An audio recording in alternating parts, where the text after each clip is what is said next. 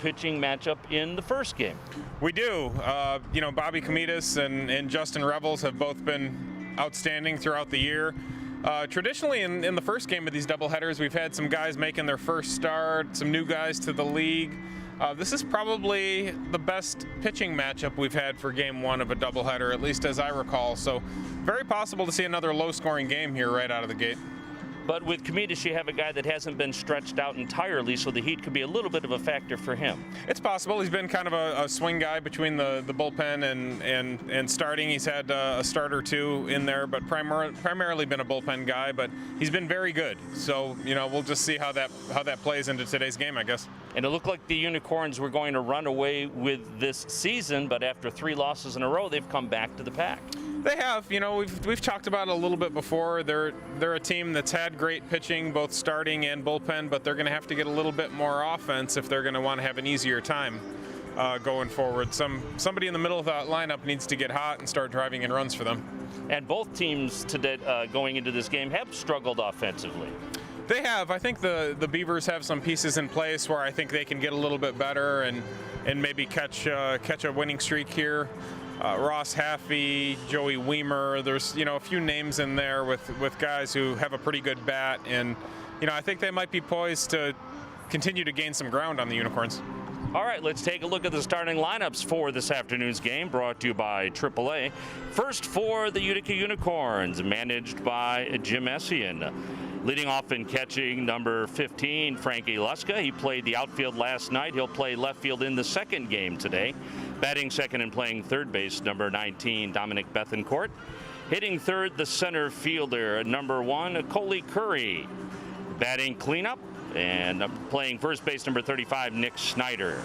Batting fifth, the right fielder, number 16, Ashton Bardzell. Hitting sixth, the designated hitter today for the Unicorns, number 12, Jordan Hovey. Batting seventh, the shortstop, number 20, Malik Blaze. Hitting eighth, the left fielder, number 23, Derek Hurt. And batting ninth and playing second base, number 21, John Hodo. And now the starting lineup for the Beavers, managed by Von Joshua. Leading off and playing left field, number 15, T.J. Riles. Batting second, the second baseman, number 1, Freddie Geely. Hitting third, the center fielder, number 20, Joey Weimer. Batting fourth, the designated hitter, number 26, Cameron Comer. Hitting fifth, the first baseman, up from the taxi squad and the home run derby winner for this year, number 10, Ross Haffey. Batting sixth and playing third base, number 1, Cesar Cuevas. Batting seventh, the right field, number 17, Alec Oland. Hitting eighth and catching, number 24, Austin Shoemaker. And batting ninth, the shortstop, number 9, Jonathan Brandt. And how about your keys of the game for today? Well, we touched on it a little bit already, but certainly on the Beaver side, we want to keep an eye on Ross Haffey. He's a guy who's been really hot lately, has had 7 RBIs, and in the last 3 days that he's been out, and really in the last 2 games, he's had the hit for his team to win those ball games. A 2-run homer that he hit off of Zane Collins and a bases loaded double in his last ball game. So if he can stay hot, that's going to be a huge lift for this Beavers team. On the Unicorn side, again, want to mention Bobby Komitas, just because I feel as if he's been the most underrated pitcher in this league so far. It's easy to get lost among some bigger names like Sure. Ty Hensley and Don Goodson and Nolan Clenny, and we could go on and on. There's a lot of guys, even just on this Unicorns team, that get a lot of attention, I think, from scouts, just from the way that they light up the radar gun. But he's been as good as anybody, and we'll get into those stats a little bit later as we take a look at the pitching comparison. But his stats so far take a backseat to nobody, so he's going to be somebody to watch in this first game. All right, double-header baseball for you today on Facebook and on YouTube on the USPBL Network, as we have a couple of great games on tap, a 5-inning game and a 7-inning game. And again, the Beavers looking to gain ground, trying to catch up with the Unicorns for first place. We'll be back with our pitching comparisons and our first pitch of the game right after this.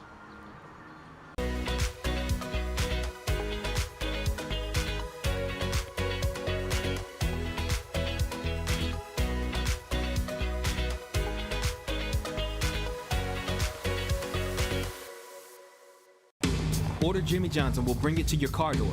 Leave it at your front door or have it ready for you at our drive-thru.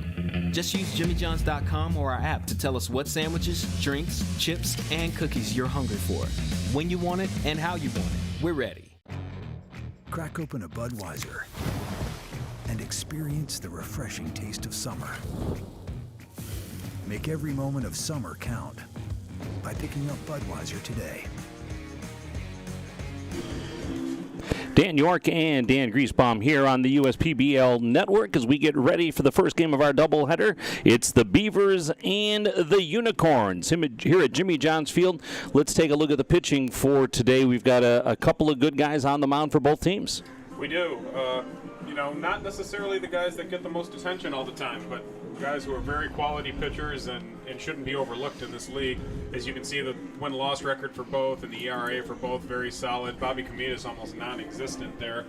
Both have an upper 80s type fastball. Both guys get a lot of swing and miss on their slider. So there's some real similarities there, especially when you look at them statistically. But, last night we predicted a pitcher's duel. I don't think it would be out of line to predict another one here in this 5-inning ball game, especially since these guys could take it and run with the short game by themselves potentially. All right, we want to thank our sponsors for USPBL Baseball and our broadcast and telecast here on YouTube and Facebook. Our thanks to our friends at Floor and Decor. They're our game sponsor this afternoon. Also, our thanks to AAA of Michigan, Ascension, Belfour, DMC, DTE, Dunham's, Duncan, Greenpath, Jimmy John's, your Metro Detroit Chevy dealers, Pepsi, Scott's, Summit Oral, and United Shore. We had a great baseball game last night, extra innings, one with a pinch hit by Mahalik in the bottom of the 8th inning, 0-0 when we got into extra innings, and ended up to be a 2-1 ball game last night. But that was a very well-pitched game all the way through. Definitely. That game really had a little bit of everything. And we predicted a pitcher's duel. We got the pitcher's duel. Then we had the extra innings with the international rules, and when that got started, a lot of action all of a sudden hit us there. The Unicorns had a real opportunity to win that ball game. Dominic Bethencourt hit a ball that looked like a sure 2 RBI double down the line, and Adam De La Cruz laid out and started a pretty 5-4-3 double play. And then De La Cruz has a huge at-bat in the top of the innings and extras where he ties the ball game with a double. And Riley Mahalik, who just having him in that game was an unusual thing. He ended up pinch hitting for Zach Gray, who, that's not a typical pinch hit type spot by any means. But, he really came through huge there with as big of a hit as the Hoppers have had all year. So a little bit of everything in that ball game, definitely exciting, and, moved along pretty quick, too. If you blinked, you would have missed a lot of it. So one of the things about this league, cramming a lot of games into a short period of time, the object is to have each team get about 40 games in. Is that correct? Yes. Yep. It's 75 games total for the league, but the way it breaks down, it ends up being about 40 for each team. And obviously there's a lot of thought that goes into when teams rest and how many games in a row they play to make sure everybody maximizes their opportunity. Yeah, it was a little bit different this year than some other years because of the shorter rosters and the big taxi squad, and especially early in the year, the biggest roster we had was actually the taxi squad, which was guys who could play for any of the 4 teams. So the schedule didn't line up perfectly early on, but we're going to start to see as we move towards September, things are going to get a little bit more traditional, I guess you could say, in the way that the games lay out. There's not going to be too many situations where a team sits for a long time or a team has a long streak of playing games straight. And even the concept of a taxi squad is new this year. It is new, and it was something done where we could start with maybe less players than we normally would, just due to the whole COVID situation and the COVID management protocol that we had in place. It was like I can't remember exactly, but about a 280-page document of new rules and a path forward, really, and part of that was having less bodies here than what we would normally have. And those guys are starting to get assigned to teams as we get closer to September, and by the time we get into September, I think these rosters are going to be pretty set, and we'll have a more traditional pennant race on our hands. Now, normally there would have been an open tryout in April or May before the season started, but that didn't happen this year? Correct, yeah. I believe it's the beginning of April traditionally. That did not happen, although we did have an open tryout on, I want to say it was August 1st. It was right at the beginning of August, and they did find some ball players from that tryout. And again, the weird thing about this year is you didn't have guys coming out of college seasons. Right. Correct. And you also have there's more major league prospects that are available. Sure, there was more undrafted players this year as well, guys that were not drafted to an MLB organization, because traditionally MLB's got 35, 40 rounds in their draft, and this year they only had 5. So that leaves a lot of really good ball players that went undrafted, and some opportunity to pick up some really good guys there, and it's just been a little bit of a different type of season, but it's, we're here, we're playing ball, and we've got our own built-in pod here, so to speak, at Jimmy John's Field, and no travel required, and it's worked out pretty well from a baseball standpoint. And this is the first year you've had players that are MLB prospects, because obviously otherwise they'd be playing organized ball. As far as guys that were drafted by an MLB organization already, right? Yes, yeah, because those guys would have been playing with one of those MLB-affiliated clubs already, so that is a little bit of a different situation. Right, but again, this lends an opportunity that otherwise wouldn't exist to these players. Right, and to be clear, we've had a lot of guys, I believe it's up to 39 now, that have signed with MLB-affiliated organizations out of playing here at Jimmy John's Field, and actually one of the head coaches did as well. So there's been a good pipeline of players playing here and then being signed by affiliated organizations. All right, well, we'll have the opening pitch of the first game of our doubleheader. It's the Utica Unicorns, and it's the Birmingham Bloomfield Beavers from Jimmy John's Field. We'll be back after this.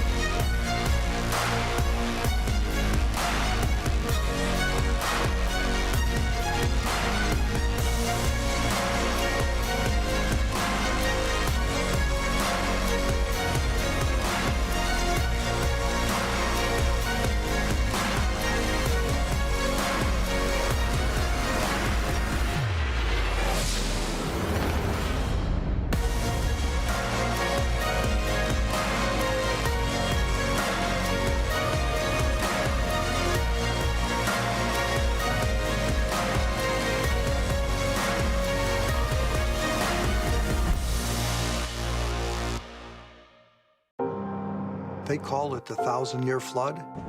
They were having homes and businesses flooded, and roads were being washed out. My entire house is going to be flooded. Okay, do you have a second story? A lot of fear that we were going to lose a lot of people. When we heard the police station was flooded, we immediately gave them our command center to operate out of. Belfour was our savior. Sheldon and his team restored 25 of our businesses and more than 1,500 residences. At Belfour, we're restoring more than property. There's nothing better than a ball game at Jimmy John's Field and a cold beer from Midland Brewing Company. Hi, I'm Kyle, the head brewer at Midland Brewing Company, here to wish you a stellar time making memories at Jimmy John's Field. And we hope that you're living it up with a Copper Harbor Ale in your cup. You can find more of our selections here at the ballpark and around town at your favorite bottle shops too. We hope you have a ball at the game, and remember, enjoy responsibly. Let's play ball. All the opportunities I've been given, I would not have been able to get at bigger universities. Here, the professor cares about your success and is willing to work for it with you. So much preparation for the future. I couldn't imagine being anywhere else. Detroit Mercy. Build a boundless future.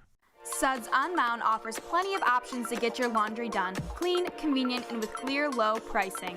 No confusing cards to load or upcharges for hot water, like the other guys. We operate with quarters for one price washes with maximum water settings to get your clothes cleaner, faster. We offer 61 machines, including 3 80-pound washers, the largest in production. Suds on Mound offers self-service, wash, dry, and fold service, and we can even service entryway rugs and king-size downfilled comforters.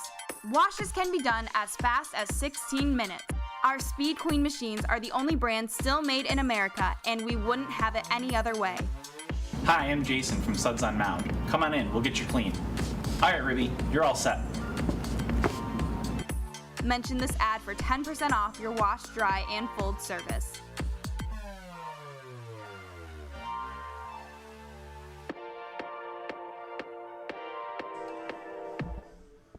Justin Revels on the bump for the Beavers. They're the home team in our first game of our doubleheader.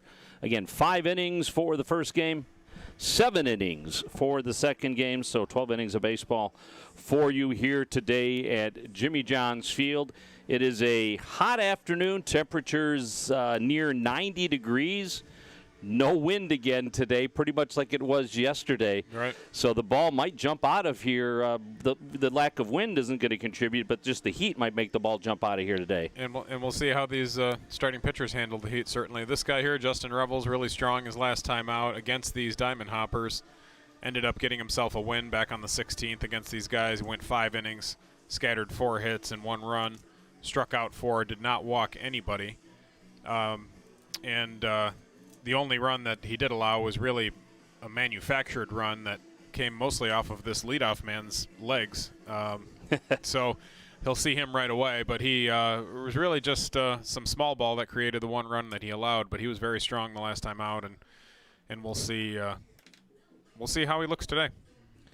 So Frankie Luska will lead it off, followed by Dominic Bethencourt and Coley Curry, your Zach Hart agency on deck batters to start this one off. Glad you've joined us here on the USPBL network.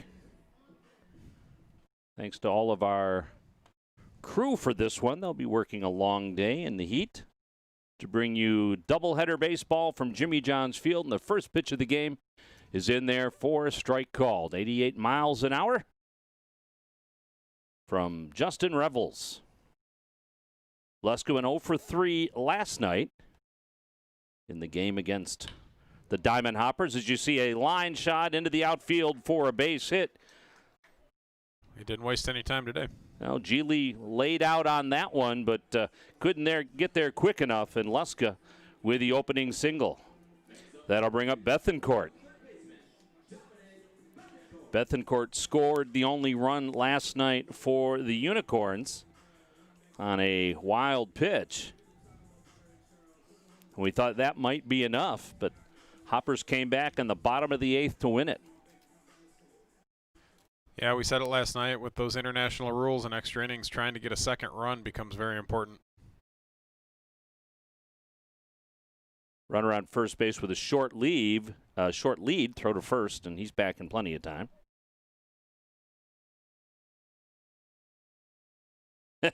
And Luska almost mocking him, gets right back off the bag. Right.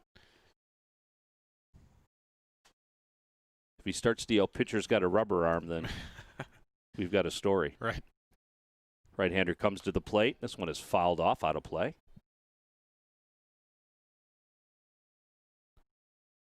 Bethencourt sure made a bid to win that game last night late in the game. Boy, what a great catch that was.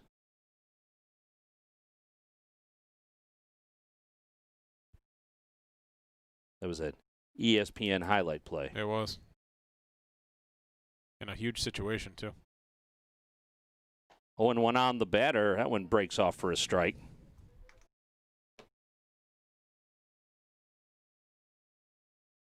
Bethencourt batting .357 on the season overall. .250 with the Unicorns. Only 14 at-bats so far. That one will get past the catcher, and the runner will advance to second base. So off of the catcher's glove, Shoemaker. That'll probably be a pass ball, as he got a lot of glove on that. Wasn't in the strike zone, but it was a catchable pitch. Right. So a runner in scoring position already in the first inning. Nobody out for the Unicorns.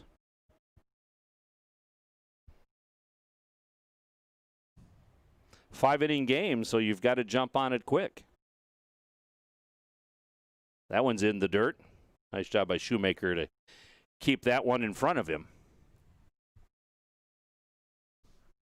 Got that glove down, covered the 5-hole.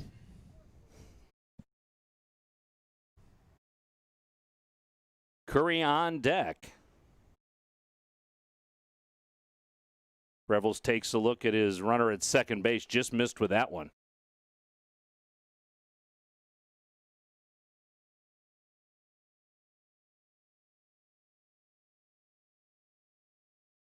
Outfield straight up.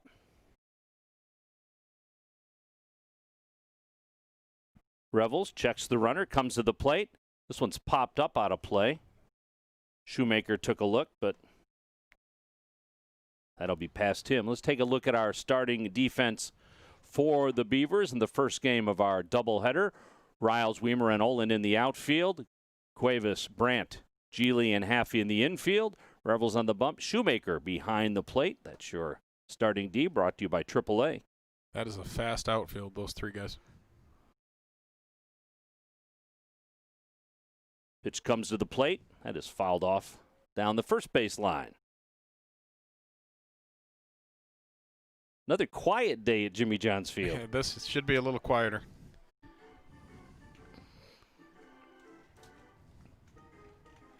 Now, is that just because the band won't be playing in the park? That could be up the the street tonight. Right, exactly. Friday nights are a little more bumping here in downtown Utica than Saturdays. That gets past the catcher on the walk, so that will allow Luska to move to third. Bethencourt is at first with the walk, and Curry now with an opportunity to put the Unicorns ahead. Certainly not the start Rebels wanted here. They're going to have to play the infield back to try to get the double play, and pretty much anything Curry hits here should be a good opportunity to get at least one run across for the Unicorns. Curry is 1 for 3 last night. Native of Jackson, Tennessee. Batting .246 on the season. Revels takes a look at his runner at first base. There's a strike right down the middle. That one comes in at 89 miles an hour. Runner on third base is Luska. Runner on first base is Bethencourt. Nobody out. Top one here at Jimmy John's Field.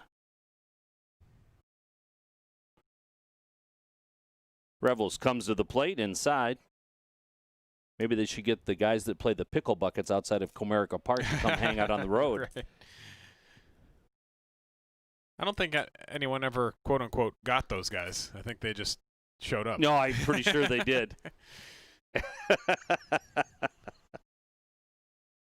Here's the 1-1 pitch. There's a ground ball in the hole at first base. That's going to score a run. Luska comes in, and a Curry with the RBI single, and a 1-0 lead. Unicorns happy to get on the board here right away after a tough night offensively last night. That'll bring up Nick Snyder with a couple of home runs so far.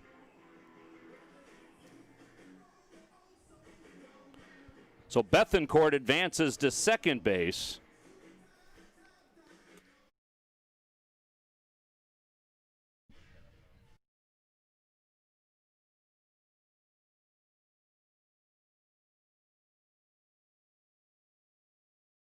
So runners on first and second, still nobody out. Revels struggling early on. Lets one go inside. So uncharacteristic with a 1.02 whip and 21 strikeouts. Revels struggling to get anybody out here in the first. The first three batters have reached safely for the Unicorns. That one had a little break to it, but it missed the strike zone.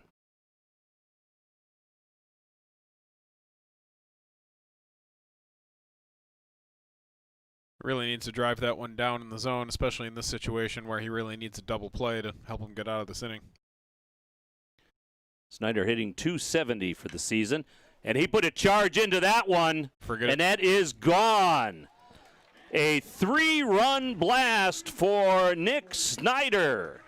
His third home run of the season, and it's a quick 4-0 lead. Rebels is fighting it here a little bit. He had trouble on the pitch before, controlling his slider. He came back with the fastball, and it was really a pitch that was right down the middle, and Snyder was waiting for it and didn't miss it. That's a Kozak's Mr. Muffler home run. He got every bit of that one, and so far, Justin Revels isn't fooling anybody. He'll want to take a deep breath here and reassess what's going on and try to settle back into this inning. Everything he's thrown in the strike zone, they've tattooed so far. They have. Boy, he got every bit of that. Left center field. The outfielders just turned around and watched it fly.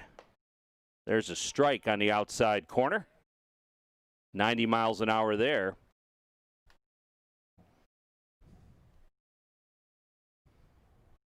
So a quick 4-0 lead for the Unicorns here at Jimmy John's Field on Saturday afternoon. That one's outside.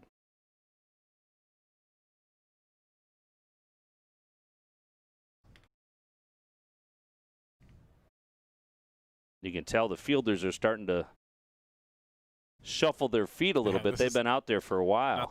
Not what they wanted on a 90-degree day. There's a ground ball to the shortstop, makes a nice play on across the infield in plenty of time from Brandt. And that's the first out of the inning for the Corns. That's the first chance that they've had to field the ball. Right. So that'll bring up Jordan Hovey, the designated hitter for this afternoon. Hovey batting .500 in limited action.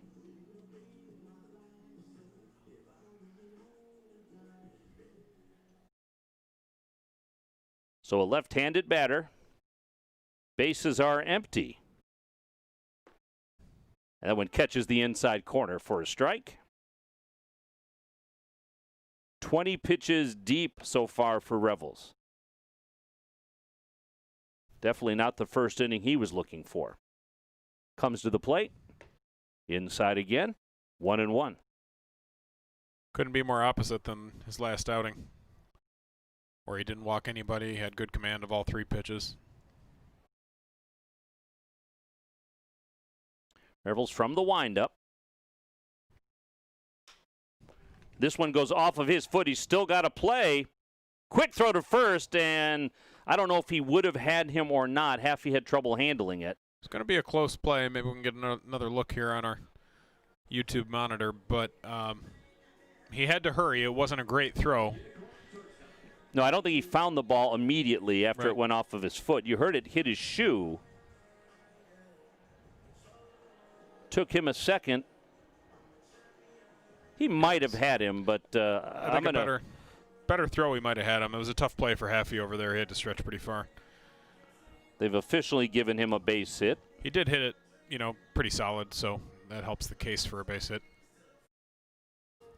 Infield umpire checking with Revels to make sure that he's all right and ready to go. So the runner on first base now is Hovey. That'll bring up Malik Blaze. Blaze had 46 at-bats last year in the USPBL. He swings and misses. He went 1 for 2 on Thursday night in the Unicorns' last game. Or I should say Friday.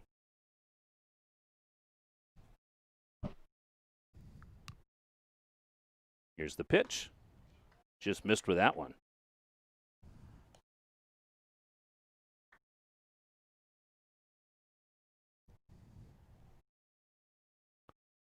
So Revels' pitch count continues to grow.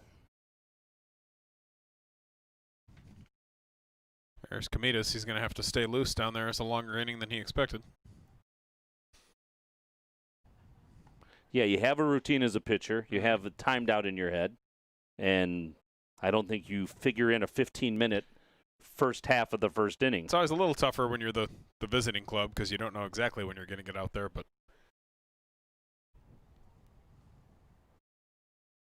short lead off at first. That one's outside.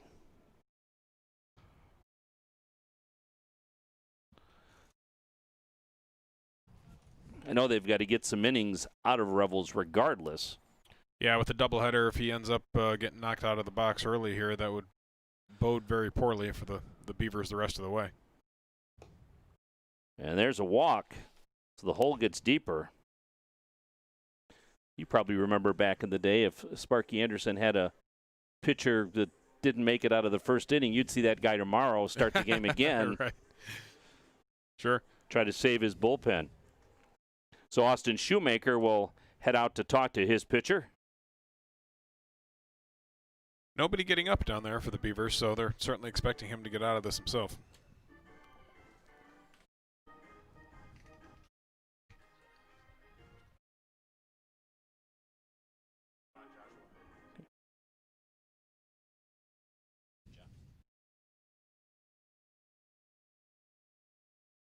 Joshua, the manager of the Beavers, comes out to talk to his pitcher, give him some words of encouragement, and just give him a spell, I guess. So are there limits, since this is a developmental league, Major League Baseball has gone to the limits on trips to the mound and everything else. Is there any of that in this level? Not that I'm aware of. No, I haven't. And you probably wouldn't want it at this level, no, right? I don't you want think to encourage it. There hasn't been a whole lot of mound visits from managers, though. You know, for instance, in the Unicorn games, Ty Hensley often goes out there to talk with his fellow pitchers. So there's a ground ball. The third baseman with a nice play over to second for one. Relay to first in time. So a double play. That's your best friend when you're in trouble. 5-4-3, but not before Jim Essie and his Unicorns come up with 4 runs in the inning. Big inning for Utica. And they lead it 4-0, headed to the bottom of the first inning. We want to thank our game sponsor for today, Floor and Decor. They have a grand opening in Novi. That is, we understand, their second store here in Michigan. And you can register to win a Chevy Colorado truck. Go to flooranddecor.com/Novi Pro. That's flooranddecor.com Novi Pro to register for a chance to win that Chevy Colorado and check out their new store in Novi. We'll be back with the second half of the first inning right after this. All the opportunities I've been given, I would not have been able to get at bigger universities. Here, the professor cares about your success and is willing to work for it with you. So much preparation for the future. I couldn't imagine being anywhere else. Detroit Mercy. Build a boundless future.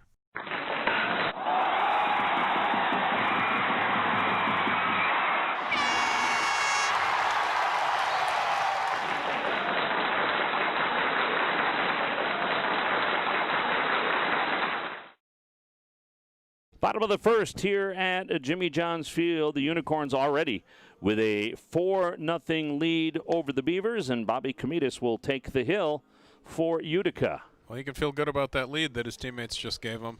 With the type of ERA he has, you can almost feel like this game is in the books already. But, of course, that's not how it works in baseball.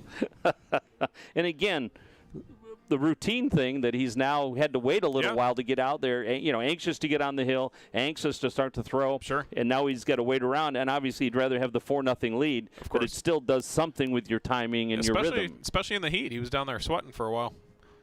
But Komitas is a good one. He's pretty equal usage between his fastball and his slider. He really feels very confident in his slider, both in terms of the swing and miss that he's getting, which is a lot, over 22% swing and miss on his slider, but also with the command. He throws a lot of strikes with it, and he is also very adept at getting guys to chase it.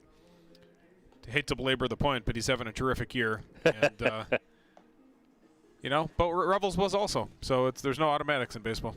Well, and the Beavers will have to resist the temptation to try to get it all back with one swing. Yeah, if you're the Beavers, you're trying to get one back here. That's really the thought process. And if you're Komitas, you're thinking the opposite. My team just gave me the lead. I want to go out here and shove and show we have complete control of this game right away. If you're the pitcher, do you throw more fastballs? Do you try to keep the ball in the strike zone more than you would without a 4-0 lead? I think certain pitchers probably pitch to the score a little bit more than others. I know, thinking on a big level, Jack Morris did that, I think, and it resulted in, I think, a higher ERA than Jack Morris really should have had. And a lot of home runs that otherwise might not have happened. Right. But Komitas is a strike thrower to begin with, so I don't know that he will change his particular approach. Riles, Geely, and Weimer, your first three hitters, your Zach Hart on-deck batters to start this one off in the bottom of the first inning as he looks at a ball outside. 4-0 lead early on for the Unicorns here at Jimmy John's Field.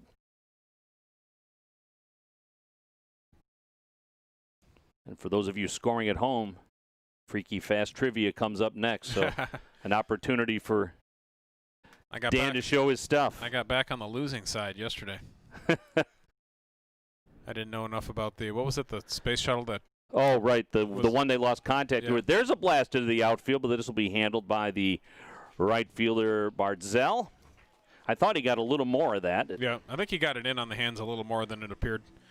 So that'll bring up Freddie Geely, the second baseman.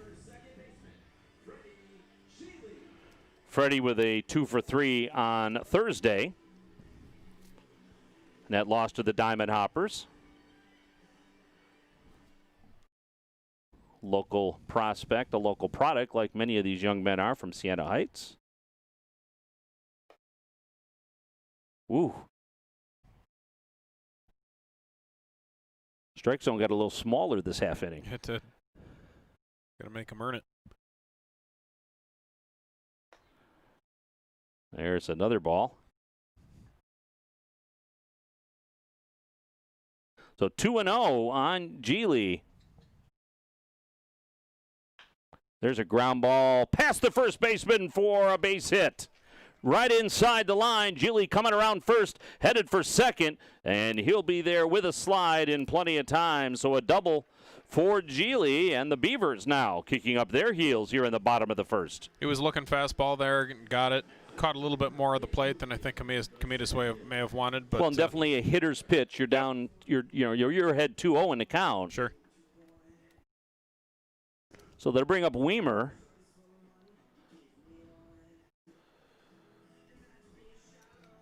One of the MLB minor leaguers that has come over to the USPBL. Member of the Milwaukee organizations, played 8 games this season. And he looks at a strike. That's the type of slider that Komitas will often throw on the first pitch. It's one that he just intends to get over for a strike, and most of the time the hitter takes it. It's not really a pitch that you want to swing at 0-0 in the count. Outside. Geely down by 4, not showing inclination to steal here.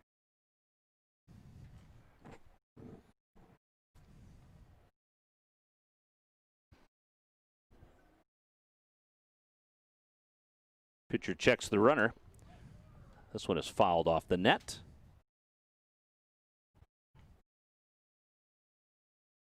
Weimer, the right-hander, playing center field for the Beavers.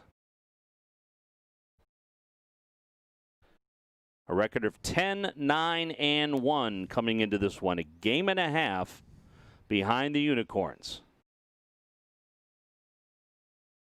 From the stretch, here's the pitch. In the dirt, gets past the catcher. Geely will trot over to third base. It's a wild pitch. Finney did a nice job to keep it in front of him, but couldn't stop the runner from advancing to third.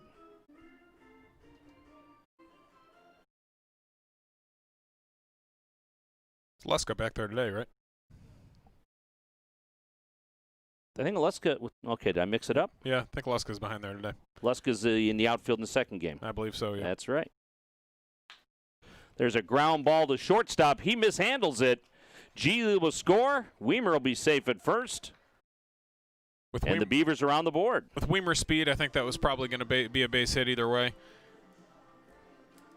Would have been a very tough play for Blaze.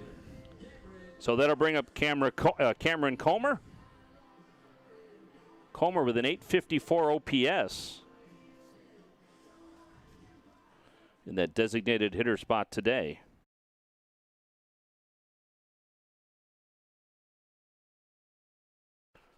That's right, Derek Hurt playing left field in this first game. Leska in left field last night. Will be back in left field for the second game.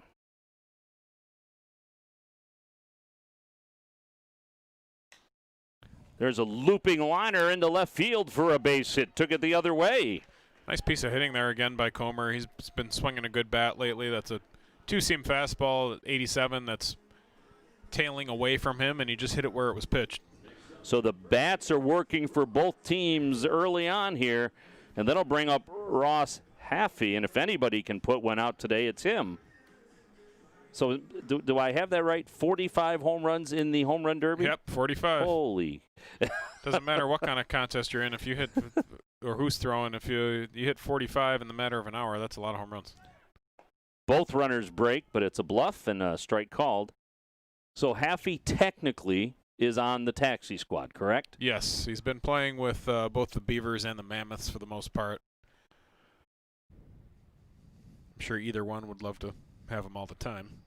And as you said, the taxi squad players are becoming less and less as the season progresses. Yes. And I assume the object is to not have a taxi squad by the time you get to September. That's my understanding. We've only got about 4 or 5 hitters that are still on the taxi squad right now. The rest have been assigned to a roster, and I believe there's 5 pitchers that are still on it also, which is a much lower number than we had at one time. The 0-2 count is outside on Haffey. Runner on first is Comer. Runner on second is Weimer. Haffey the batter. 1 run in. That's Geely. And a 4-1 game now here in the bottom of the first inning. They're one swing of the bat from having a brand new ball game here. If you like offense, you've come to the right place. Haffey reaches out and just spoils that one on the 1-2 count. It was a well-located pitch.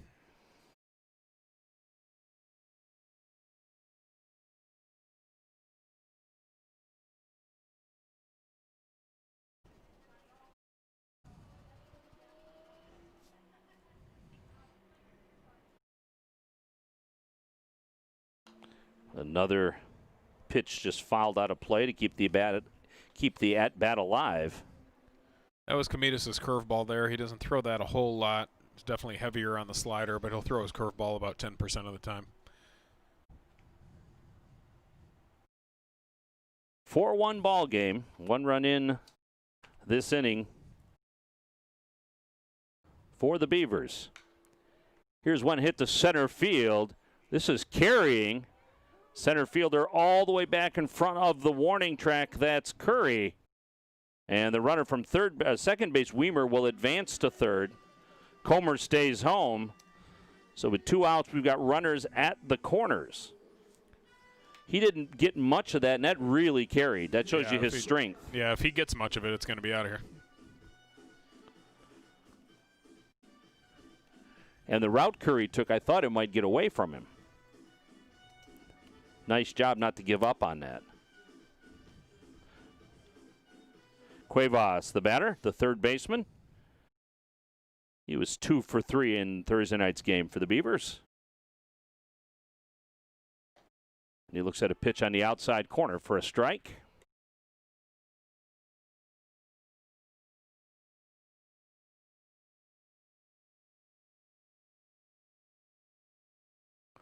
One run on 3 hits already this inning. Swing and a miss.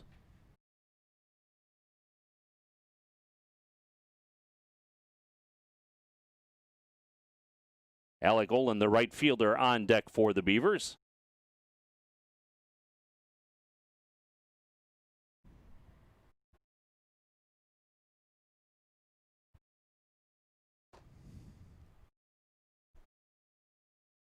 And the off-speed pitch gets him for the 3rd out of the inning.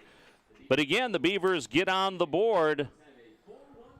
1 run on 3 hits this inning and makes it a 4-1 game. And the Unicorns with the lead in this one. All right, it is Freaky Fast trivia time, Dan. All right, I got to get back on the good side. All right, what type of guitar does the boss, Bruce Springsteen, perform with? Man, who came up with this? PJ? And actually, East Coast guy? And at this point, I believe it's a Walker that he mostly performs with. But anyways, A, Fender Stratocaster, a Les Paul, a Gibson SG, or a Fender Telecaster? I'll go with the Fender Stratocaster just because that's the only one of them that I've heard of. Close. It's a Telecaster. I didn't even know a Telecaster was a thing. I mean, I know a Telecaster is a thing. I didn't know it was a guitar. You didn't know it was a guitar, exactly. Oh, man. All right, I'll tell you what. We'll come back with more baseball action from Jimmy John's Field right after this.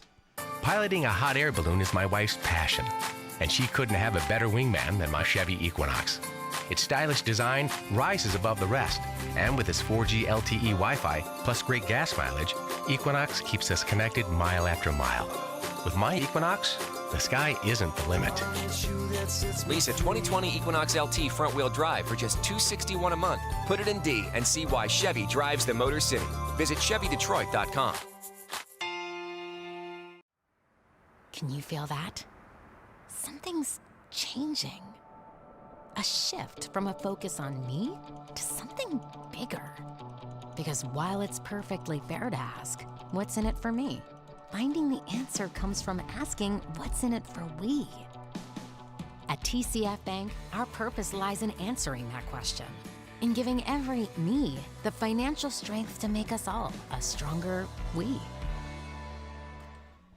USPBL here on Facebook and YouTube. As you see that championship banner for the Unicorns blowing in the wind. And if you look around the field, the American flag itself, that's pretty limp. So it's hard to tell just how much of a breeze we have on the field here this afternoon. Maybe we should start looking at those pennants instead. What is that flag made out of?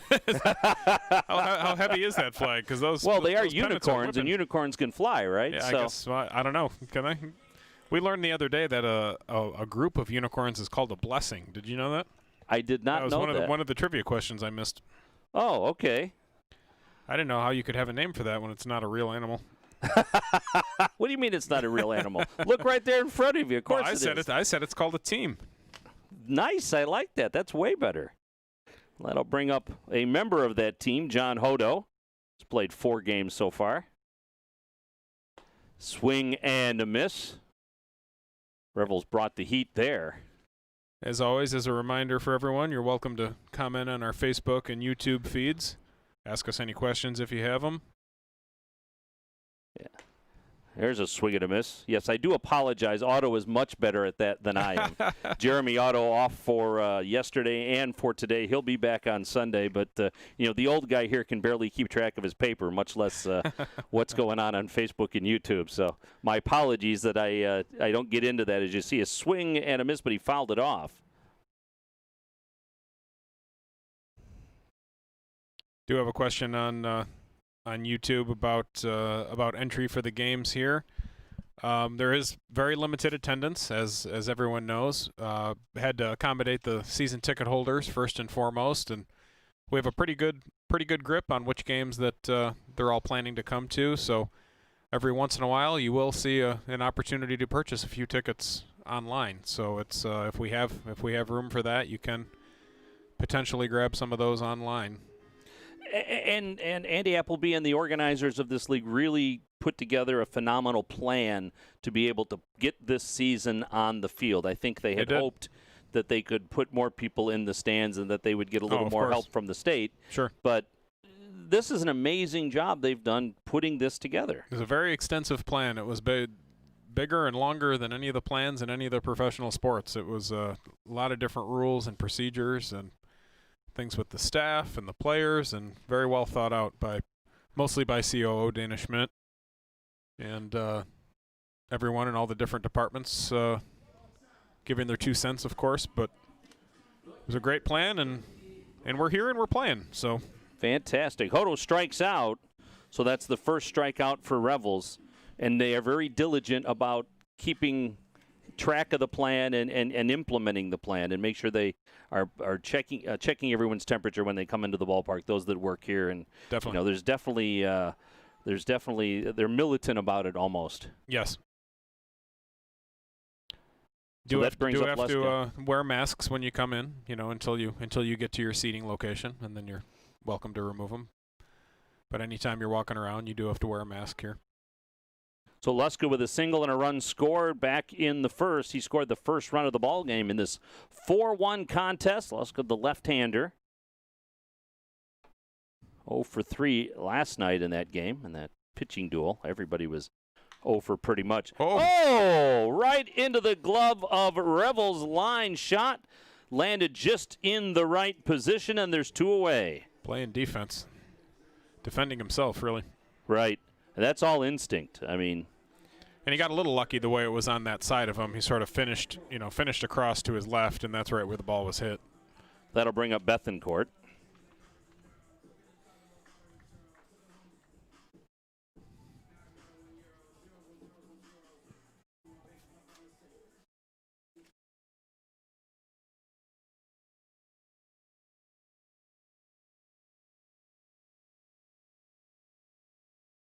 One 1-0 on Bethencourt.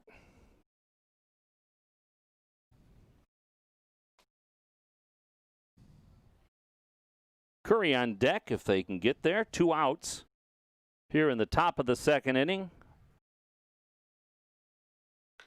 Much more efficient inning for Revels, as that will drop in front of the outfielder Riles.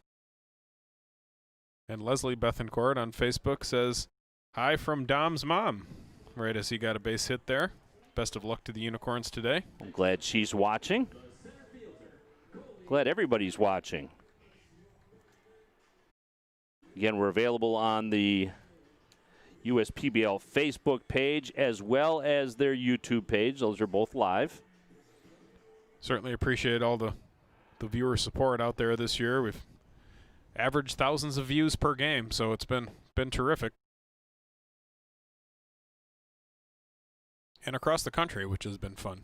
Something that I suppose makes sense with the way that all these guys come. It's the World Wide Web, right? Yeah, and all these guys come from different areas of the country, and they all have friends, and they all have family, and this is a medium that can go across the world like that. We've had people in Australia that have tuned in, and all sorts of places. It's really more fun, and I think better than a local cable would have been. Oh, absolutely. You definitely have to stream now. That's where people expect to find this sort of thing. Mm-hmm.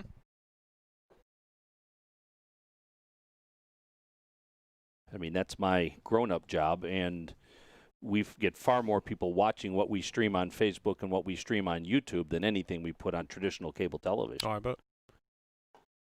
Got the inside corner with that one. So 1 ball and 2 strikes on Curry.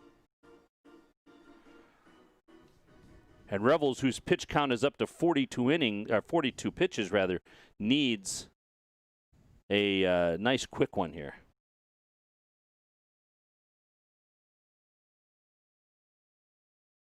That one's in the dirt. Bethencourt will advance. Shoemaker never did find that ball. He blocked it, but Revels had to come in and get it. Shoemaker couldn't locate it. And in all fairness, the ball normally will squirt side to side and not get all the way out onto the infield grass again. Yeah, he actually did a better job keeping it in front than he thought. I think he was kind of looking to the side or behind him. Right, yeah. And he was actually screened by the batter to where he ended up. So a runner in scoring position on second base now with 2 down, 2 balls, 2 strikes. That's way up high. A full count now with first base open.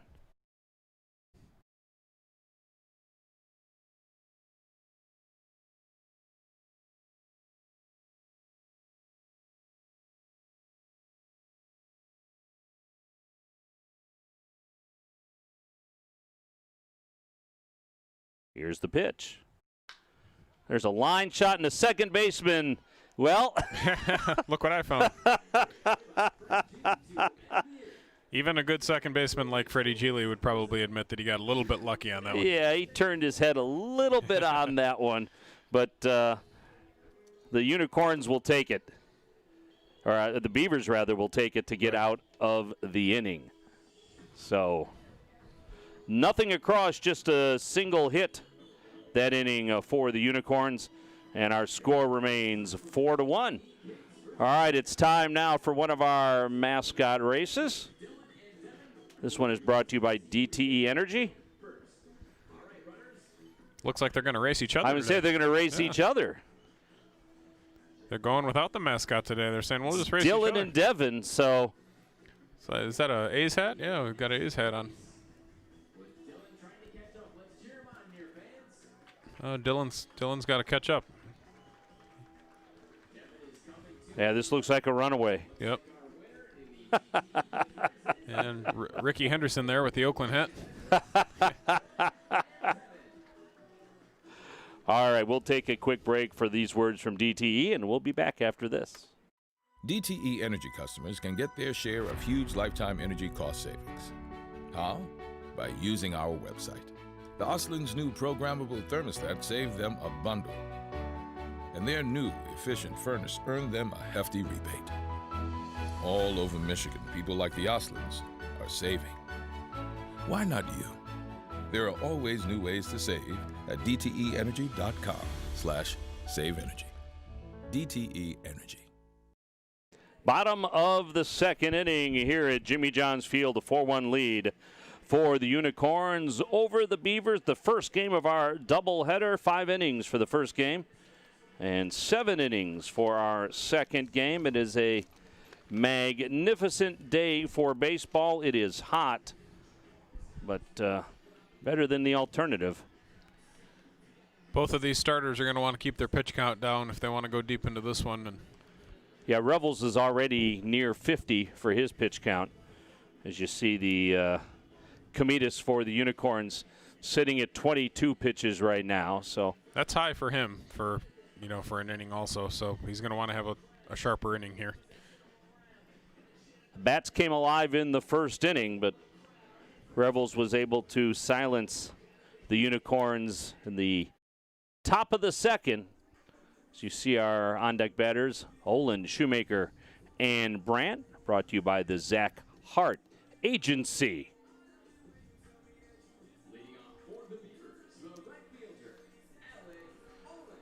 So Olin, the right fielder, his first at-bat today. He's got 56 at-bats this season on a variety of teams coming off the taxi squad. He was 0 for 3 on Thursday in the Beavers game. He shows the bunt. And not a bad idea. He's got good wheels. Not a whole lot of bunting has gone on this year, but if it's part of your game, go ahead and mix it in. Comitas pitches. There's a check swing. Let's see. That's a strike. So 1 ball and 1 strike on Olin.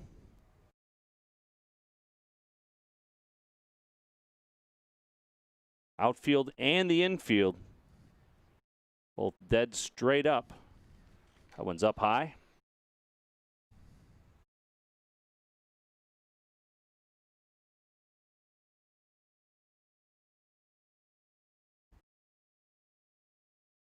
Two-one pitch.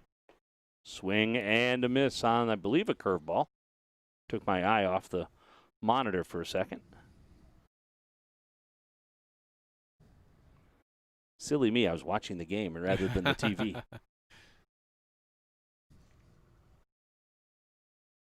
Here's a 2-2 pitch. This one is hit into center field, but Curry will cruise under it. And there's 1 up and 1 away. That'll bring up the catcher, Austin Shoemaker. He was 1 for 3 on Thursday. He's got 10 hits on the season. Catching must be at a premium in this league, obviously. Catching's at a premium everywhere. Yeah, all levels of Pro Bowl. But you have a situation here where you've only got 4 teams. You do move some players around, but I imagine a good catcher, as you see him lay down a bunt that's going to go foul. It's a funny thing. I was thinking when he came up to the plate that he might try to bunt for a hit also. He's got that in his... You don't see a lot of catchers do that. No, but he runs fairly well, and he does bunt once in a while. I thought he would not do it this time just because Olin tried it. I thought maybe he would wait for it to be a bigger surprise. But, Cool. yeah, as far as catching goes, I think having Xavier Warren catch more has certainly helped the league. He's catching most days now with the Diamond Hoppers, and this Beavers club's got a couple of pretty good catchers. Cameron Comer really settling in as one of the best overall players in the league right now, and Austin Shoemaker is a good versatile ball player to back him up, can play a couple different positions. So an 0-2 pitch. There's a ground ball to second base. Hodo's going to have to hurry, and he does. And with this Unicorns team, Frankie Luska, not a catcher coming into the league, but thought it was maybe a good idea to try him back there. And he's someone who swings the bat pretty well and doesn't really have a set position, so that's helped with the overall catching depth also.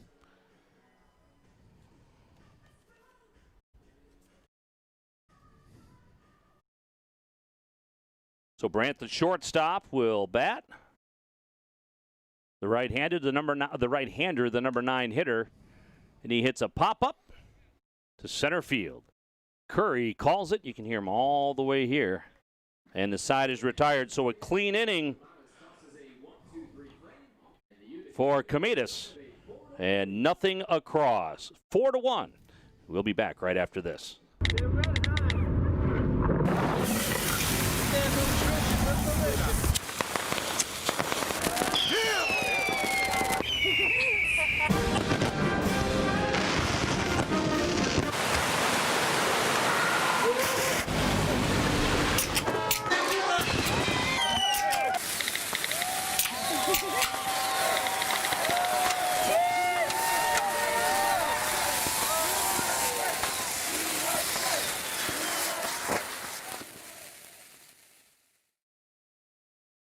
Hi, I am Allison with the Sports Performance Tip of the Game, brought to you by DMC Physical Therapy and Sports Medicine.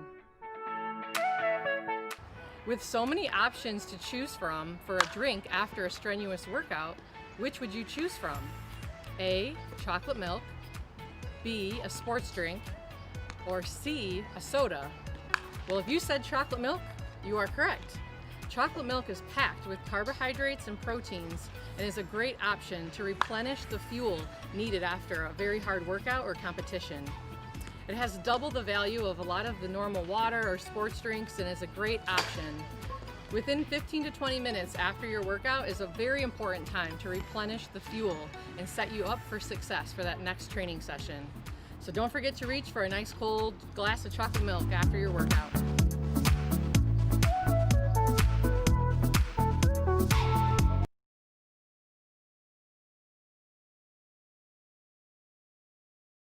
Welcome back to Jimmy John's Field. Third inning action.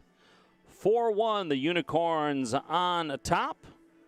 We had the bats out in the first inning, and the pitchers settled down in the second inning after they both got roughed up a little bit. They did. I think they're going to settle in the rest of the way. It was a rough start for both guys, but these guys, in their sample size here so far at the USPBL have been very good, so I wouldn't be surprised to see him settle down the rest of the way. And we did expect more of a pitcher's duel here today. Yes, absolutely. Snyder, Bardzell, and Hovey, the first three batters this inning, 4, 5, and 6, brought to you by the Zach Hart Agency. Doubleheader baseball on a Saturday afternoon in Utica, as you see that one go outside. Snyder with a heck of a rip last time up. Looked for the fastball, got it right down the middle, and didn't miss it. Major League Baseball this year with the changes they've gone through and everything they've done to adapt to be able to play, going to 7-inning doubleheaders. Right. And who knew it was going to be such a big deal, and maybe they thought about this, but teams like the Cardinals and the Marlins that have a lot of games to make up, this is really becoming a thing. Yeah, that's it's going to be interesting to see the rest of the way in Major League Baseball, how they're going to make up some of these games. There's a curveball for a strike. Yeah, I don't think there's any way to get the Cardinals to 60. Yeah. So then you have to figure out, okay, what's an acceptable what's number? Enough? Yeah, what's enough is the question. Good question from Rick Dean here on Facebook. He says, has anyone from the Unicorns got drafted by the Tigers?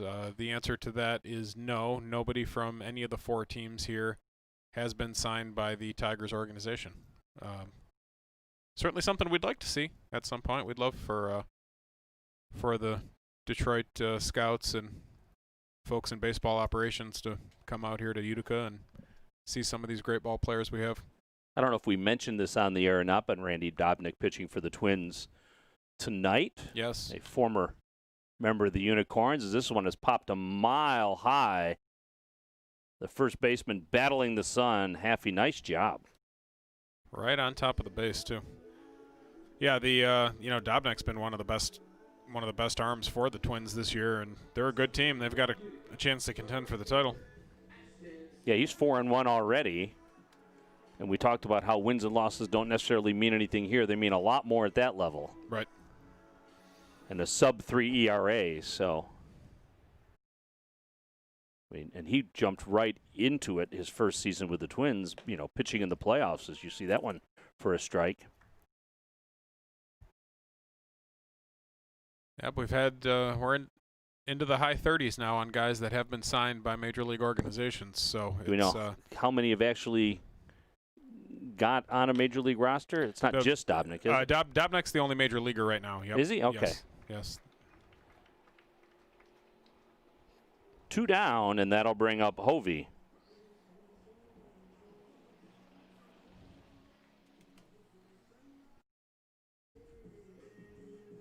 And again, that's the goal. The goal is to get guys as high up in the organizational structure as you can. Right.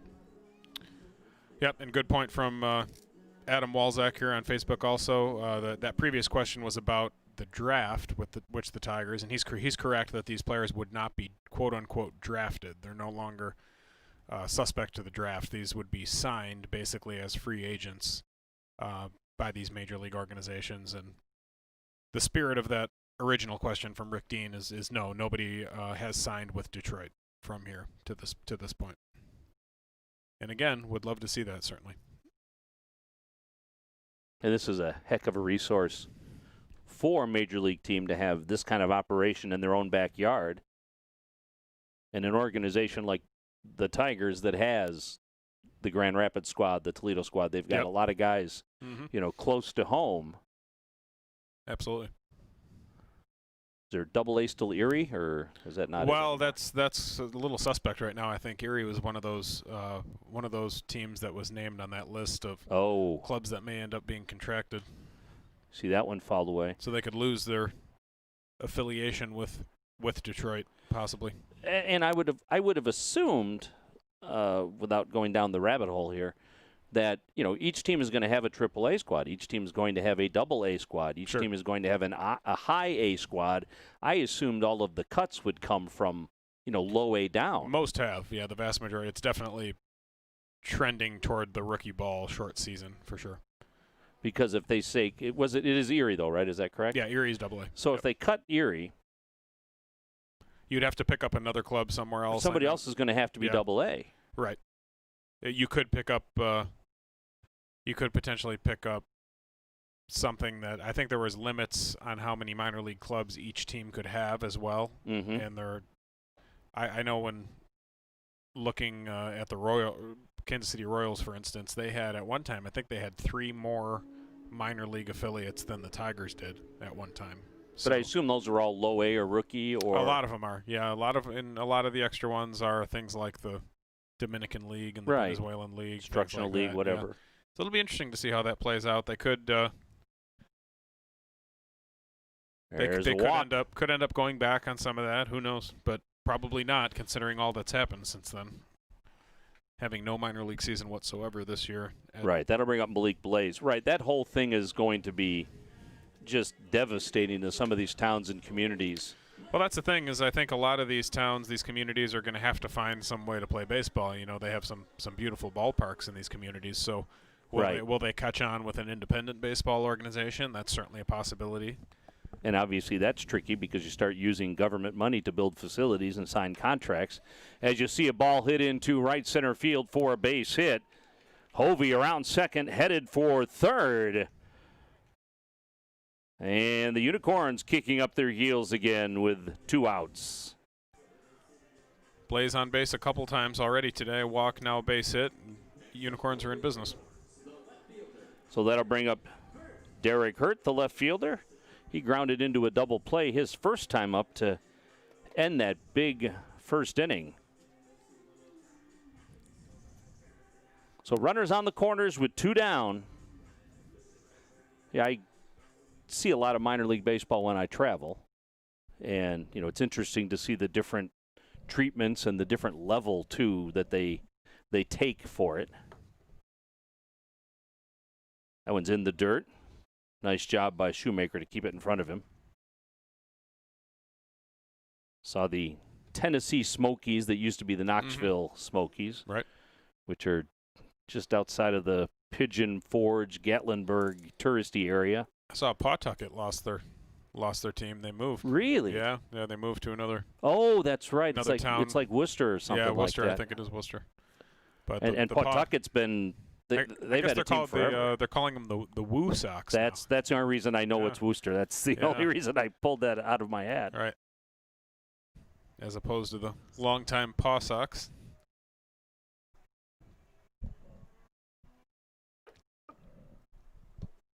I've had a chance to see the Myrtle Beach Pelicans a couple of times. That's Double-A also. There's a fly ball hit into the gap in center field.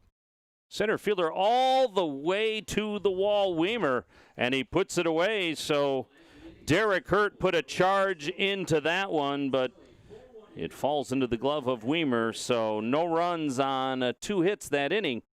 And we go to the bottom of the inning still, 4-1. We'll be right back. First State Bank is a locally owned and operated business. We're part of your community.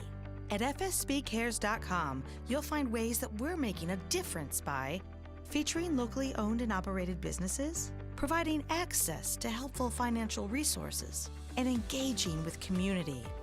fsbcares.com is part of our commitment to the neighborhood because strong neighbors mean stronger communities. Where good neighbors do great things. Member FDIC and Equal Housing Lender. We joined Green Path and instantly felt a support around us. They developed a plan on paper, and this is how we're going to do it. The plan that they gave me was something that was sustainable. It was something I could do. It was actually lowering my payments monthly by hundreds of dollars. Choosing Green Path is a no-brainer.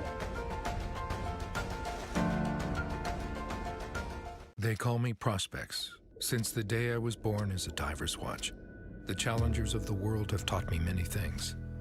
Life is not a numbers game. It's about challenging ourselves. No matter what happens, just follow your heart. These pioneers drive our generation forward, not by setting records, but by never giving up. Keep going forward. Prospects. Available at Lucido Fine Jewelry. Bottom of the third inning here at Jimmy John's Field. It's the U.S. PBL. Dan York along with Dan Griesbaum as we bring you the first game of a doubleheader. 5 innings for the first game, 7 innings for the second. So these early innings that really are the middle innings become very important right now in a 5-inning game. Yeah, you get into the bottom of the third, and all of a sudden you're feeling like we better get back in this game right now. And you feel like the starting pitcher is just getting loose, but he's only 9 outs away from finishing the game out. So Komitas still on the hill for the Unicorns. He settled down, had a nice, easy 1-2-3 inning in the bottom of the second. So that'll bring up the top of the order, T.J. Riles, Geely, and Weimer. Your Zach Hart agency on deck batters. Riles flew out to right field to start the game.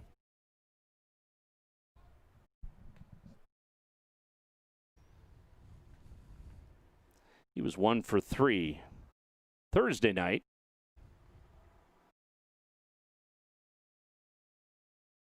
Nice pitch right there. I don't know where that missed exactly.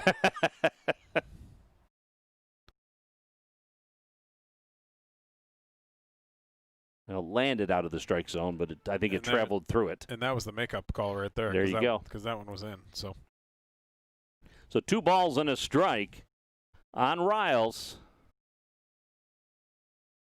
Here's the pitch. There's a line shot into center field for a base hit. So the speedy Riles gets on. Give him a steady diet of breaking balls there, and probably should have mixed it up a little bit better. He has 3 stolen bases in only 7 games, so Comitas will have to keep an eye on him. That'll bring up Geely. Geely doubled and scored in the first inning.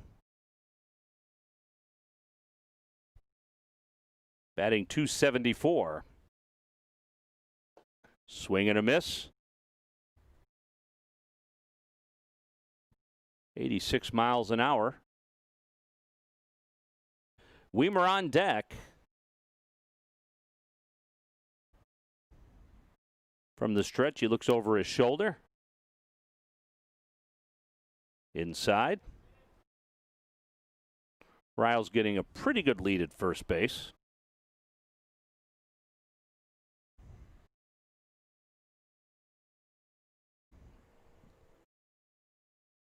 And there's a throw over just to keep him honest.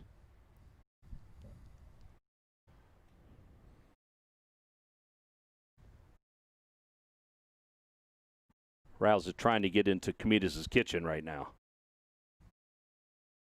There's a little better throw to first. They're certainly keeping an eye on him. He's got a 3-run lead, though, so he should pitch like it. You know, concentrate on getting this hitter out. There's the pitch. This one is fisted into center field, and boy, is it carrying. Nice job by Curry to get there. Boy, I don't know if that got in the wind or what, but he just took that. He took that off the handle. Yeah, the ball all the way out there. Carried pretty good. That'll bring up Joey Weimer. He singled and scored in the first inning. That really carried. Even though there's no wind, just a hot day, and the ball is jumping here today at Jimmy John's Field. There goes the runner. Skip throw to second base is not in time. Luska had a decent throw, but I think Riles had too good a jump. Yeah, it was going to be tough to get him there. Luska's still getting used to the catching position a little bit. His throws have been a little bit better lately, but it's tough. I mean, it's a tough position no matter how long you've been playing it. So the speedy Riles with 4 stolen bases now. He's in scoring position with 1 away.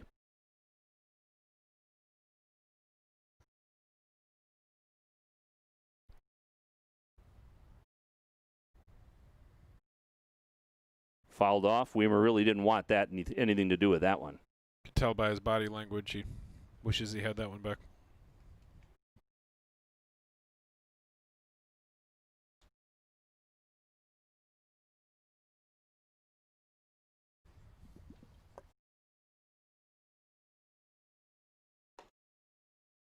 Catches the outside corner.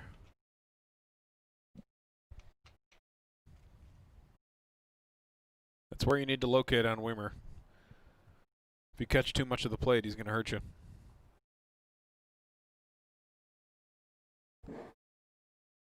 Runner on second base is Riles. Grounds that one foul.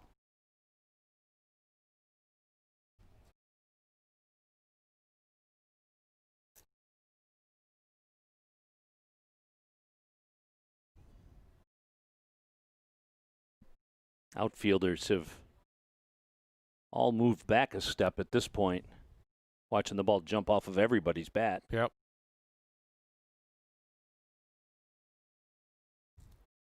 Plus, when you have a 3-run lead like this, you want to try to keep the ball in front of you. Absolutely. 1 ball, 2 strikes on Weimer.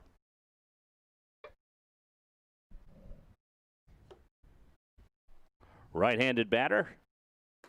Looks at one outside.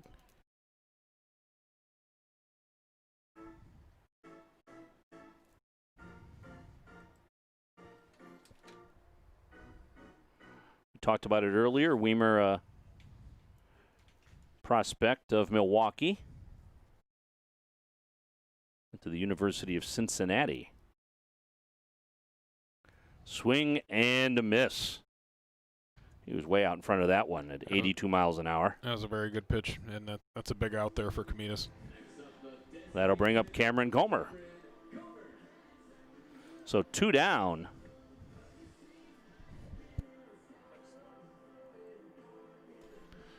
Gave Weimer the split finger there, which is not a pitch that he throws a whole lot of, only about 15% of the time, but it's got that tumbling effect, especially when you keep it down in the zone, and that was a big pitch. The left-hander grounds that one foul. Way ahead of that.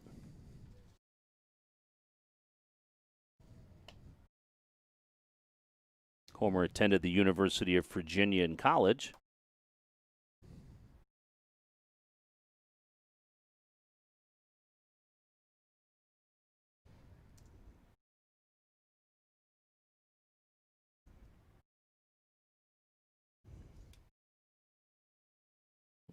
Looks at one down low.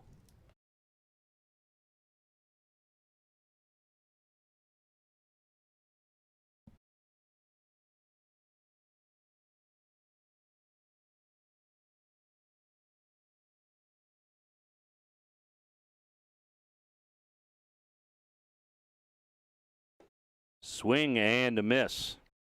Getting more comfortable with that splitter. He's thrown it a couple times now.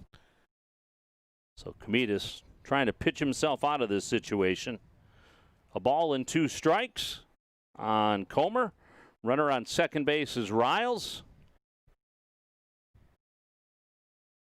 Bottom 3 here at Jimmy John's.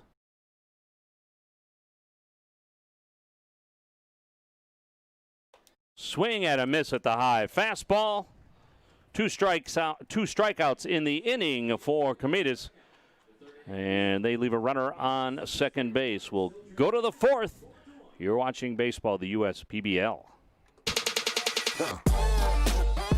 Check your checking. If your account doesn't get you pumped, amped, or geeked, make the switch to Genius Checking from Genesis Credit Union. It's just genius.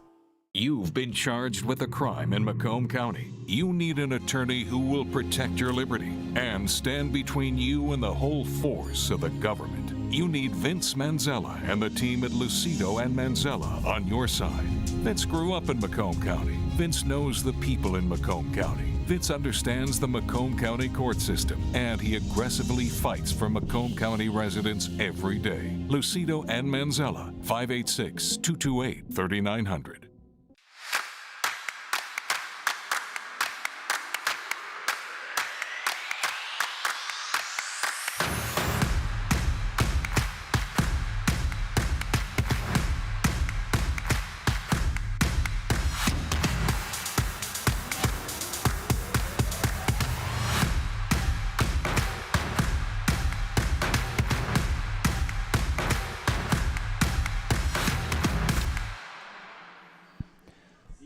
Justin Revel still on the bump for the Birmingham Bloomfield Beavers as we head to the 4th inning. Revel struggled in the 1st inning but has settled down considerably since then. He'll face John Hodo, Frankie Luska, and Dominic Bethencourt, your Zach Hart agency on deck. Batters.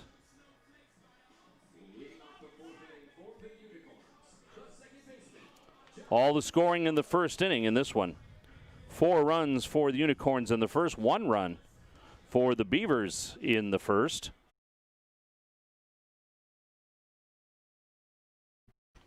Pitching seems to have taken over now. Yeah, we started this one fast. Again, 4th inning of a 5-inning game 1.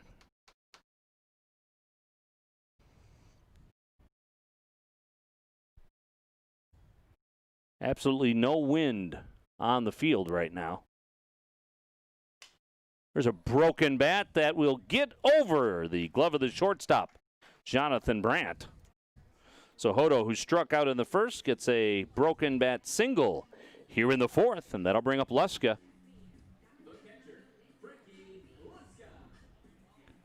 Unicorns looking for a AAA insurance run here. As we mentioned a couple times, we're later in this ball game than it feels. It's the fourth inning here of a 5-inning game, so they could use one more to tack on.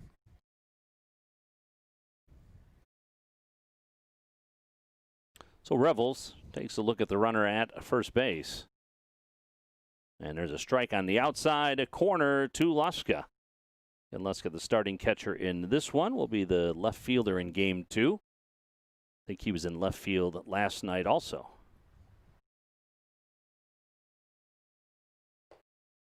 Outside corner, that black on the outside of the plate coming in handy now.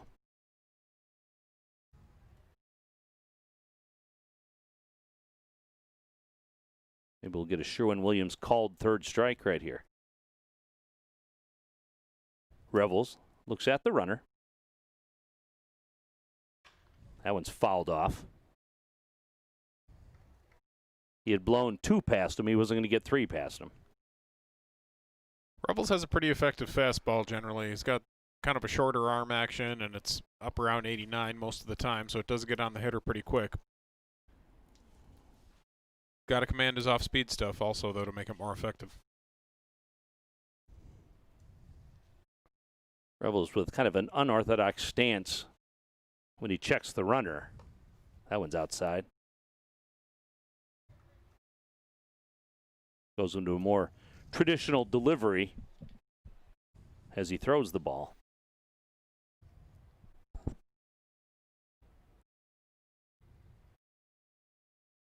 Kind of wide open to the batter. And then goes back to the regular stretch. That one's fouled off. He barely got a piece of that one. 90 miles an hour from Revels.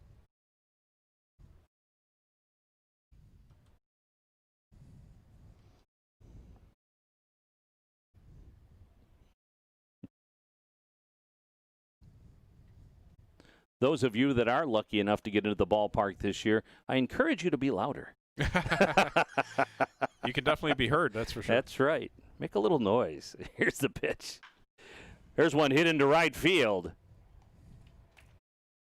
Easy play for Oland. That'll bring up Bethencourt. Oland had thoughts of trying to fire out Hodo at first base, but he got back quick. And Dom on twice today with a walk and a base hit. And he scored the only run for the Unicorns last night in extra innings on a wild pitch. International rules, he started at second base. Advanced to third on a ground ball out. There's a ground ball to third. Throw over to second base, gets one. Quick relay to first. That's a nice double play right there. That is not an easy double play. And that's a big turn of event there for Revels to keep his pitch count down here going forward. He might be able to finish this one out. Nice job by Cuevas to turn the double play. We'll have more baseball action for you right after this. I enjoy renovating my home, so getting materials with my Chevy Silverado is a daily trip. But as the strongest, most advanced Silverado ever, it's perfect for all my projects. And with the most functional bed of any pickup, plus the power-up down tailgate, my Silverado helps me with everything I need. Of course, a little assist from a friend doesn't hurt. Lease a 2020 Silverado Custom Crew Cab 4-wheel drive for just $323 a month. Put it in D and see why Chevy drives the Motor City. Looking for a great rate on a new vehicle? Introducing our credit union's Drive promotion with rates as low as 1.89% and no payments for 90 days. Or refinance and save on your current auto loan with our 1% lower guarantee. You can now get pre-approved and close a loan remotely with our convenient online application process. Stop in today or visit ourcuonline.org/drive to drive away happy.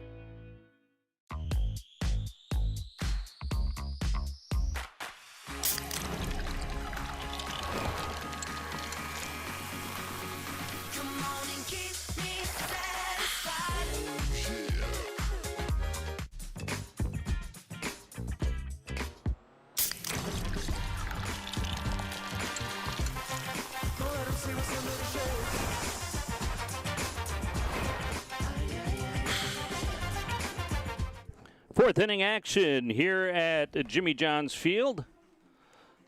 Bottom of the fourth inning. Unicorns on top by a score of 4-1. Bobby Komitas still on the hill for the Unicorns. Both pitchers have settled down significantly since that first inning. Certainly feels like Komitas is in control at this point. Ross Haffey, Cesar Cuevas, and Alec Oland, the 5, 6, and 7 batters. Your Zach Hart agency on deck hitters. Haffey 0 for 1 in this one. 0 for 1, but he didn't get cheated. Drove one pretty deep to center field.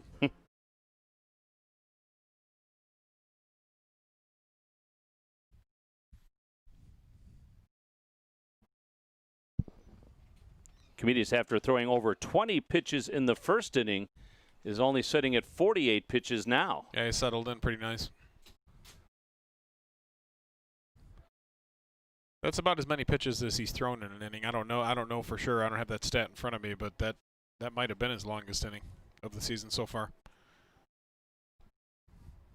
0-1 count. Here's the pitch.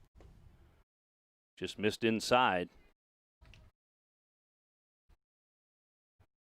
The hitter and the pitcher now both in the shadows, so shouldn't be much of a problem as Haffey rips a single to left field. His first hit of the game. He continues to swing a good bat. He's really cut down on his swing some. He's just making better overall contact every time he's up there. Even his outs have been hard outs. Guy with the name Ross Haffey has to play Major League Baseball, doesn't he? It feels that way. That is a name designed for Major League Baseball. He's got the power for it. So he rips a single, and that'll bring up Cuevas. Cuevas struck out his first time up.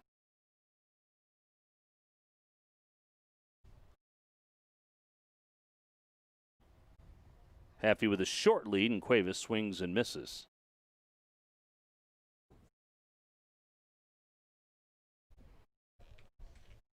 Cuevas 2 for 3 on Thursday night. Limited action for the Beavers.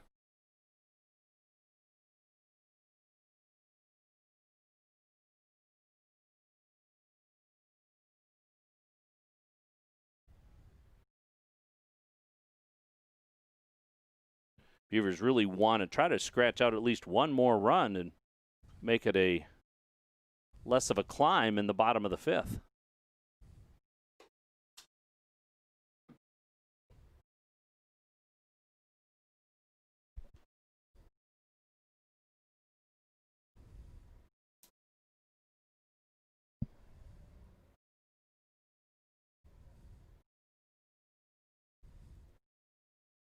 Said Cuevas played at Olympic College, right? Yes, he did. In fact, that was my first time hearing about Olympic College when I was reading up on Cuevas.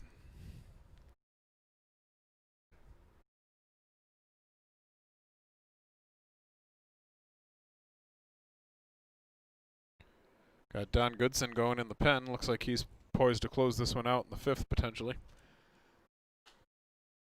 That's popped up foul and out of play. You know, you got a pretty good bullpen when one of your bullpen arms is starting this game and in position to win it, and another one of your bullpen arms is a closer, the quality of Don Goodson, and neither of those guys are your actual closer. Your actual closer is Nolan Clenny, who's been almost perfect on the year.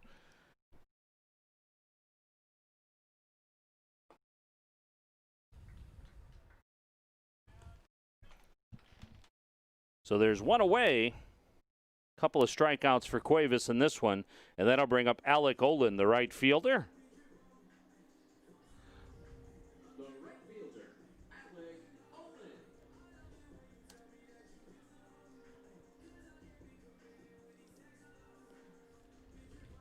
When we get done with this one, we'll have a short recess in between games, then have game number 2. That one's inside.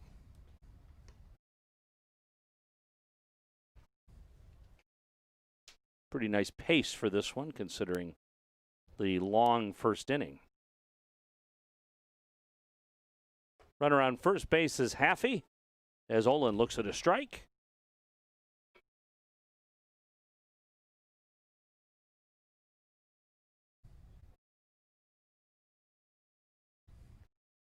There you see action in the Beavers bullpen. It's Kyle Luger down there. One of the arms from the taxi squad is getting loose. There's a ground ball to shortstop. Double play opportunity. Flip to second. Long throw to first. Not in time. Olin gets up the line pretty good. He's going to be a tough guy to turn a double play on. Blaze turned it quickly, but Hodo's throw to first base was a little soft. That'll bring up Shoemaker. Shoemaker grounded out his first time up.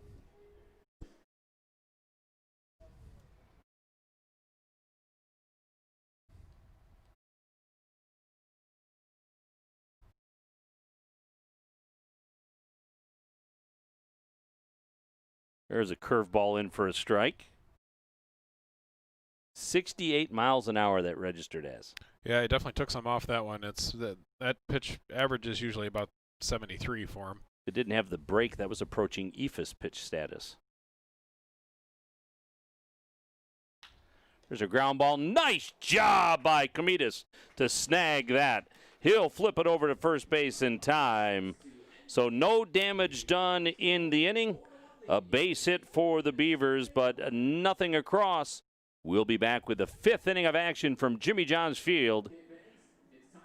Hi, I'm Jerry Kozak. This is my son, Jason. But first, Kozak's Mr. Muffler. We've been family owned and operated since 1988. We operate our business with honesty and integrity. We're a full-service auto repair facility. We have 4 locations in the Metro Detroit area to serve you: Macomb Township, Sterling Heights, Warren, and Royal Oak. At Kozak's Mr. Muffler, we focus on quality. That's why we're giving you a lifetime warranty, something that the industry does not have. You will not find it at any other auto repair facility.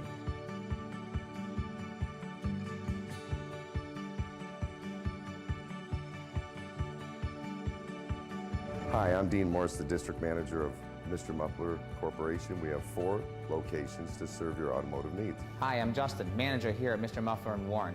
Honesty and integrity is what our work is based on. Please come down for a free inspection today. Hi, I'm Chris. I'm Assistant Manager here at the Macomb location. Come by and see us sometime. Hi, my name is Eric, and I'm the manager here at the Macomb location. Hi, I'm Brian Wilson, Sterling Heights Mr. Muffler. I'm the manager, home of the lifetime warranty. Come and see us anytime. We'd love to take care of any of your auto repair needs. Giving you so much more. Hollywood Supermarkets, your neighborhood grocery store. Hollywood Supermarkets, giving you so much more. Hollywood Supermarkets, your neighborhood grocery store. Top of the fifth inning here at Jimmy John's Field, and we've got a Hoffman Dental Care pitching change. That's Kyle Luger out there, over from the taxi squad. He spent most of his time with the Diamond Hoppers this year. Started a couple games early on, had a little bit of a tender arm for a bit, and has had a little bit of relief work since then. So Revels, even though he had kind of turned it around, obviously that was a pitch count situation with all those pitches he threw in the first inning. Sure. So Luger on the hill for the fifth inning. Again, the final regulation inning for the first game of our doubleheader, and that'll bring up Kali Curry. Curry with the single in the first. He's 1 for 2.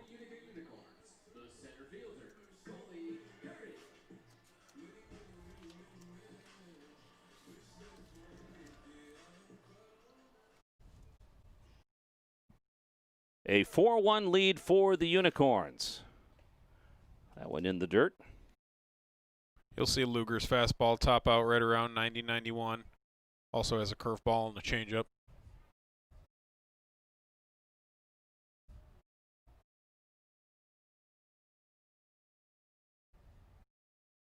Luger wasn't even on the original scorecard, I don't think, for today. Is that right? Yeah. Pretty good movement there on his two-seam fastball at 90. If he can locate that down in the zone, that's going to be a tough pitch. This one's popped up. Shortstop calls for it. Left fielder comes in and makes the play. Did call for it, then he got called off. So Riles with the put out. An easier play for the left fielder. There's one up and one away. That'll bring up Nick Snyder. Snyder with a big home run in the first inning. 3-run blast. That's certainly the biggest knock of this game so far.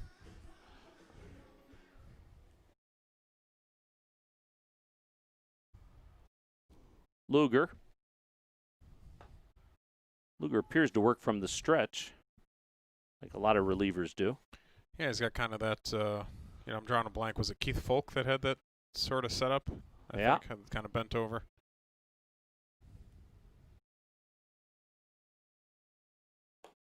That one's outside.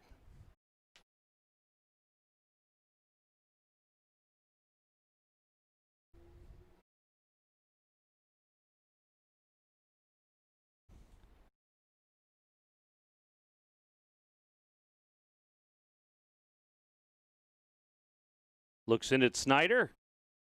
Puts that one in the dirt. Umpire might have caught that one in the arm. Yeah. Shook it off, though. It's too long a day and too hot to take too many of those today. Yeah, definitely. Shoemaker. Get your Shoemaker. Yeah, he's going to give him a minute. Yeah, and also to encourage Luger, don't do that. Yeah. I have to stay with this guy for the... Yeah, don't get us in trouble back here.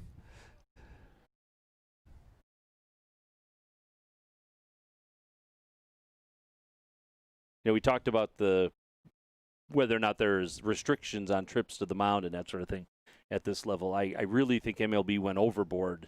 Probably, with how they approached it. I think they're worrying a little too much about the pace of play type stuff, in my opinion.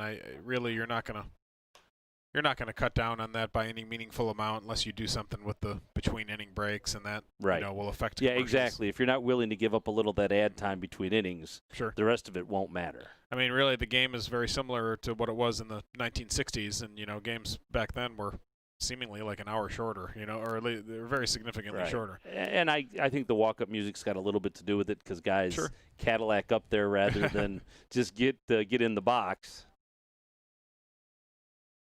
The one rule I really, really am displeased with, you see the swing and a miss there. Shoemaker will throw him out at first base, and that'll bring up Barzell. The fact that a pitcher must stay in for 3 innings. Right. To me, that affects... Three hitters. 3 hitters, rather. That affects strategy. Sure. The rest of that doesn't really affect strategy. But that rule was, I think, created by people that don't understand baseball. I think if they want to do something like that, they should maybe limit the amount of pitchers you have on your roster. Exactly, and that forces a manager. It's still his choice how to manage. Right. But you deal with what you have. Or at least you name a certain amount of pitchers on your lineup card, something of that nature. No, I agree with that 100%. There you see a strike.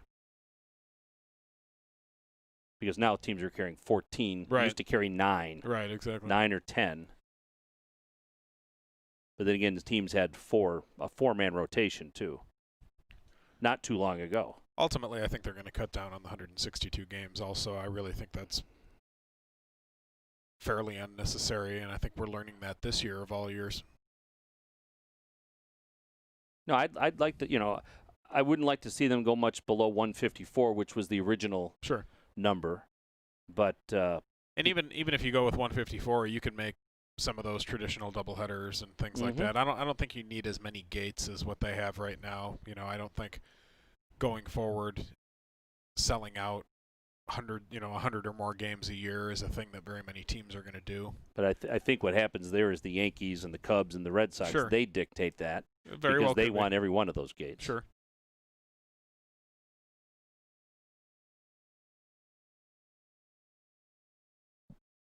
Yeah, and I'd like to see them be able to start the season a little bit later, obviously, too. There's too many northern markets that And we'll shouldn't be playing. We'll see how the playoffs go this year too. You know, a little bit of an extended format. How, you know, will that be exciting? Will that go well? You know, it'll be interesting to watch.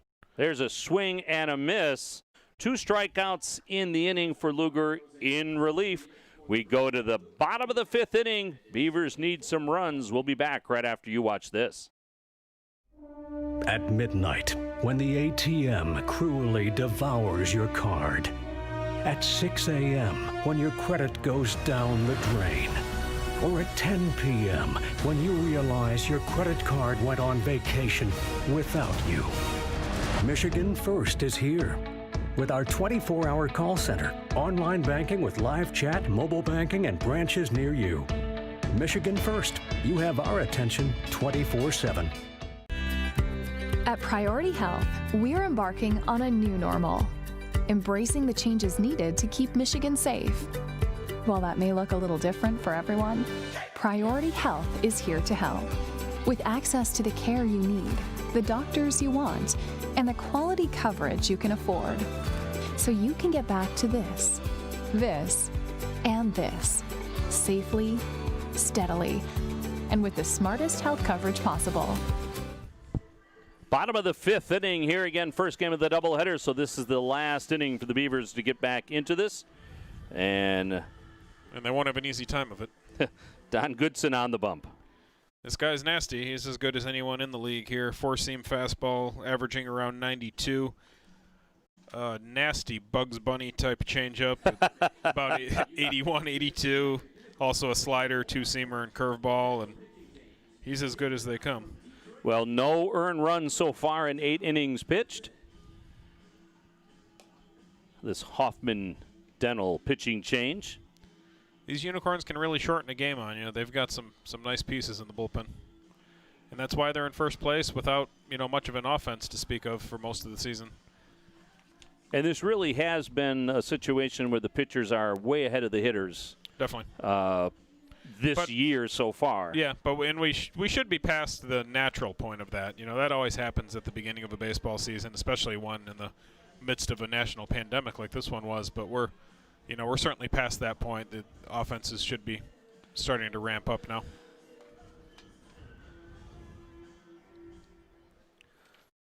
So for the Beavers, it'll be Brandt, Riles, and Geely, your Zach Hart agency on deck batters. Beavers need some runs. They trail by a score of 4-1. All the scoring was in the first inning in this one.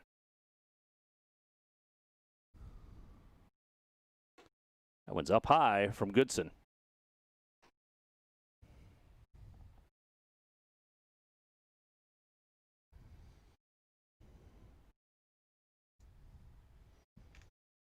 Goodson, a right-hander. There's a swing and a miss. That's the change right there. 80-mile-an-hour changeup. Brand is 0 for 1 in this one. Looks at a fastball up high.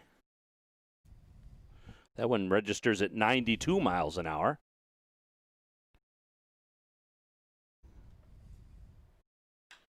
It's a ground ball to the second baseman. Hodo lobs it over to first base. 1 up and 1 away. Pretty good job by Brandt to make decent contact with that pitch. I mean, you're going from 92 with the fastball to 80 on the change with very similar arm speed. It's awfully tough to make good contact on that pitch. So the Riles, the batter, he's 1 for 2 this afternoon.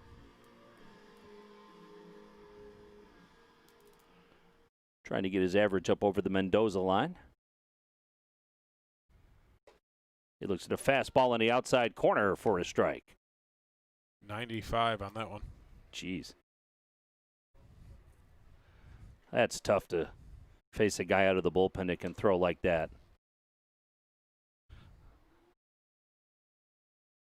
There's 93 that he missed with.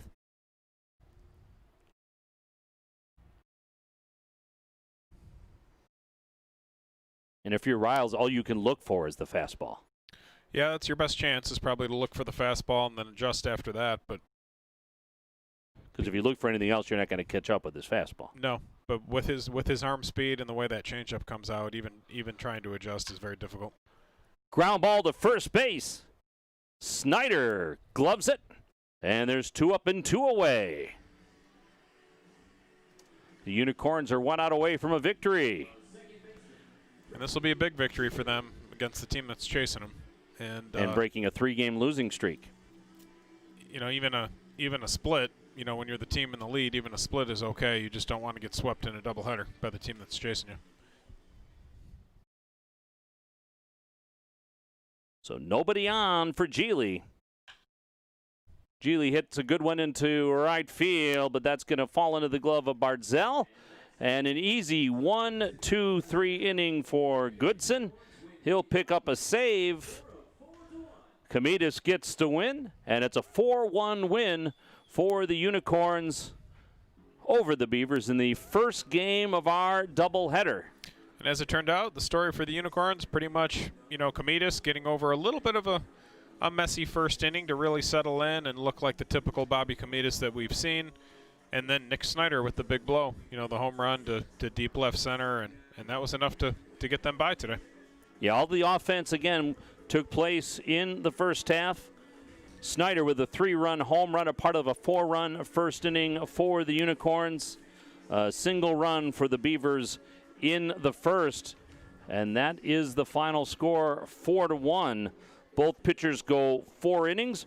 Revel struggled a little bit, but he improved considerably after that first inning. Luger came in relief of him, and then Goodson in relief of Komitas. Komitas, again, picks up the win.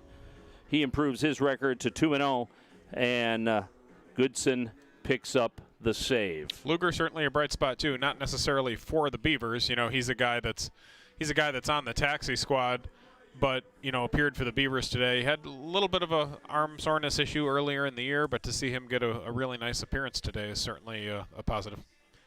All right, well, head to the fridge, pick up what you need for the second game. We'll take an extended break here, and we'll be back with our second game in about 25 minutes, 20 minutes, depending on how quickly they can get the field prepped and get the players ready for the second game. Game 1 goes to the Unicorns, a 7-inning contest between the Unicorns and the Beavers, coming up in about 20 minutes from Jimmy John's Field. We hope you'll stick around.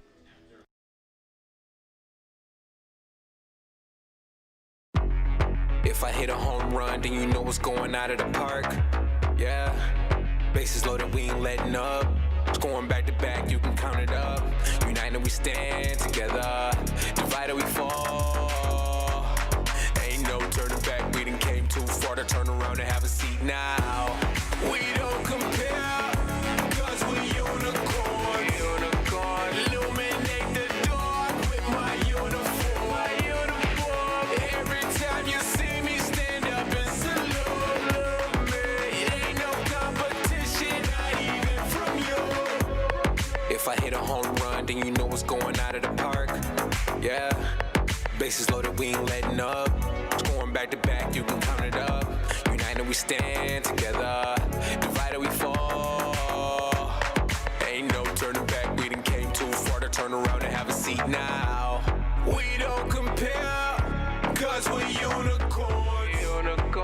Illuminate the dark with my uniform. Every time you see me stand up and salute me. It ain't no competition, not even from you.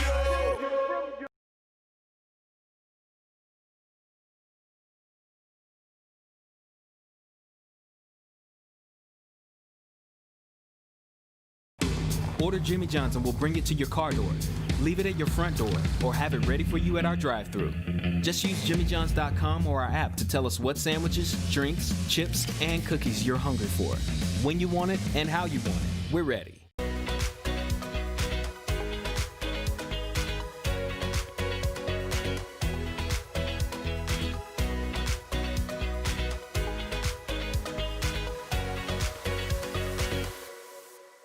Detroit Mercy really models a value-based education. They focus a lot on service, which provides so many different experiences and opportunities that allows us to tie in everything we learn, how to apply that outside of the class. There are a number of different programs that we're a part of to help bring the community back and revitalize the city of Detroit. Doing service with the community really helps bring Detroit Mercy outside of the gates and to everyone. Detroit Mercy. Build a boundless future. When you need emergency care, you want your hospital to be ready for whatever comes through the door. Ready for any injury and any illness. Ready to respond at the speed of emergencies. That's why McLaren Macomb built a new emergency department. With advanced technology, clinical expertise, and 68 private exam rooms, we're Macomb County's largest emergency department, and we're ready for you whenever you need us. That's emergency care at McLaren Macomb. That's doing what's best. When you are in need of air conditioning services, turn to the experienced professionals at McQuaid Heating and Cooling, Plumbing and Refrigeration. Since 1970, we've been delivering high-quality air conditioning installation and repair services. Call for a free estimate today. Let us help you be cool and comfortable. For comprehensive HVAC services, contact McQuaid Heating and Cooling, Plumbing and Refrigeration today. It's the Lincoln Summer Invitation Sales Event going on now at Crest Lincoln. Schedule your remote experience today or visit us here and learn what it means to have vehicle ownership on your terms.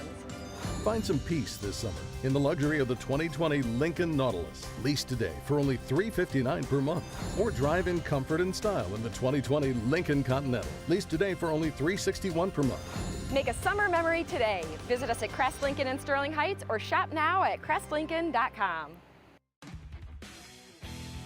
Want to hit your home cleanup project out of the park? Well, making sure that your driveway is safe from damage? Rent a rubber-wheeled trailer from GFL and keep all of your bases covered.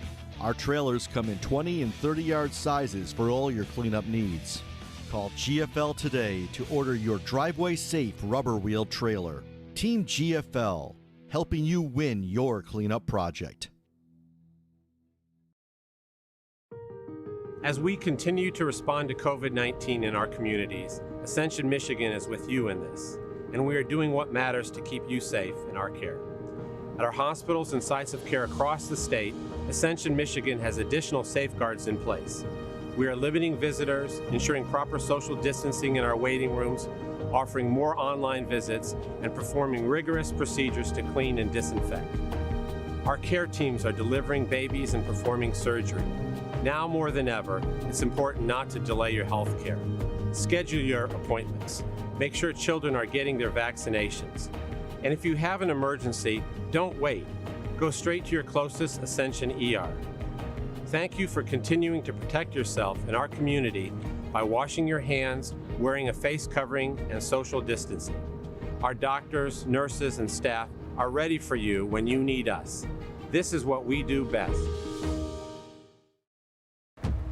We're for people, the pioneers, the underdogs, the players, and the slow and steadies. We're for people, for who they are and who they could become. Yes, we're a bank, and some say our business is all about money, but that's an old idea. Because look past the money, and you'll see real human lives. We see it, because we're for people. Huntington, welcome.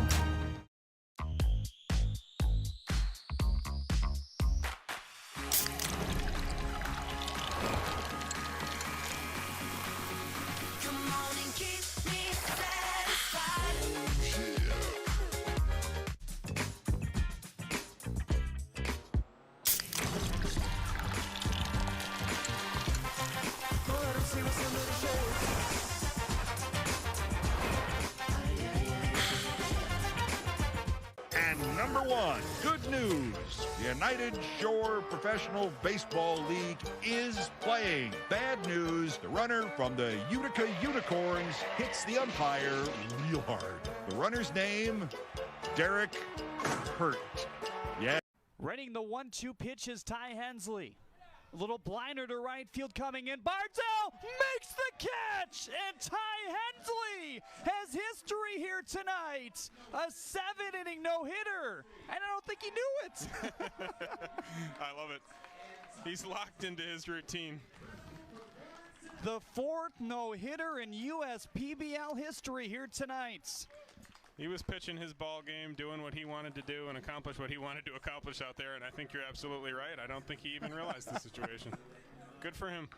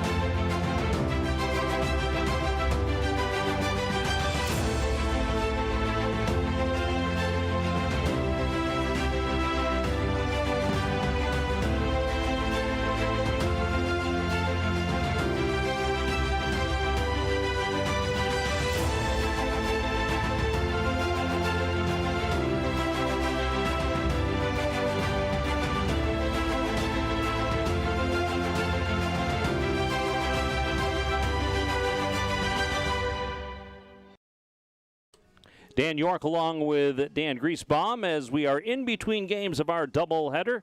The first one, a win by the Unicorns by a score of 4-1.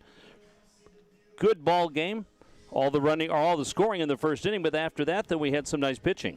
We did, and it's a great sign for Nick Snyder to get into that one with the big home run. He's a guy going forward for the Unicorns that really needs to be big. They're looking for that guy in the middle of the order to drive in runs, and we've often said that he can really be that guy if he can keep taking, good swings and not chasing the ball out of the zone. And he had a big game one here for him. Well, they're getting the infield ready to go. Looks like actually it's pretty close to being ready to go. Let's talk about that second game and Chrisman versus Sereno. Yeah, the kind of guys that are really in different spots to some degree. Miguel Sereno's a new guy with the league. He's only had one outing. It was against the Beavers, one start, and it was a relatively short start. 1 2/3 innings, and struggled a little bit. Walked a few guys and gave up a couple of hits in that outing. Had some trouble getting his secondary stuff over the plate. Showed a pretty good fastball command, but had some trouble with his secondary stuff. Garrett Chrisman's been as good as anybody. He started in the All-Star game. Only has a 1-2 record, but that's really not indicative of what he's done. He's got a 2.31 ERA and a 1.0 WHIP, 11.3 strikeouts per 9 innings. So he's been as good as anybody, and all the stats pretty much say that. That's an incredible number. He's got 49 strikeouts in 39 innings, so it doesn't matter what level of baseball that is. That's an incredible number. Yep, having a great year, throwing a lot of strikes, and gets a lot of swing and miss. So he'll give the Beavers a chance to get the split here. There's no doubt about that.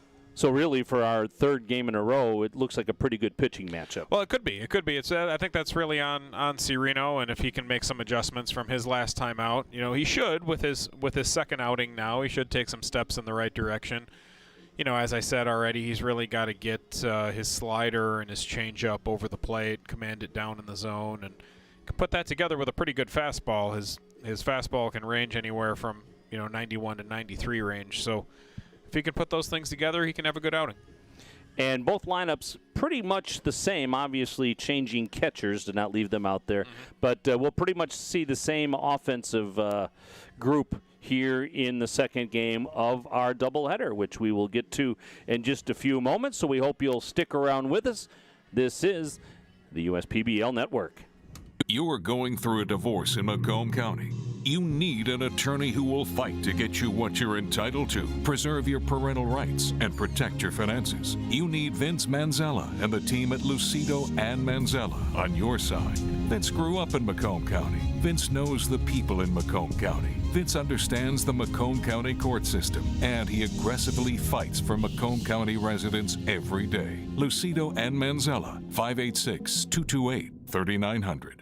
The Weingarts family is honored to be celebrating 75 years of helping families like yours with your lawn equipment needs. While the equipment has changed, our grandfather's founding values and commitment to quality still drive our business. We carry top brands like Exmark, Toro, Honda, Cub Cadet, and more. See the full lineup at Weingarts.com. Whether it's new equipment, parts, or service, we work to earn your trust in each of our 6 locations. From our family to yours, thank you for letting us serve you. Weingarts,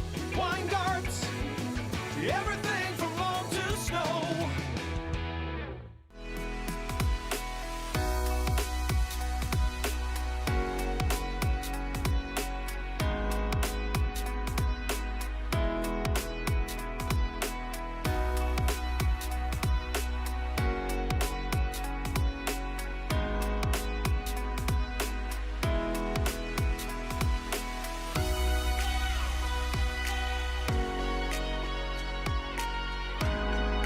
Throughout your life, from big moments to ones well-earned, we're your financial guardian angel. Alliance Catholic Credit Union.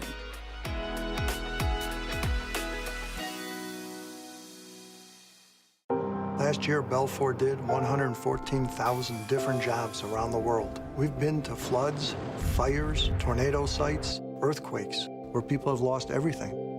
Yes, your homes can be rebuilt, and yes, your businesses will be rebuilt, but most importantly, your lives will be rebuilt. There's nothing that we cannot fix, and we believe that. It's our pictures. To me, that's Belfour.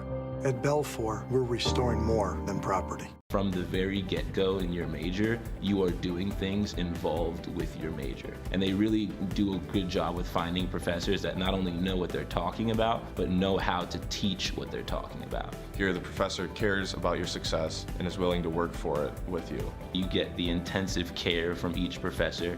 You get the interactions with different students both in and outside of your major. There's always something happening on campus. There's always something to do. Go visit campus and really experience everything that campus has to offer. Once you do that, it makes up your mind for you. Detroit Mercy. Build a boundless future. Oh, right. Up here and look around the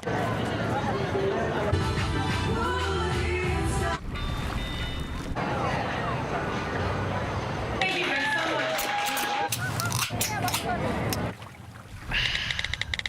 much. Give it.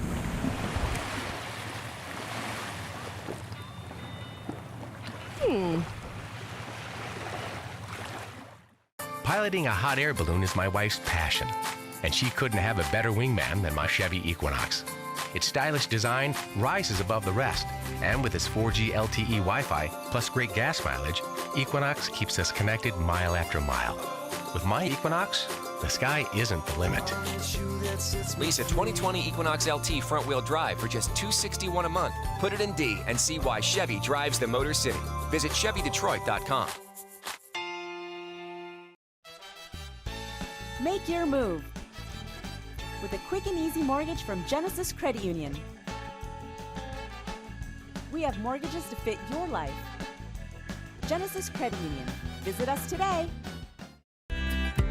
At Priority Health, we're embarking on a new normal, embracing the changes needed to keep Michigan safe.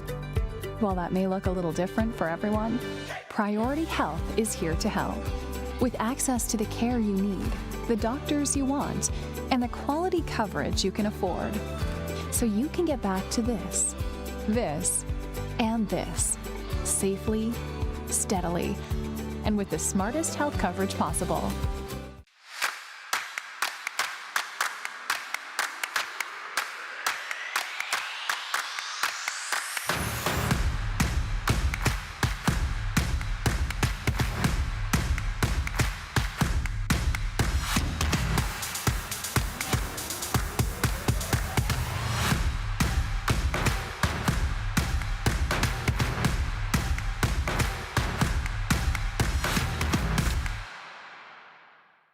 It's the summer event of the season, and quite possibly the only event of the season. It's the Lincoln Summer Invitation Sales Event, going on now at Crest Lincoln. Travel further for less and drive the 2020 Lincoln MKZ Hybrid. Lease today for only $323 per month. Or ride in the luxury of the all-new 2020 Lincoln Corsair. Lease today for only $341 per month. Make a new summer memory today. Visit Crest Lincoln in Sterling Heights or shop today at crestlincoln.com. DTE Energy customers can get their share of huge lifetime energy cost savings. How? By using our website. The Oslin's new programmable thermostat saved them a bundle. And their new efficient furnace earned them a hefty rebate. All over Michigan, people like the Oslins are saving. Why not you? There are always new ways to save at dteenergy.com/saveenergy. DTE Energy. We really were fortunate to get out when we did. Losing our family photos, our wedding pictures, can't replace it. Can you imagine losing everything you've got? You realize that it's the little things in life that matter. Things that they thought were damaged and thrown away, all of a sudden they magically reappear. And you see the human spirit come back. It's our pictures. To be able to put you safely back in your home matters to us. People matter. People count. At Belfour, we're restoring more than property. Piloting a hot air balloon is my wife's passion, and she couldn't have a better wingman than my Chevy Equinox. Its stylish design rises above the rest, and with its 4G LTE Wi-Fi plus great gas mileage, Equinox keeps us connected mile after mile. With my Equinox, the sky isn't the limit. Lease a 2020 Equinox LT front-wheel drive for just $261 a month. Put it in D and see why Chevy drives the Motor City. Visit ChevyDetroit.com. Game number 2 of our doubleheader between the Beavers and the Unicorns here at Jimmy John's Field. Dan York along with Dan Griesbaum as we bring you a 7-inning game now for our second game. The first one won 4-1 by the Unicorns. That was a 5-inning contest. This will be a 7-inning contest. Let's take a look at the starting lineup for the Unicorns as the Beavers warm up on the field. Leading off and playing left field in this game will be Frankie Luska. He moves from catcher to left field this contest. Batting second, the third baseman, number 9, Dominic Bethencourt. Hitting third, the center fielder, number 1, Coley Curry. Batting fourth, the first baseman, number 35, Nick Snyder. Hitting fifth, the right fielder, number 6, Ashton Bardzell. Hitting sixth and playing shortstop, number 12, Jordan Hovey. Batting seventh, the designated hitter in this game, number 20, Malik Blaze. He was the shortstop in the last game. He and Hovey just flip-flop. Batting eighth, the catcher, number 10, Jordan Finney. And batting ninth and playing a second base, number 21, John Hodo. And on the bump will be Miguel Cirino for the Unicorns. The starting lineup for the Beavers, leading off and playing left field, number 15, T.J. Riles. Batting second, the second baseman, number 1, Freddie Geely. Hitting third, the left fielder, number 20, Joey Weimer. Batting cleanup, the catcher, number 26, Cameron Comer. Hitting fifth, the first baseman, number 10, Ross Haffey. Batting sixth, number 11, Cesar Cuevas at third base. Batting seventh, the designated hitter, number 4, Ron Williams Jr. Batting eighth, the left fielder, number 21, Romero Harris. And batting ninth, the shortstop, and number 9, Jonathan Brandt and Garrett Christman on the bump for the Beavers here in game number 2. And we are ready to get started as Luska steps in. Christman on the hill. As we said, 49 strikeouts in 39 innings. So it'll be interesting to see how that applies here tonight. And the first one is across the plate outside for a ball. 1-0 and we're underway game number 2.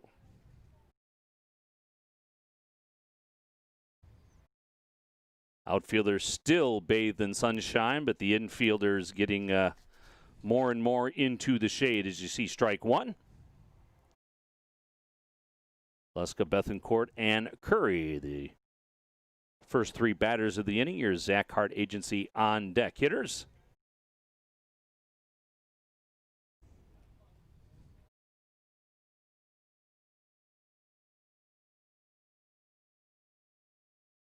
Here's the pitch.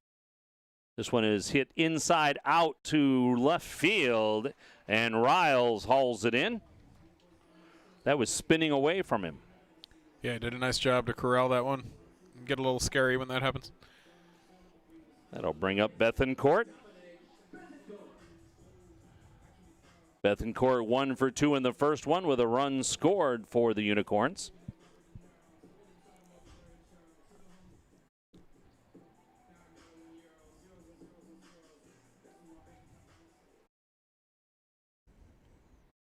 Here's the pitch.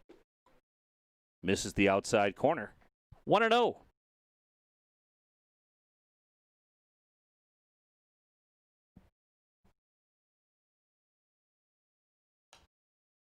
Foul ball.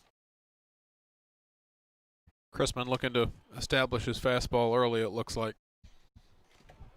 Well, I guess if you have 10 more strikeouts than innings pitched, that's going to be your go-to pitch. Sure. Doesn't get the call there. 82 miles an hour. His changeup's a very strong pitch for Christman. He gets 31% swing and miss on his change. 2 balls and a strike. That one's fouled off, so 2-2 now. And pretty much the same lineups for both teams.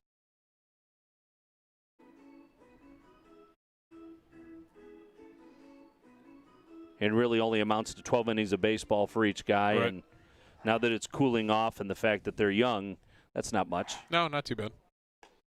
There's a strike on the outside corner looking. That one painted the black, and that's a Sherwin-Williams called third strike. And that'll bring up Curry.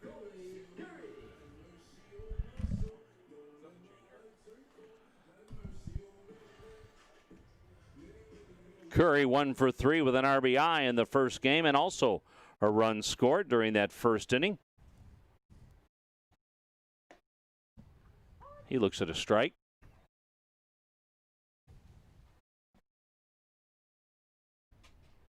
Two down early on. We're in the top of the first inning.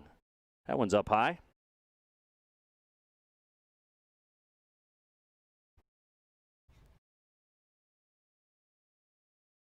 Here's the rock and the delivery.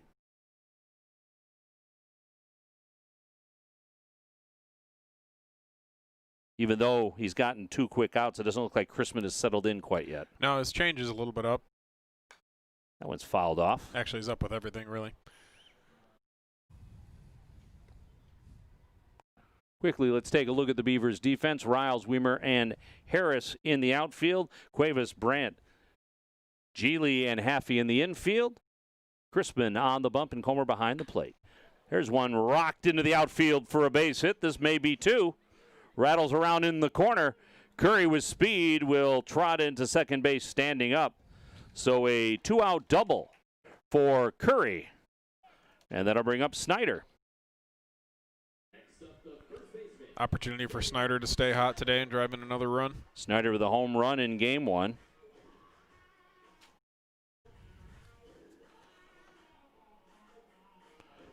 First inning 3-run shot. He's got at least 1 duck on the pond here in the first. Absolutely no wind whatsoever. Even those pennants not moving much anymore. Now, they've got a little life to them, but not like before. No, and if you look at the trees and if you look at everything else going on, not a lot of action. So runner on second base is Curry. Chrisman takes a look at him, fires a strike on the outside corner. Still pretty hot, temperatures in the low 80s.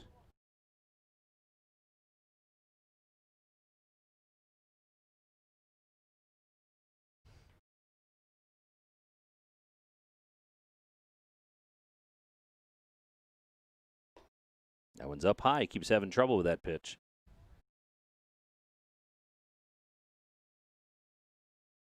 He won't get away with that long if he's not able to correct it.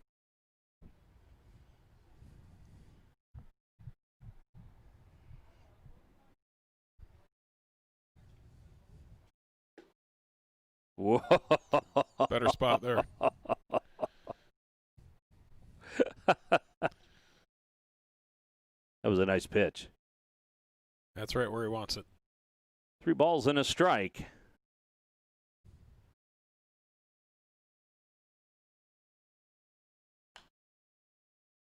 Fouled out of play.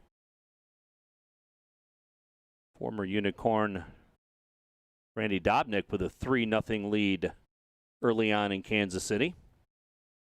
He's having a nice year so far. It's good to see.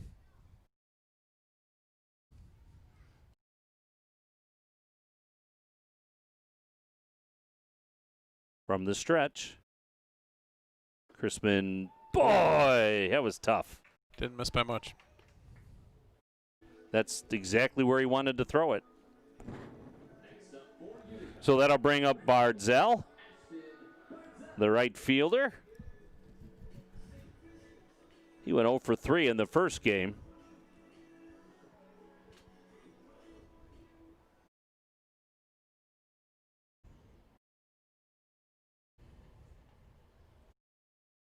So 2 on, 2 out. Swing and a miss at the changeup. Starting to locate that better now, down and away.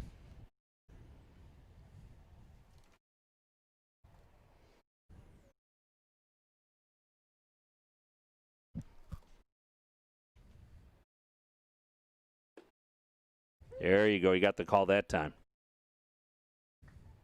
That was pretty much the same pitch that resulted in ball 4. Yeah, if he doesn't get that, it's going to be a long day.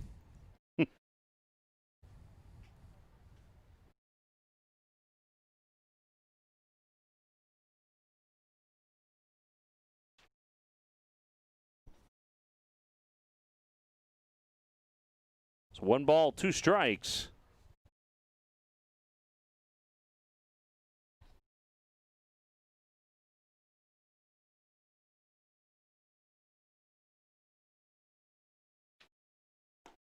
There's a strike 3 called.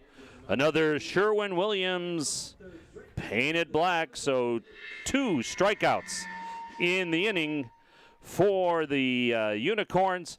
No score as we go to the bottom of the first. We'll be right back. Can you feel that?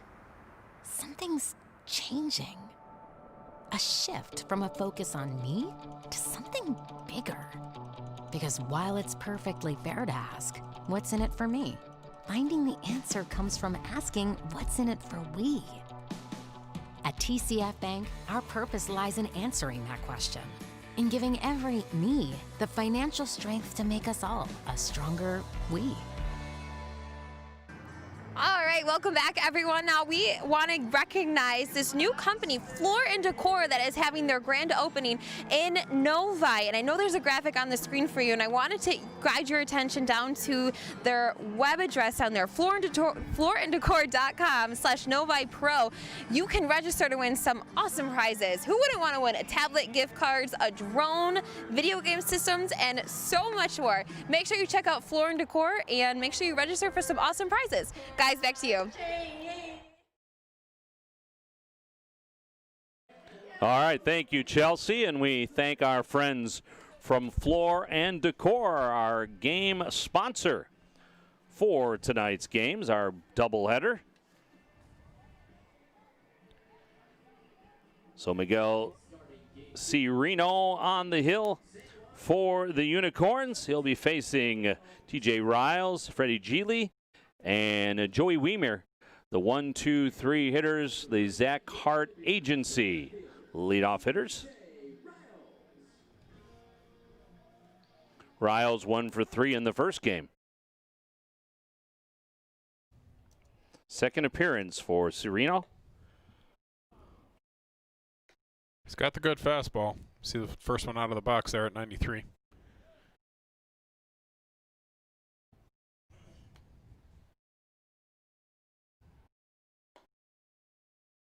That one's inside, but again, good speed, 94.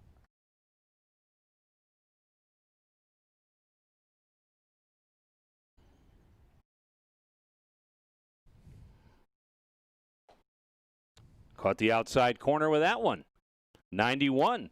It's got some tailing action away from the righty into the lefty. So 3 pitches all away from the lefty into the righty. You said that backward. So 3 pitches all above 90 miles an hour so far, and that one's fouled off. And another one over 90.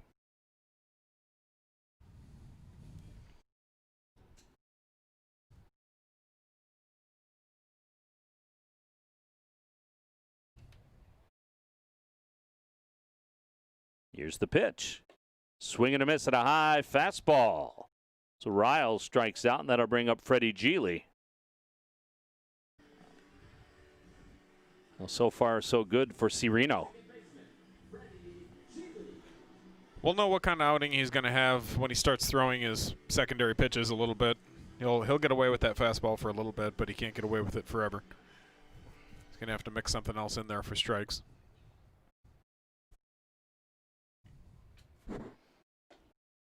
That one's inside, doesn't make the corner. That was his changeup at 85. You really don't want to throw it in that type of location to a left-hander. They'll just drop the head of the bat down and get it. You want to keep that away and let it fade away from him. Swing and a miss by Geely. He had a hit in the first game.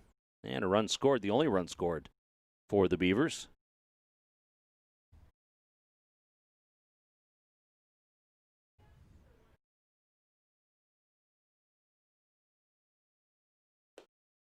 Out of the strike zone, 2-1.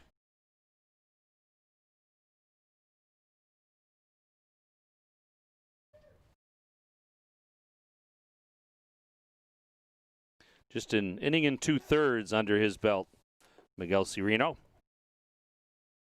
As the count goes to 3-1.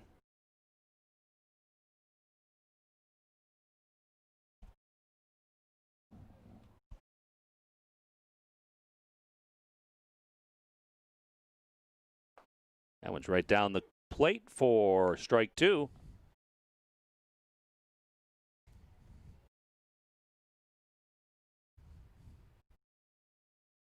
To go back to the fastball here. I think so. Fouled off. 92 miles an hour on our speed gun.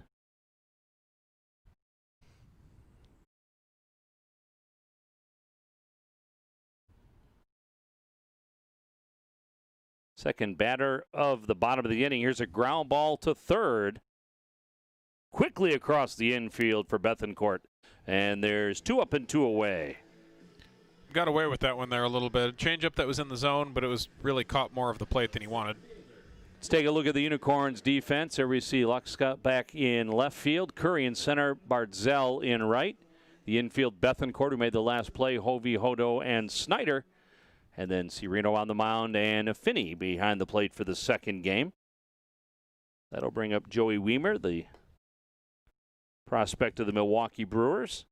That's the first slider of the day that we've seen right there at 75. Weimer 1 for 2 in the first game.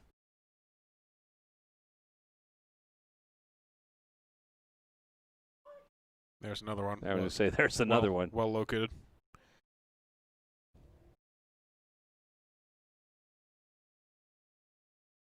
One count on Weimer.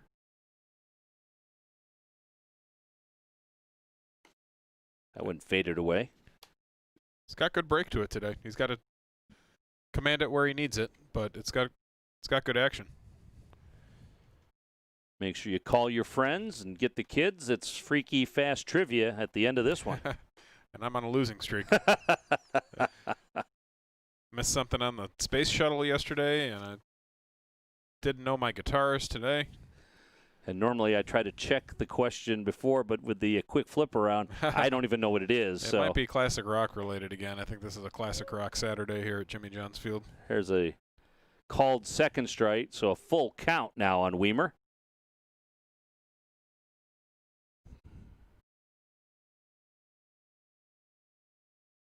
Unicorns in those purple jerseys. Missed on the outside. So the first walk of the game given up by Cirino. And that'll bring up Cameron Comer. Threw him a changeup there. He tried to overthrow it a little bit, held on to it too long. Didn't get the right release point.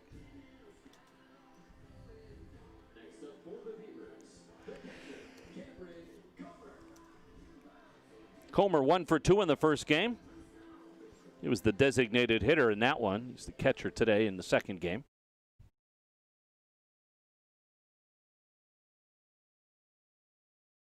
The runner on first base is Weimer. That one catches the inside corner. That might have been a little generous. That's a tough pitch in on a lefty. He kind of throws it at his hands, and it's got a little bit of swing back action and can catch some of the plate. Weimer at first with only 1 stolen base so far this year. That one's on the inside. 1-1.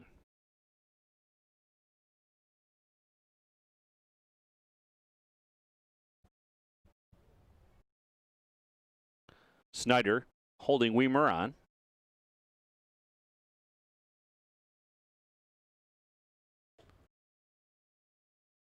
Thought he was going to get that one.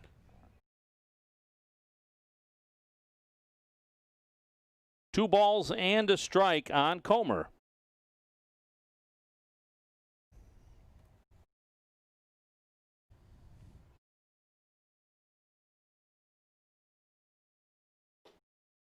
Up high. He's having trouble commanding his changeup right now. Fastball, slider, better today command-wise. Changeup, he's really throwing it mostly opposite arm side right now, which against left-handers is really not what you want. You want it to fade away from them more so. Pop foul out of play. So full count. 3 balls and 2 strikes.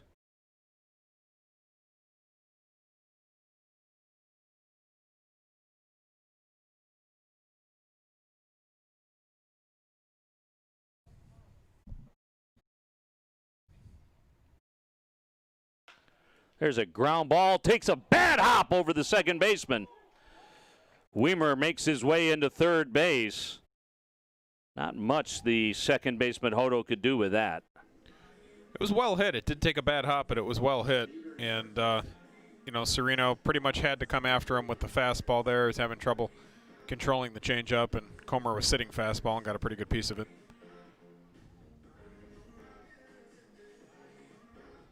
So that'll bring up Haffey with 2 runners on and 2 out.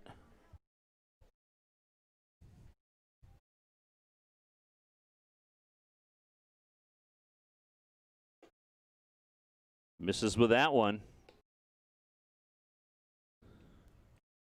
And you said he'd have trouble when he had to work his way into his secondary pitches, or that would be the test. Yeah, the slider's been okay so far. He should probably stick with the slider, especially against somebody like Haffey, but the changeup, he just hasn't been able to get that under control. Haffey 1 for 2 in the first game. That one misses way outside.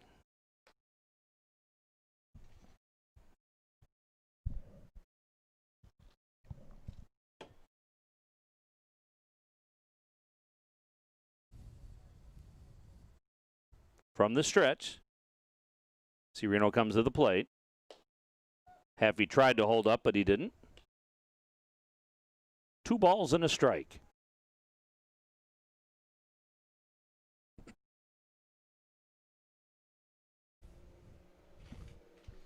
Runner on first base is Comer. Runner on third base is Weimer. This one is popped up. Second baseman Hodo wants it. He puts it away, so the Beavers threaten but do not score. We go to the bottom of the first. No score here at Jimmy John's Field. It's time now for Freaky Fast Trivia. All right, and this is all news to me. I knew it was classic rock.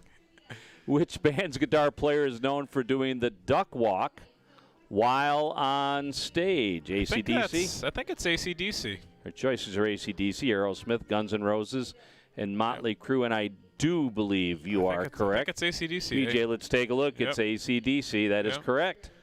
I can picture him doing it. Now, don't forget, either online or in person, check out that USPBL store. Go to uspbl.com/shop. Couldn't help myself on Thursday. I picked up the Diamond Hoppers baseball cap, but we talked about the fact the weather's changing a little bit. So it's time to pick up your hoodies and your pullovers and your stuff to keep you warm for a beautiful fall here in Michigan. But go to uspbl.com/shop. Some of the best logos in baseball. I might pick up that Hoppers hoodie that they showed there. Yeah. And they're playing that AC/DC song as we speak. There you go. As if ripped from the headlines. There's C. Garrett Crispin. Had a pretty good first inning, 2 called third strikes. Sandwiched around a walk and a double.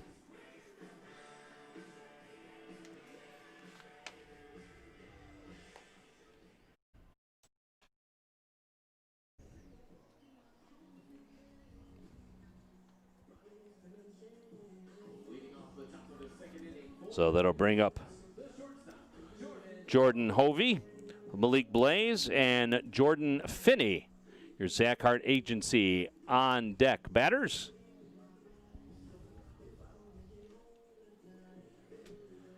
Hovey, as the designated hitter, was 1 for 1 in the first game.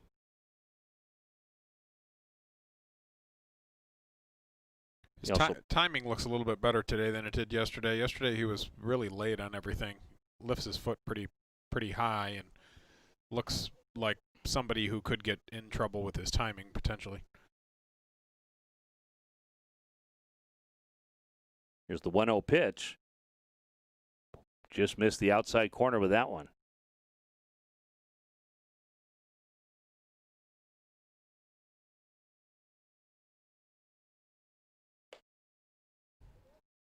Brought the heat there, but missed.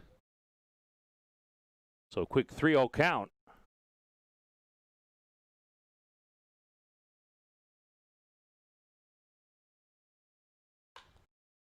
There's a high fly ball to right field. Right fielder into foul territory makes the play. That's Harris. There's one up and one away. Is that a 3-0 pitch?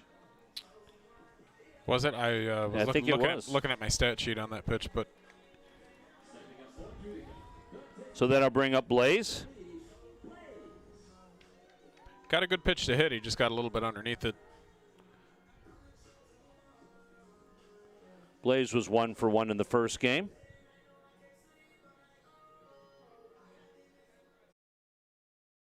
Also with a walk. Ground ball fouled on the third base line.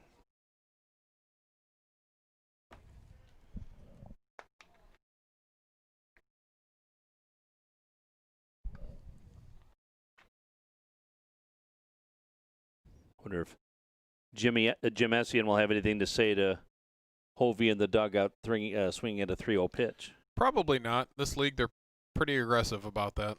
They want guys to rip, so he's probably okay with it as long as he got a good pitch to it. Misses on the outside corner.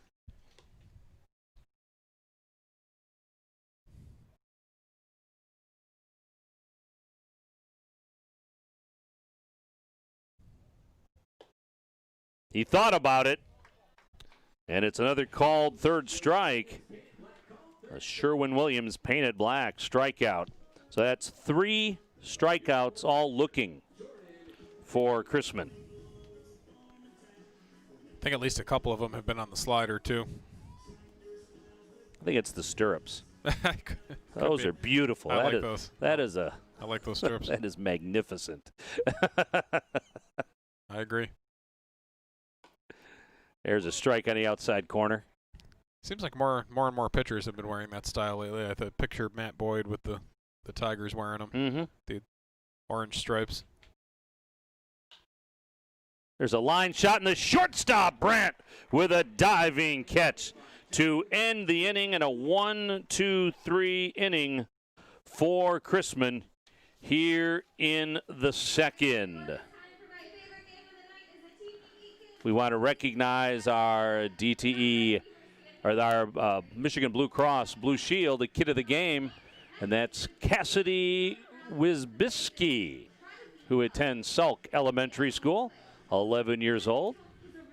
Cassidy enjoys reading, watching YouTube, and singing and dancing. And we hope she's watching YouTube tonight and watching us here. I hope she's watching us on YouTube. All right, so here's the mascot race brought to you by DTE and Buzz. Buzz usually needs quite a head start. He got a whole 90 feet head start. Oh, and he's talking trash. That was a he's mistake. Talking trash. That's a mistake. Now That's a downfall. He's going to get lapped and lapped big time. He's getting whooped now.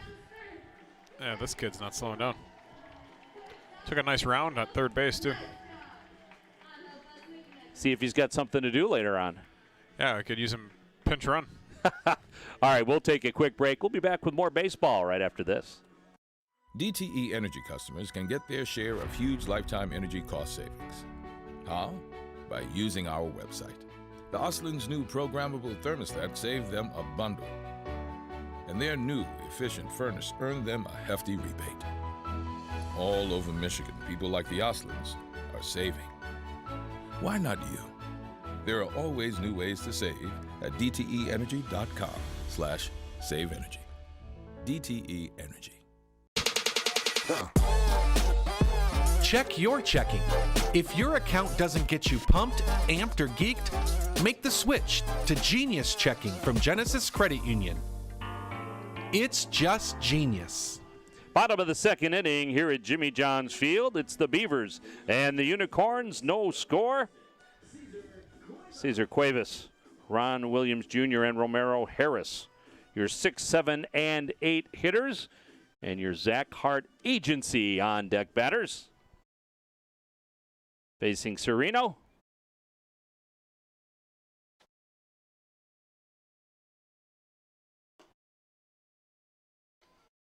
Couple of runners on in the first inning for the Beavers. Got Weimer as far as third base, but unable to do anything about it. There's a strike, top of the zone, 91 miles an hour.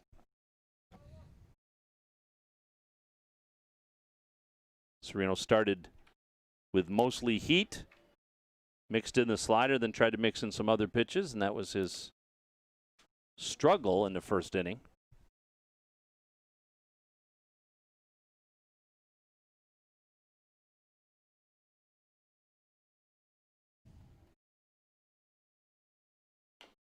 Ground ball foul. There's another 3-0 swing. And that was on a changeup, so that's really a ill-advised swing. He's obviously out in front of that ball. If you're going to swing 3-0, you got to gear up for a certain location, certain pitch, and if you don't get it, you let it go. Here's the pitch. Popped up, foul. Out of play.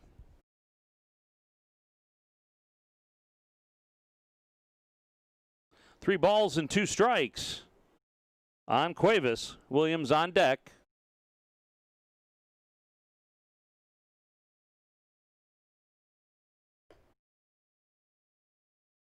So the board was wrong. It's now 3-2, we believe.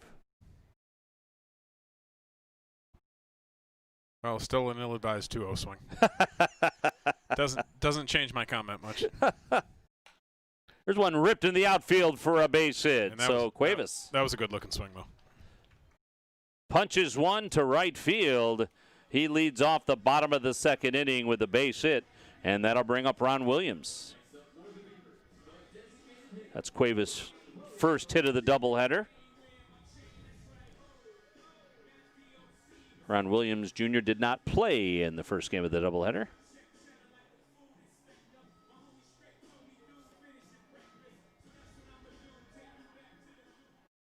So a runner on first base. Cuevas with a short lead. Snyder holding him on. Cuevas then gets a big lead, big secondary lead. And strike one. Harris on deck.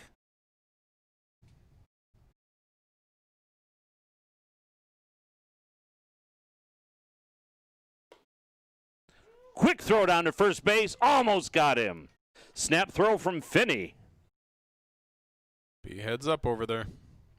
You don't want to make the first out of the inning over at first base.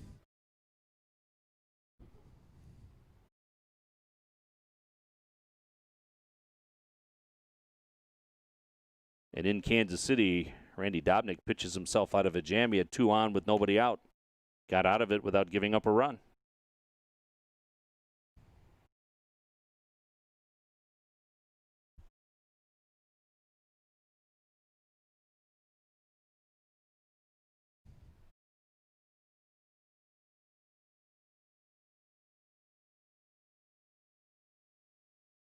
From the stretch. Sereno comes to the plate. Just missed on the inside corner. You want that pitch, especially 1-2. Definitely. Didn't miss by much.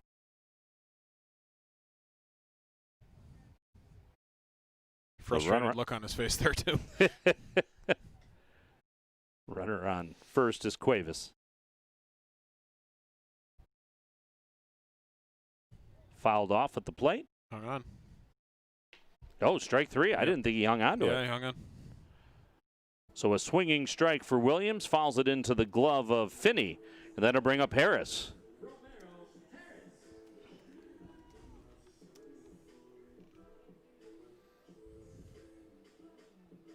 Harris also didn't play in the first game.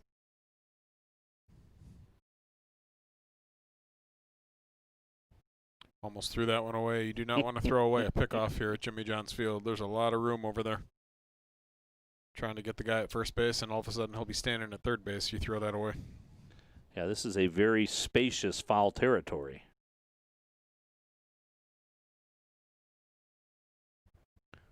Misses again. It's very spacious down the lines, but the area right behind home plate comes up very quick. Yes. You know, I think the reason that the ballpark ended up designed that way is so that the seats between first and third are really as close as possible. Okay. The diamond tables and the suites that are on ground level are very close to the action. Sure, here. sure. And as a result, the dugouts are pushed further down the line than you would normally see. Yeah, they're unusually deep. almost into the outfield, really into the right. outfield. Yeah, they are basically into the outfield. Which the only downside of that is it's a long walk for the hitter, but it's good. It's a good thing for the fans.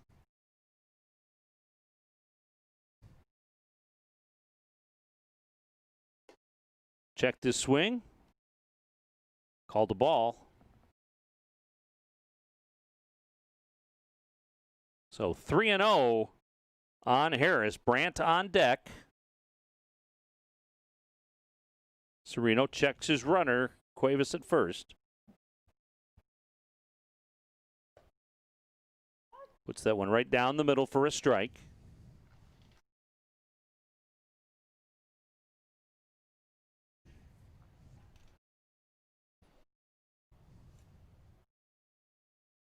No score.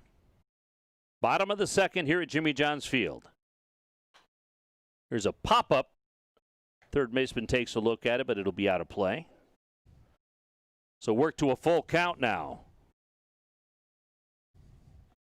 I'd expect Cuevas to be running on this pitch here, 3-2 with one out.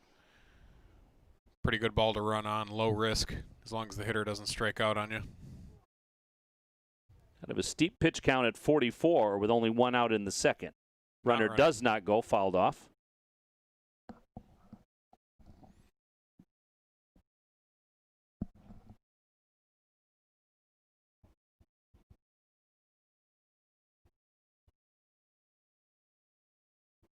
Catcher's going to go out and talk to him, Finney. That's right, Finney. Yep. Sereno really doesn't want to lose Harris here. He sat around the first game, didn't play. Up here kind of cold, hitting at the bottom of the order. You really don't want to walk a guy in that type of situation. So a 3-2 count, runner on first base, one out. Williams on the strikeout.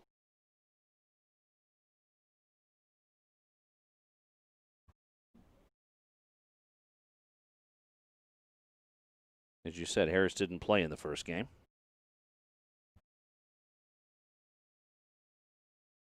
Sereno comes to the plate outside.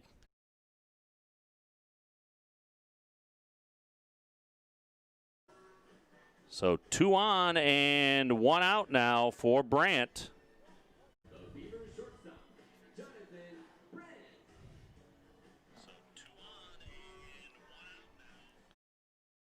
So visit to the mound. And there's Ty Hensley with another visit. Kind of mentioned how that happens on occasion earlier.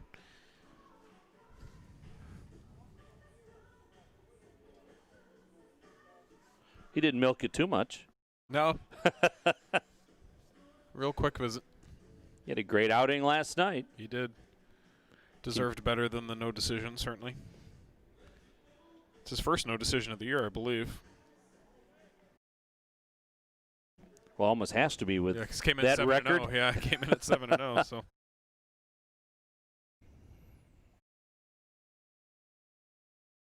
So Brandt the batter with 2 on and 1 out. Whew. That's tough. That's a nice pitch, almost unhittable. When he misses, he's really missing on his glove side almost all the time. Likely something mechanical that's causing that. I'm sure Justin Orenduff and the pitching coordinators here will discuss it with him after the game. Maybe pulling that way a little bit. Missed again. 90-mile-an-hour fastball. He's got good stuff. It's really just a command issue with him. If he has his good command, he's going to have a good day.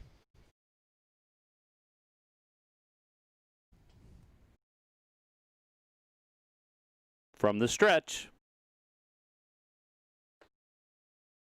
That was inside that time. Had nice action on that changeup. He's not locating it where he wants. His changeup has been inside on hitters the vast majority of the time, and that's a pitch you really want to keep away from guys more so. So another 3-0 count for Sereno.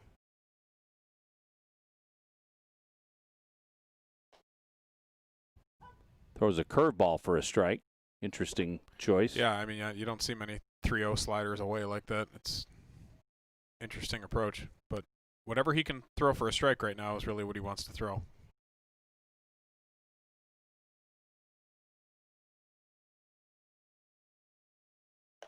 Swing and a miss. Same spot right by him with the fastball. Brings the count to 3-2.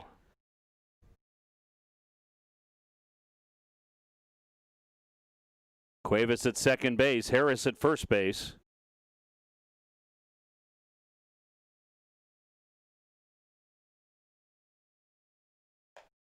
And he lets that one go by for ball 4, so the bases are loaded now for the Beavers. Looks to me like he's really over-rotating a little bit. He's kind of pulling to his glove side, and that's really where he's missing with almost everything. JJ struggling with the bat. Catcher went over to help him.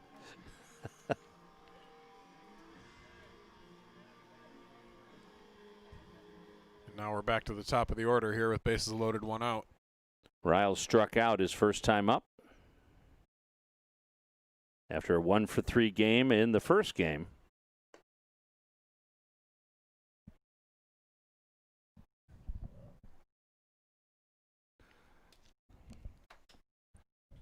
Action in the Unicorns bullpen.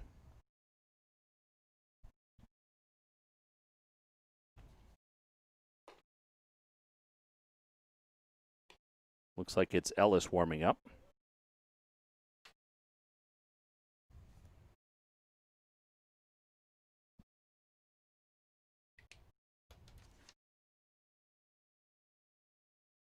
Pitch count growing up to 54 for Sereno. Big swing and a miss on a fastball. He's throwing his fastball by guys when he's able to locate it.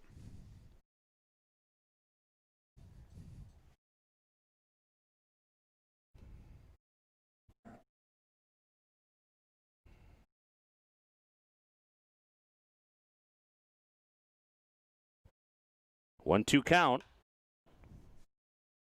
Fouled off. Bethencourt chasing, but he won't catch up with it. It'll be out of play.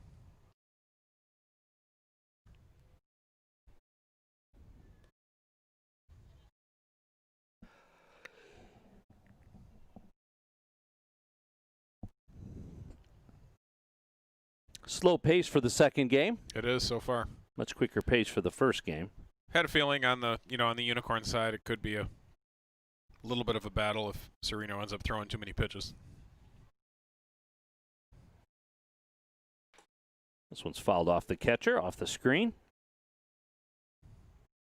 1 ball and 2 strikes, bases loaded. Cuevas at third, Harris at second, Brandt at first.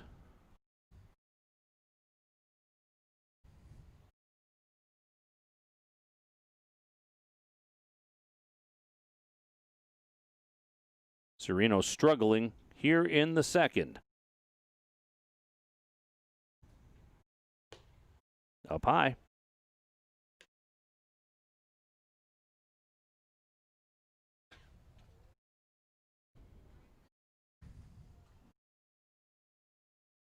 Beautiful night for baseball here in Utica.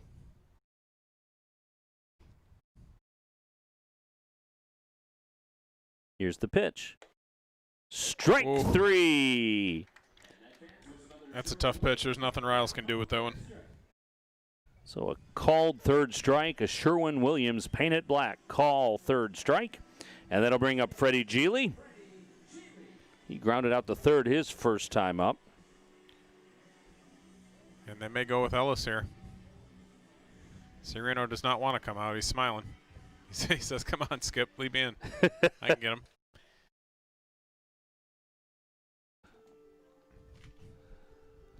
And he's not staying in. Here comes Damon Ellis. All right, so Ellis will come in from the bullpen. What was that visit by Hensley this inning or last inning? That was this inning. So it had to be, well, depending on how they play it here. Yeah, assuming that rule exists here. I can't say I know that for a fact, but you don't often see a guy come out before a run crosses. That's a little bit unusual, but he could be on more of a strict pitch count at this point, or he may just feel as if his command wasn't good enough to leave him out there. But Ellis is kind of the opposite. He's usually a strike thrower and runs a pretty good fastball up there in a 12-6 curve. So the only stats I show for Ellis are 4 1/3 innings pitched. Has he had some taxi squad time? He's a newer guy. All right. With the league and only made a couple of appearances so far, but he's been solid. So Ellis comes in with a 4 1/3 innings pitched, 3 hits, has yet to give up an earned run, has yet to give up a run. He's got 1 strikeout in his 4 1/3 innings pitched. So he inherits a bases-loaded situation and 2 out.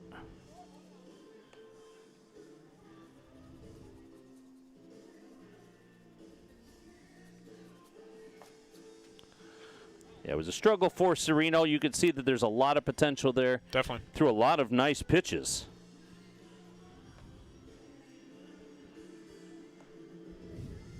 Ellis with a shorter arm action, fastball in the 89-91 range, curve in the 73 to 76 range. Pretty tight break, 12-6 type break. And he'll face Geely.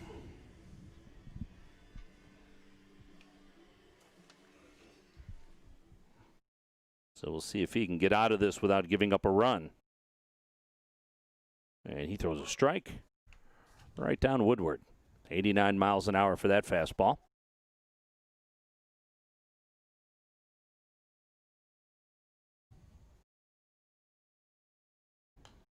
Fouls it off, so a quick 0-2 count on Geely. And you'll see a lot of Ellis. strikes. You'll see a lot of strikes at Ellis. That's his style.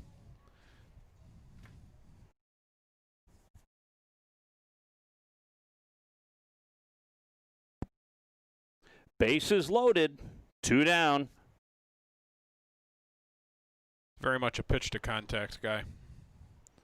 And here's a situation where they want to talk over the signs right out of the bullpen. I imagine Finney will just deliver the pitch that he wants. And also trying to figure out what number it is in sequence, I guess. Yeah, they may not have talked about that yet, but the runner at second base.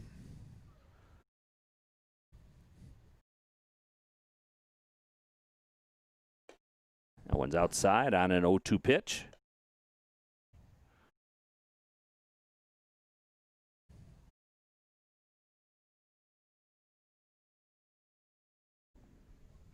Here it comes. Fouled off.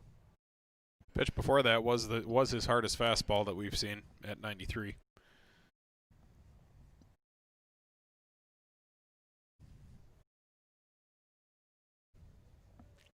Freddie Geely, the left-handed hitting second baseman, pops it up off the screen.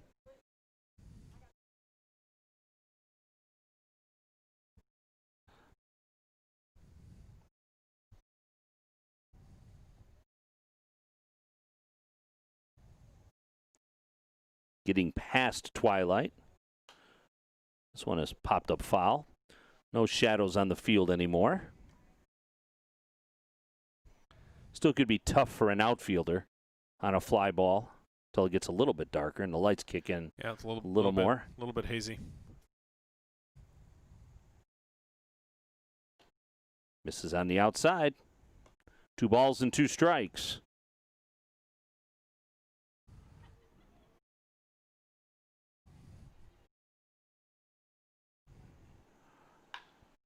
There's a shot in the outfield. I think that one's going to go foul, and it does. Geely got all of it, but that would have cleared the bases easily. Especially with everybody in motion with 2 down.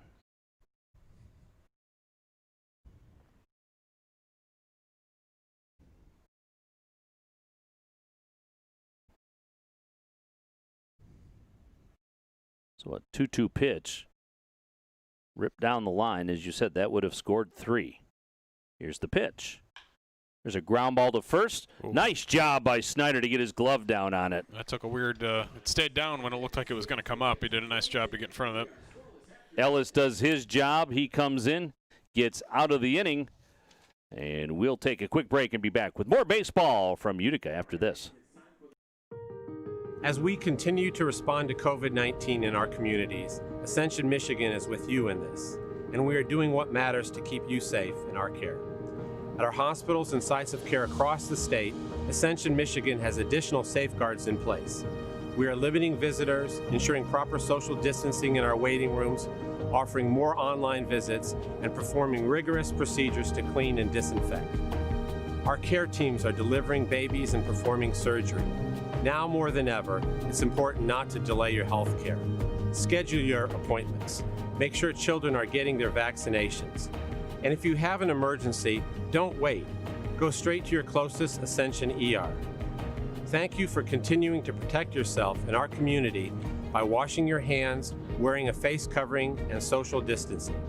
Our doctors, nurses, and staff are ready for you when you need us. This is what we do best.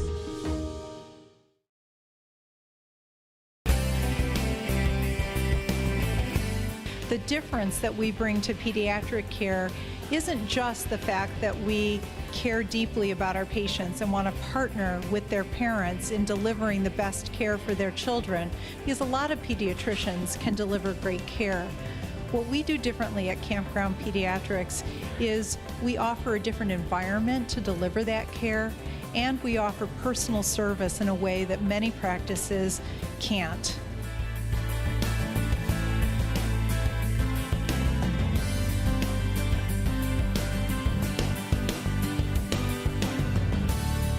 Top of the third here at Jimmy John's Field.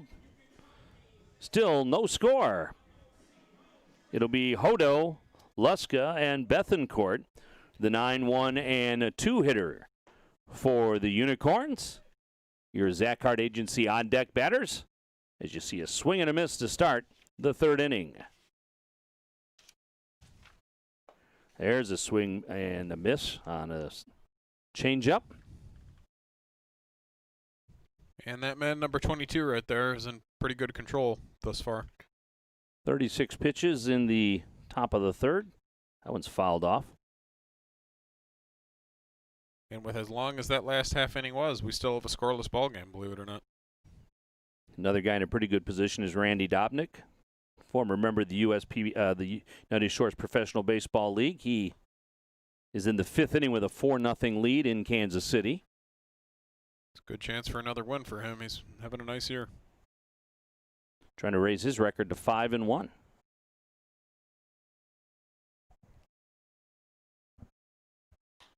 That one's popped up.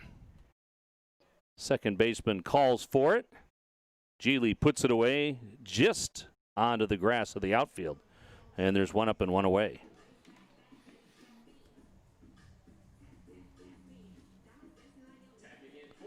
So that'll bring up Luska, playing left field in the second game after catching the first game.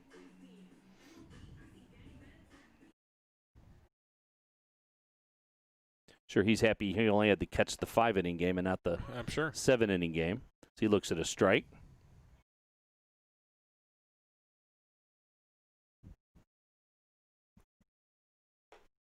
That one misses way outside. Thanks to all of our folks working both of these telecasts today. Is a very long day. First game in a lot of heat. As you see, a swing and a miss. But thanks to our camera operators and everybody else involved with the production. Jeremiah Hergott, our producer. PJ Grabowski, the director.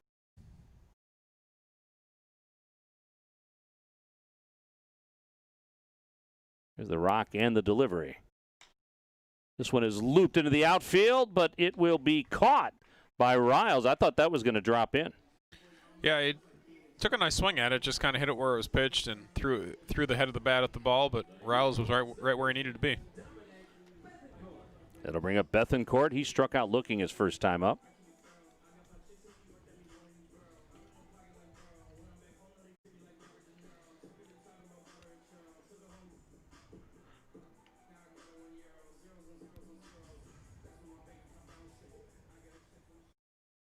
Also want to thank Katie Page. I saw her running graphics in game number 1.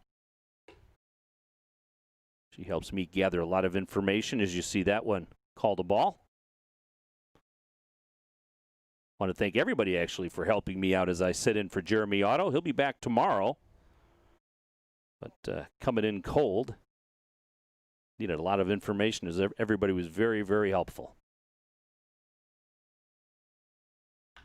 Ground ball foul. So 1-1 is the count.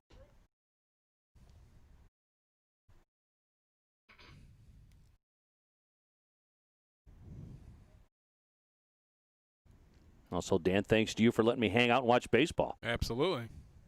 Not a bad weekend. Nope. Popped up. The catcher chases it down, and he can't quite catch up with it. It took him a second to find that. Comer usually pretty reliable back there. Had trouble locating that ball. And that would be possibly a ball, too, where this twilight would not help. Definitely. Gets to the top of the lights or above the lights.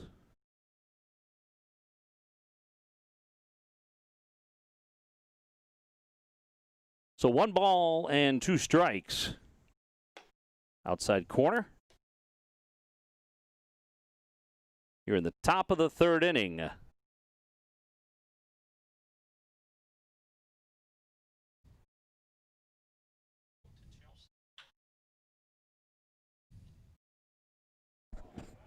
He's going to make that. Oh, he didn't get him. Oh, my goodness. I don't know. Naked eye, I thought he got him. As Cuevas made the dive on the play. Brandt deep in the hole, and obviously you can tell he thinks he made the play. I think he made the play too. That was a heck of a play. We'll watch the delay on YouTube, and there is the ground ball that gets past the third baseman. Oh. Yeah, I don't know. That's could have gone either way. You know, you like to see way. it on a great play like that. You like to see him get the benefit of the doubt, but it was close. It could have gone either way. So Bethencourt with a hit. That'll bring up Curry. There's a swing and a miss. You know, at the same time, it was worthy of being a hit as well. So yes, very, very nice play, though.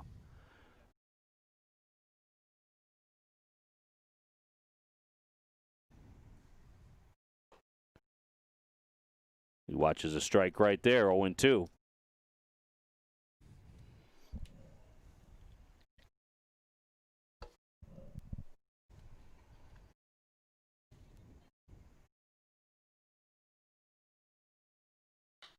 Popped up. I don't know if Riles does not see it, and he managed to salvage that. We talked about that sky. It's coming into play. Yeah, nice job. Riles didn't give up, but you could tell up until the last second he never saw that baseball. And that happens at every level. Mm-hmm. All right, we're going to throw it down to Chelsea. She's on the field with a lot of fun here in between innings. Presented by Michigan First Credit Union, has learned that it never hurts to get in good with the umpire. A little water and a fresh towel are just JJ's way of saying, have a good game, Mr. Umpire. Welcome back, everyone. It's time for JJ the Field General, brought to you by Michigan First Credit Union. This is the time of the game where JJ brings the umpire some water and a nice cold towel. It's cooling down a little bit out here today, but it was pretty hot earlier. So JJ, of course, is looking, waiting, and sitting like such a good boy for his treat. He gets it. He's going to go back. JJ's been working overtime today. See, this is his second game of the night. It's the second game of the doubleheader as the Utica Unicorns are looking to get another win. They already won one today, looking for a second, but not until JJ catches that Frisbee. Ooh, that was a good one, JJ. Oh, you guys enjoy JJ catching the Frisbee, and Dan, back to you guys.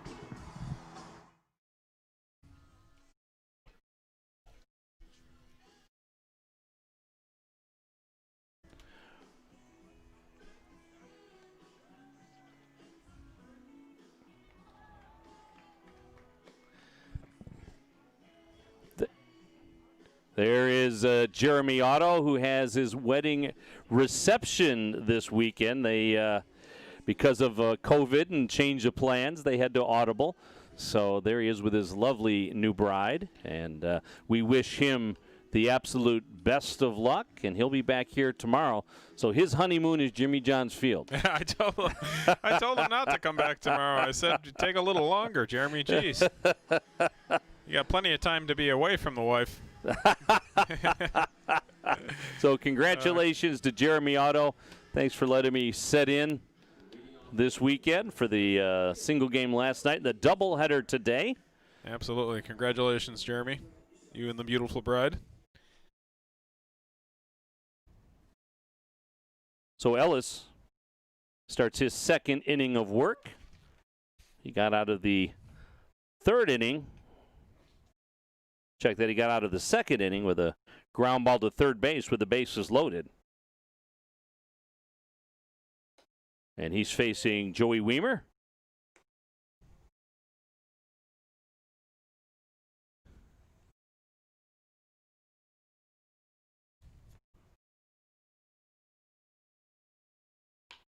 There's a ground ball to third.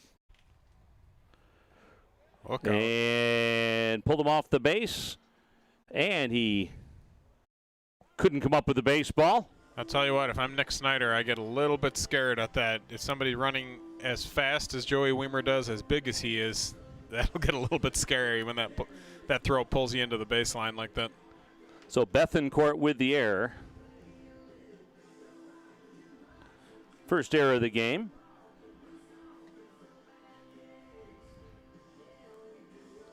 Finney goes out to talk to Ellis. Made a pretty good pitch there on the curveball. Got it in on the hands. Certainly not his fault. Comer with a single in the first.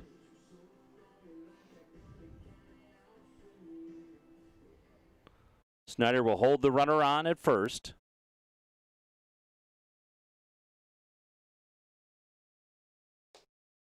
Fastball outside.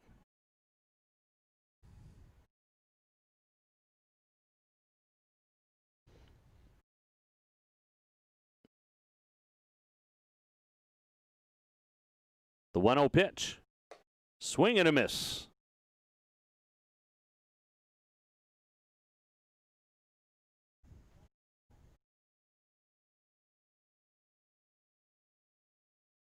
Power hitting Ross Haffey on deck.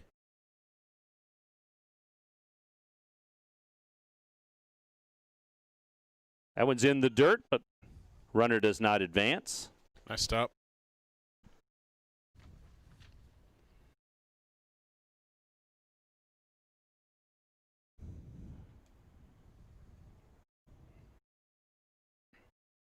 Short lead for Weimer. He extends it on the pitch. This one is fouled over the grandstand.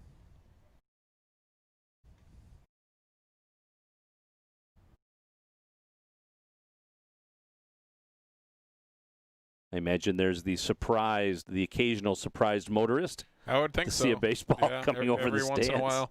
Early on in the season, we had a fan who was sitting out there kind of in a lawn chair just waiting for foul balls. Kind of like Wrigley Field, huh? Yeah, exactly.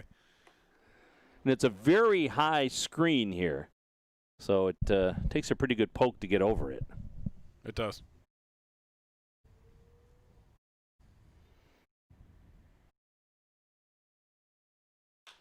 There's a ground ball to shortstop, could be two. He won't be able to make the play at second. Flips it across the infield, Hovey does for the first out of the inning. Yeah, Weimer, definitely a plus runner. The ball, slowly hit ball in like that. It was going to be tough to get him at second base. That'll bring up Haffey.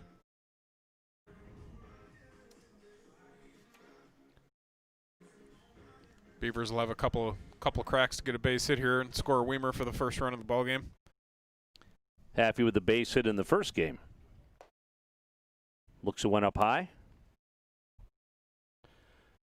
Ellis lets it go with a grunt when it's a fastball.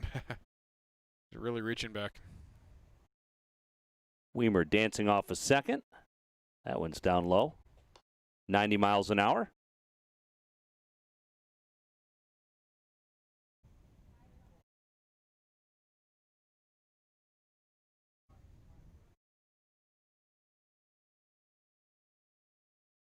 From the stretch. Fouled over that screen we talked about.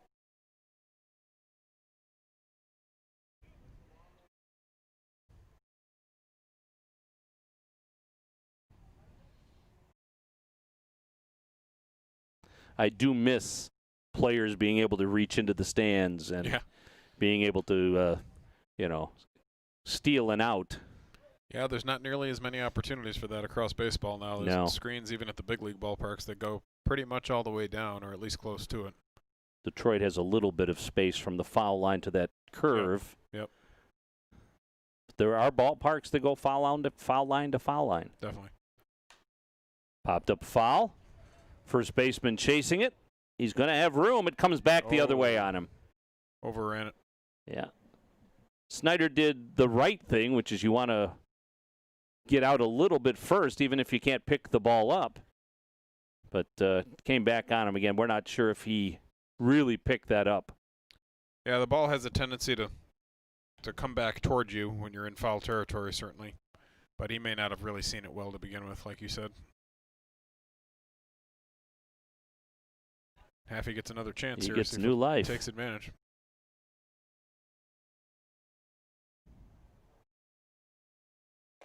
Oh. Curveball. Caught him looking. And he knew it.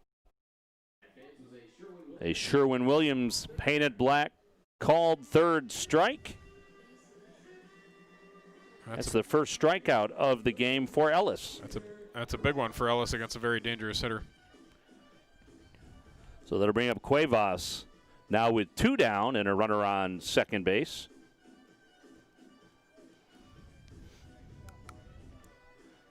Second baseman Hodo comes in to talk to him.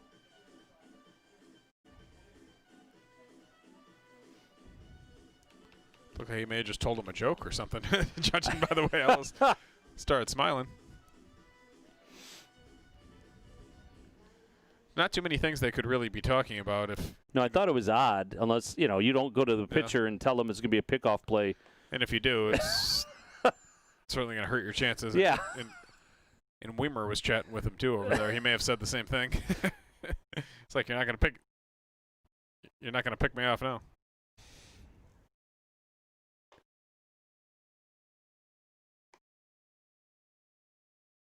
So 1 ball and a strike. Don't forget baseball action here tomorrow. Pop foul out of play.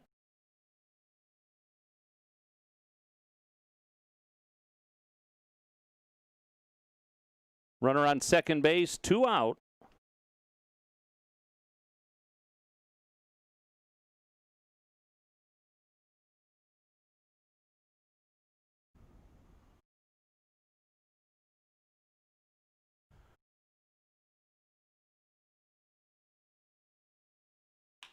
Ground ball right back to the pitcher. Ellis better throw it eventually. So he comes out of that inning pretty much unscathed. An error by the third baseman put a runner at second base, but no damage done. We'll have more baseball right after this.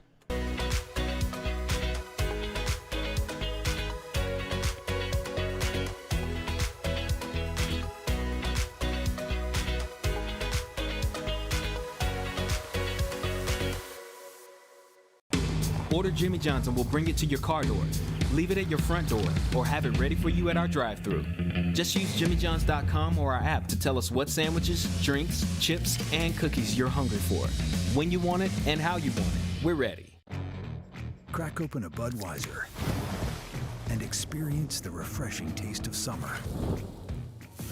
Make every moment of summer count by picking up Budweiser today.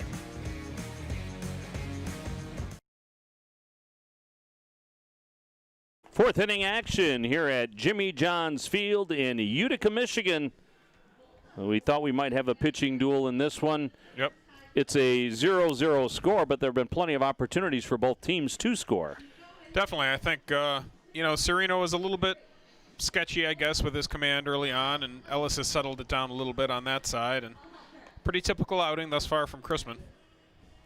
Unicorns had a couple of runners on in the first inning. They were unable to capitalize, and Chrisman has settled down now beyond that.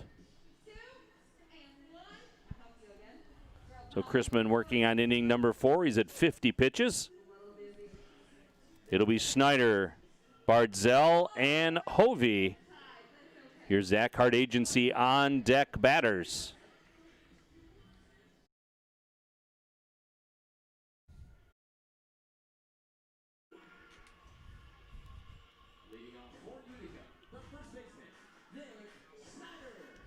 Little bit of a breeze now has kicked up, blowing out to left, maybe from right to left.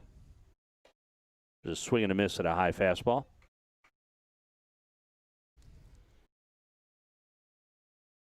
It's kind of tough for us to judge because the air conditioning is on in here, but right. It feels like it's cooled off a little bit, but it's hard to tell.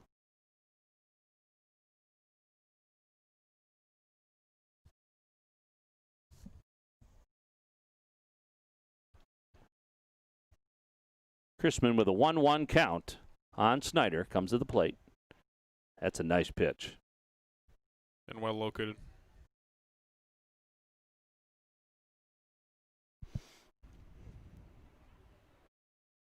A ball and 2 strikes.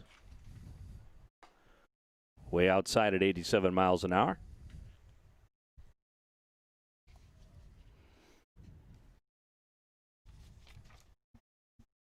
Snyder walked his first time up. He pops this one down the right field line. I don't think it's going to be, it is going to be playable. And a nice running play by Harris. Harris is pretty adept at going down in that corner. He's made a lot of plays over there this year. I thought it was going to carry over the wall down there, but it stayed in. That'll bring up Bardzell. He struck out looking his first time up.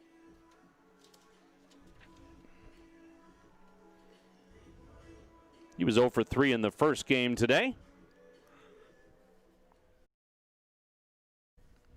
7-inning second game. That one's outside at 77.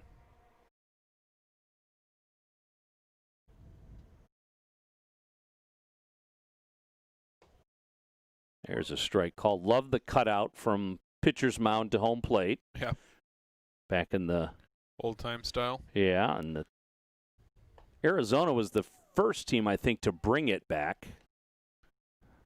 Was that before the Tigers? Yeah, okay. I think it was before Detroit, and then Detroit added it that last weekend at Tiger Stadium, and that carried over to Comerica Park, and Arizona has since done away with it. Matter of fact, Arizona has gone to field turf because they're having so much trouble growing grass. Sure. Makes sense, I guess, in that Same thing situation. for the Rangers. Right. They've gone to field turf. It's hard not to like field turf, I'll tell you. You mentioned Tiger Stadium there, and, I was with the Tigers organization for over 15 years, and I spent a lot of time at Tiger Stadium prior to that when I was younger, with one of my relatives being in the front office. And one of the only things I regret ever missing when it comes to a Tigers game was that last game at Tiger Stadium. Oh, you weren't there for that, huh? No, I was up at Central Michigan playing during our fall season up there, and I probably could have made more of a point to come down and go to it, but I just, it was inconvenient, I think, and I just decided not to, and that's probably one of my biggest sports regrets. That was an amazing day. Hovey comes up to bat. I was fortunate enough to do some PA announcing at Tiger Stadium before it closed, not that last game, but a lot that last month.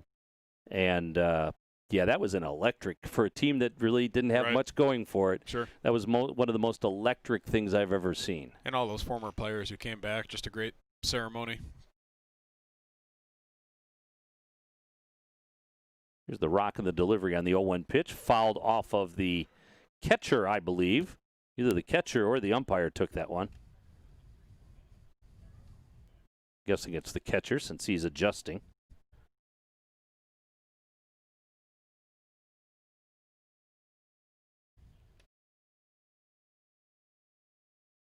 Rocking the pitch.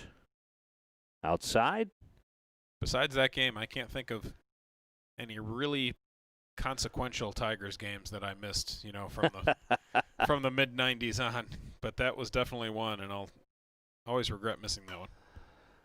Here's one hit into the gap, but a nice diving play by Joey Weimer to get the third out of the inning.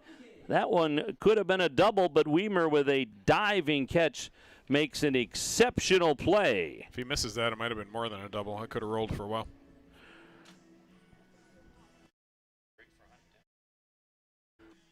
We'll take a quick break, and we'll be back with more baseball after this. We're for people, the pioneers, the underdogs, the players, and the slow and steadies. We're for people, for who they are and who they could become. Yes, we're a bank. And some say our business is all about money. But that's an old idea. Because look past the money, and you'll see real human lives. We see it, because we're for people. Huntington, welcome. All right, everyone, welcome back. It is time to recognize the Huntington family of the game. I want to give a big shout out to Tim, Lily, Molly Steinbrecher from Clinton Township. They are all smiles in their picture as they are being featured as the Huntington family of the game. Hope you guys are enjoying it, watching it at home. Nice job, you guys. Dan and Dan, back to you. All right, thank you very much, Chelsea. We have a new pitcher on the mound for the Unicorns. 24, Dakar.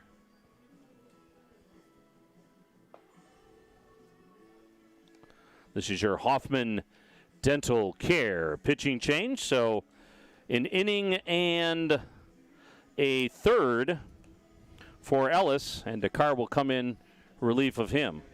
Austin Dakar, the former third-round pick of the New York Yankees in 2014, had some injury issues and trying to reestablish himself here in the USPBL.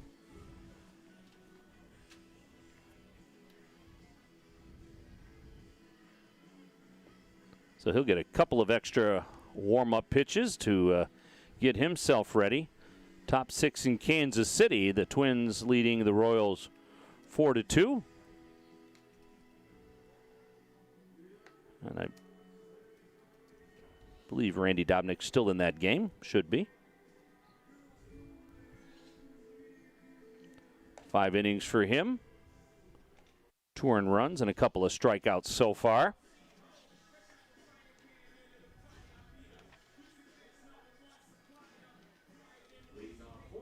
So it'll be Williams, Harris, and Brandt. Your Zach Hart Agency leadoff hitters. Dakar features a 4-seam fastball, curveball, and splitter. Fastball, ideally, they want to see it in the 92-93 range, and we've seen that a little bit. He's touched that, during the season here in the USPBL, but really has been more around 87-88 for the most part. There's one hit into center field. This will be a tough play, and it'll drop in for a base hit as Curry couldn't get there. So Williams surgically drops one into center field for a single. Take them however you can get them. So that'll bring up Harris. Harris had a walk in the second. So Williams wasted no time greeting Mr. Dakar.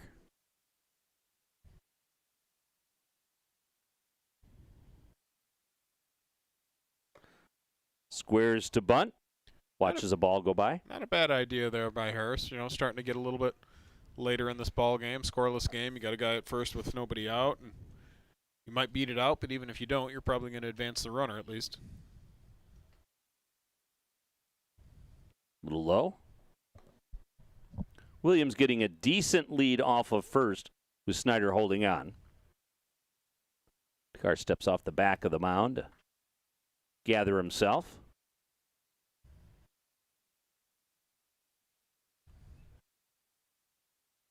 The right-hander takes a deep breath, comes to the plate. Oh, and buzzes the tower. Look out.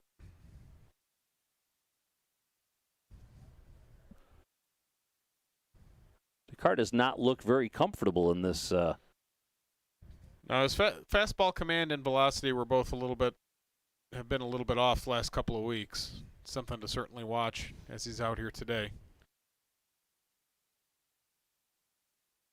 He's taking a lot of time between pitches.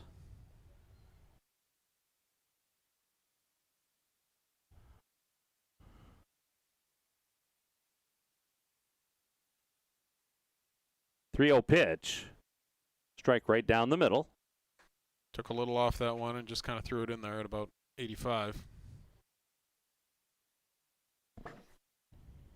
So a 3-1 pitch coming up to Harris. Brandt on deck. There goes the runner, and it's ball 4.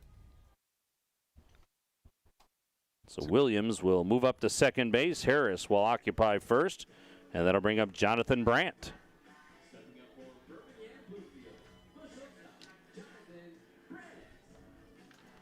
That's 2 walks on the day for Harris. Finney goes out to talk to his pitcher for a moment. I don't know if on Joshua will do it or not. It's, really hasn't been much run manufacturing yet in the USPBL this year, but got the 9-hitter here, Brandt, first and second, nobody out. Certainly a situation that could call for a sacrifice bunt. It is only the 4th inning of a 7-inning game, so maybe not late enough to where you would go to that yet. But Von Joshua, the manager of the Beavers. He spent 10 years in Major League Baseball with the Dodgers, Giants, Brewers, and Padres. He was drafted originally by the Giants. Played in the World Series. Had a big pinch hit, as I recall. Yeah, I believe he actually pinch hit in like 4 or 5 games in that series, if I recall correctly. Made the last out as well. Tap her back to Raleigh fingers. That one misses.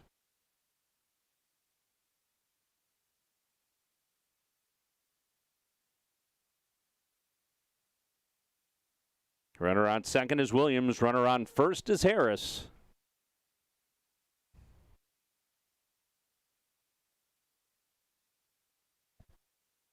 Austin Dakar struggling early on. He bounces one right up there. And the runner from second base, Williams, will advance to third on the wild pitch. Good read there by Williams.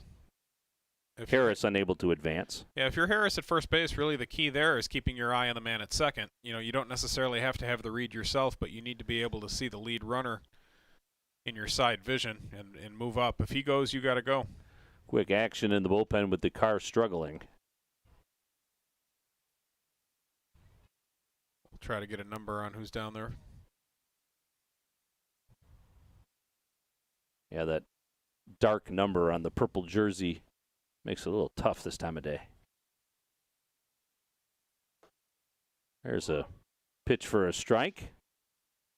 3-1. Not a bad idea there by Dakar. He went to his breaking ball when he's having trouble commanding his fastball for the 3-0 pitch there.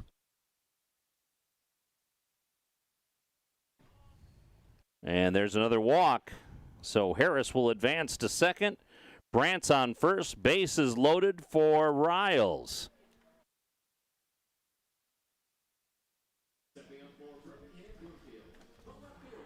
Riles with a hit in the first game. He struck out swinging and looking in this one.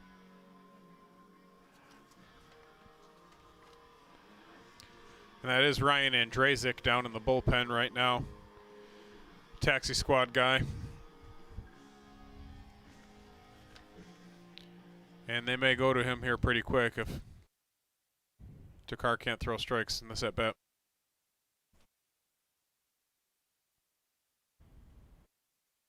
I mean, this works both ways. You don't want to give up the runs, but you also don't want to destroy his confidence. Leave him out there too long. Dakar has a tendency to be able to command his breaking ball pretty well. It's really the fastball that's been getting him in trouble lately.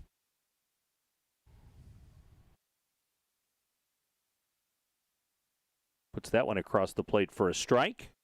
Nobody out. Fouled off the plate. Bottom of the 4th inning. He may just decide to stick with the curveball here.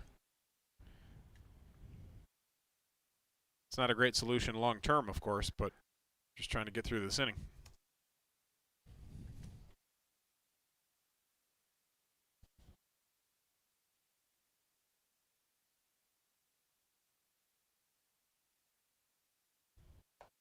Oh. That one's fouled into the catcher's mitt. So a swinging strike and 3 strikeouts for Riles in this game. That'll bring up Geely now with 1 out and the bases juiced.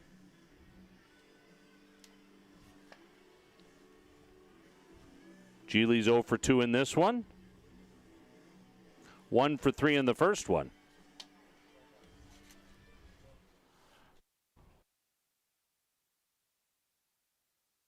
See if he still sticks with the breaking ball here.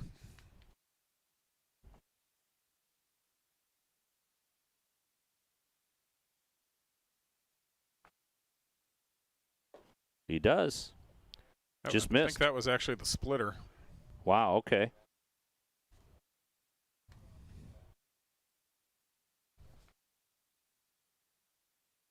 So 1-0. Nice pitch.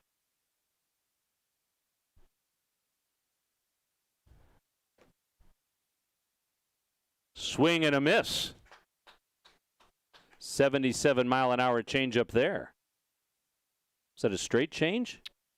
I think that was his curve. It was a little bit different look, but I think that was his curve. He may not mess with the fastball at all right now. Another curve. There's another curve there. So 1-2.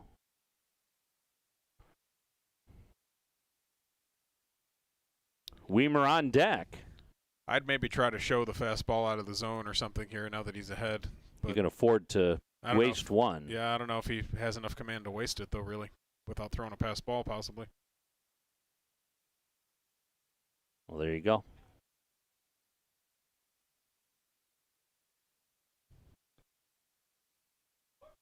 So 2 balls, 2 strikes.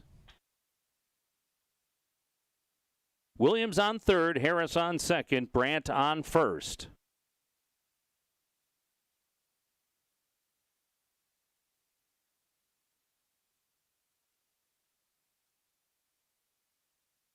Swing and a miss on an inside pitch.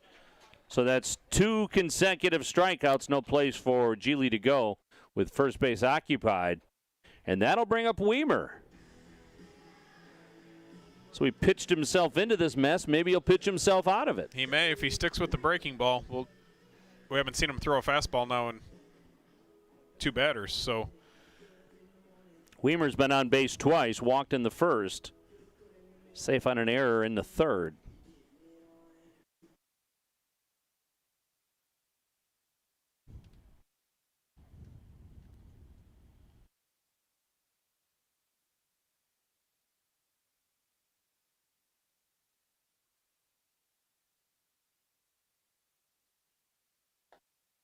There's a strike.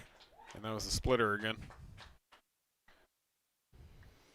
At least I think, or unless he just took something off his fastball. But it's definitely not the velocity that he's normally looking for with his fastball.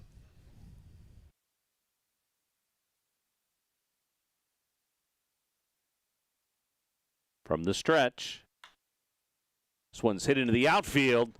Long run, and it's going to be foul.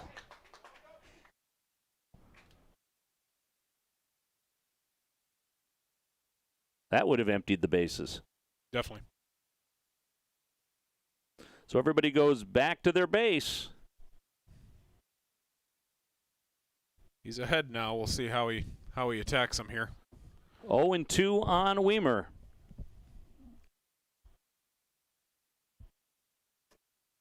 DJ, can you hear me okay? I can't hear myself or Dan. Dakar gave up a single, a walk, another walk, and then struck out the next 2 batters. And now has an 0-2 count on Weimer.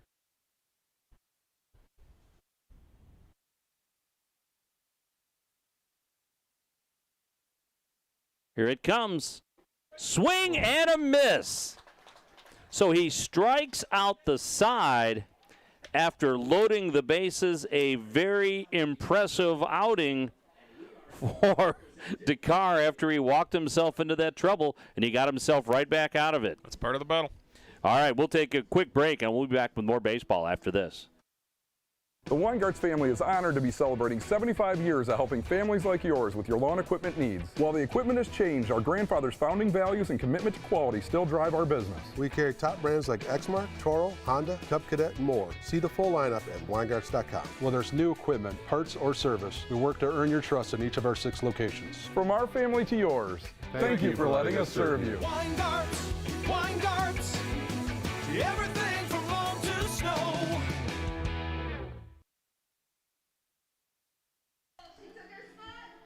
And welcome back to Jimmy John's Field on a beautiful Saturday evening. Let's take a look at the standings here in the United Shores Professional Baseball League. You see the Unicorns A 14-9 record ahead of the Hoppers, who are a game back. The Beavers fell to 10-10 with that loss in the first game. The Woolly Mammoths 6-12. So again, the playoff format is 3 plays 4, and then the winner of that game plays 2, and the winner of that game plays your first place team on championship weekend. You definitely want that number 1 spot. Certainly gives you the best chance by far. You can line up your pitching and have the best chance to win on championship Sunday. So Chrisman's still out there for the Beavers. He's pitched an outstanding game. Gave up a hit in the first, a hit in the third, and that's pretty much it. Blaze, Finney, and Hodo, your Zach Hart leadoff hitters.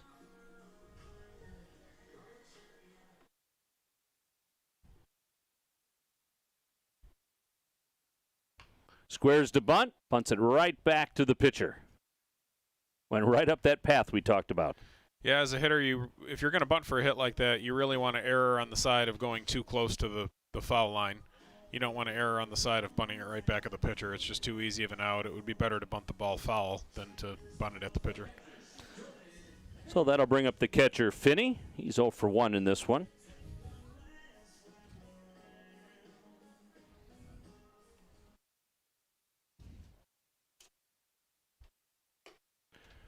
He looks at a ball up high.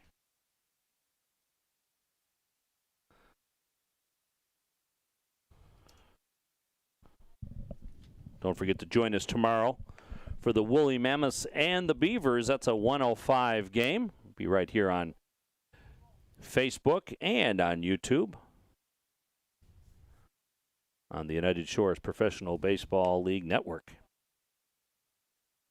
Jeremy Otto will be back for his honeymoon.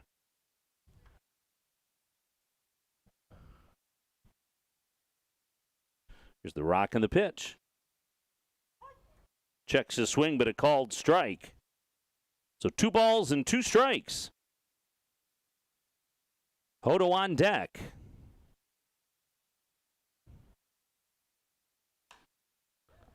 This one is ripped down the line for a single. Could be more. Finney turns the bag at first. Dives head first into second, and a double for Jordan Finney. He runs pretty well for a catcher. Made a nice turn and decided to go for it. And that'll bring up Hodo.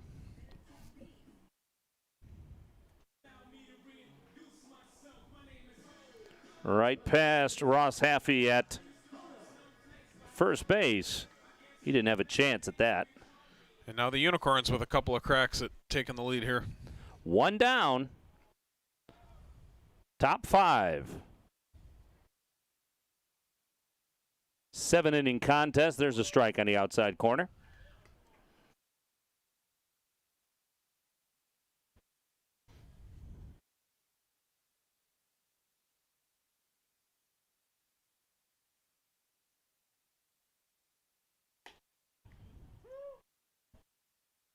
So 0-2. Couple of quick strikes from Chrisman.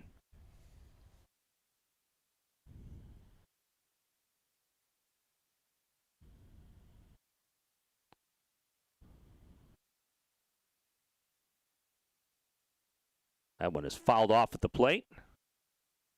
Count remains at 0-2.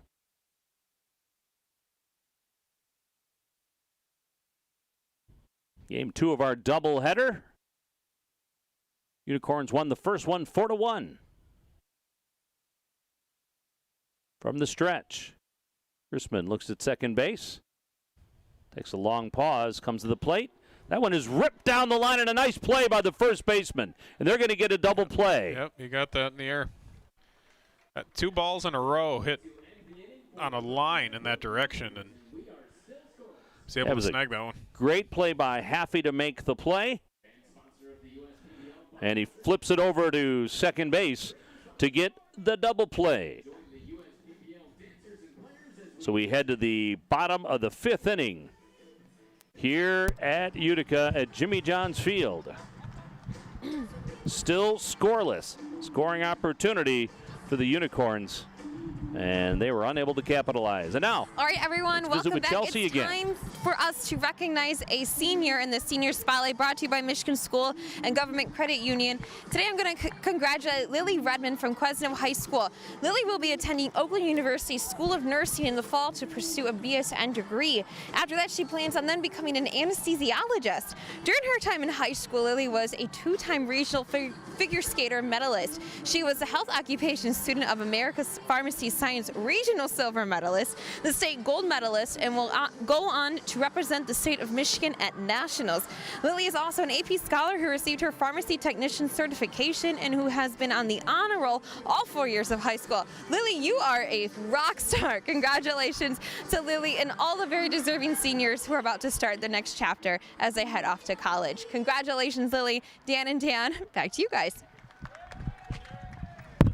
So Ryan Andrzejczyk on the mound now for the Unicorns.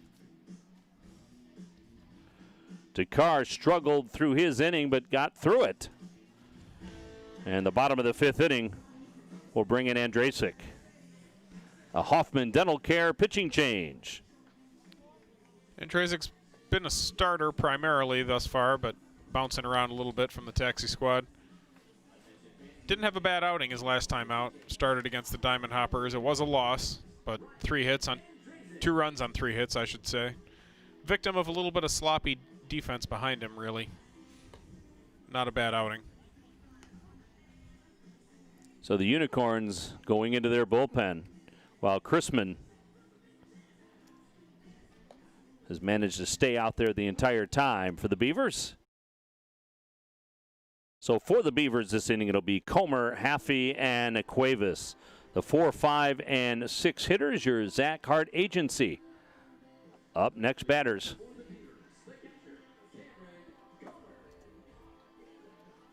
Comer's 1 for 2 tonight here in the second game. 1 for 2 in the first game. Comer, the DH in the first game, the catcher here in the second game for the Beavers. Still no score, bottom 5. Plenty of scoring chances in this game. Last inning, a great defensive play by Ross Haffey to turn a double play to end the top of the 5th.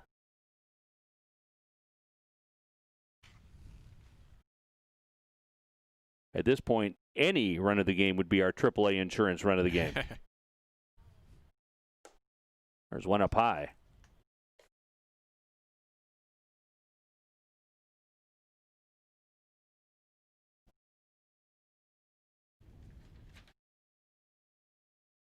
In the dirt.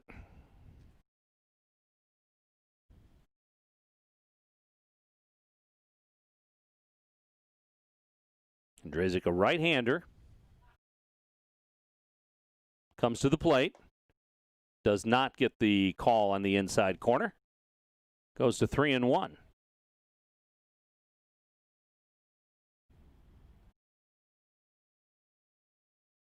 From the windup, that one's fouled off, and the count now goes to 3-2. So Dobnik out of the game for the Twins. In position for another win, though.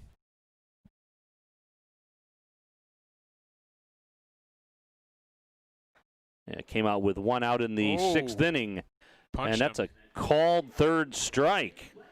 Sherwin-Williams painted black. Comer saw that differently. He thought he had a walk there. That'll bring up Ross Haffey. He was called out on strikes in the 3rd inning. He's 0 for 2.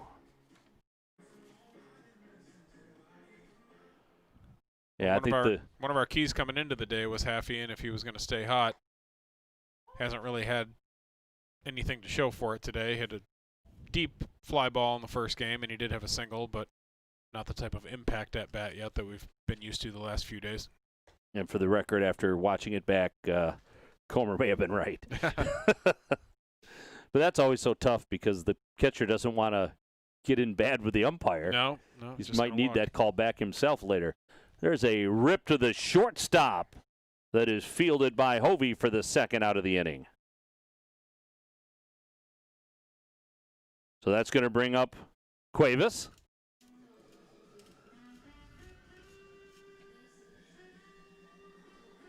He's 1 for 2.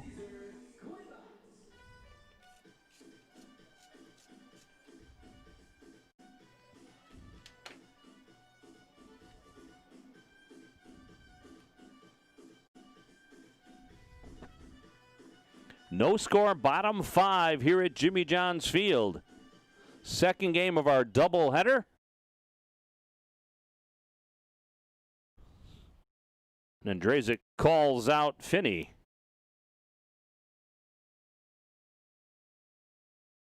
Nobody on base, though, this time, so. Yeah, I'm not sure what this could be about. Maybe just plan on how they want to pitch this guy.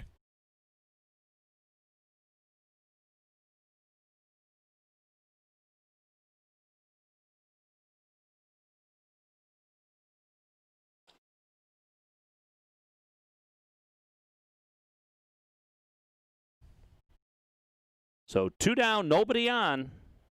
Bottom 5. Outside with the first pitch to Cuevas.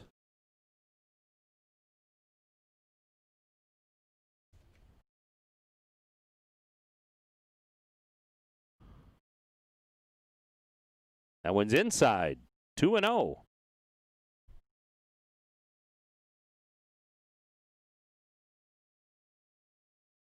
Pitching has dominated the last 3 games. After a pretty big offensive explosion on Thursday night, it's been all about the pitching the last 3 games, with the doubleheader here today.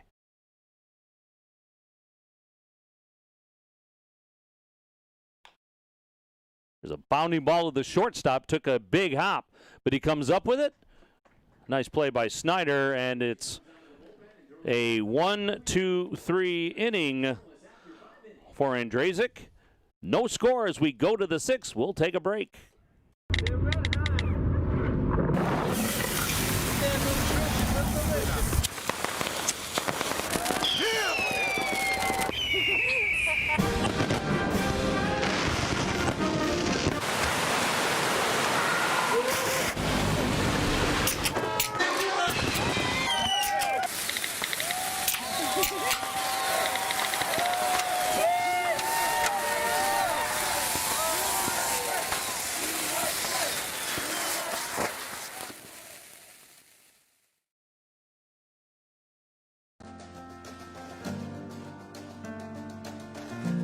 We joined Green Path and instantly felt a support around us. They developed a plan on paper, and this is how we're going to do it. The plan that they gave me was something that was sustainable. It was something I could do. It was actually lowering my payments monthly by hundreds of dollars. Choosing Green Path is a no-brainer.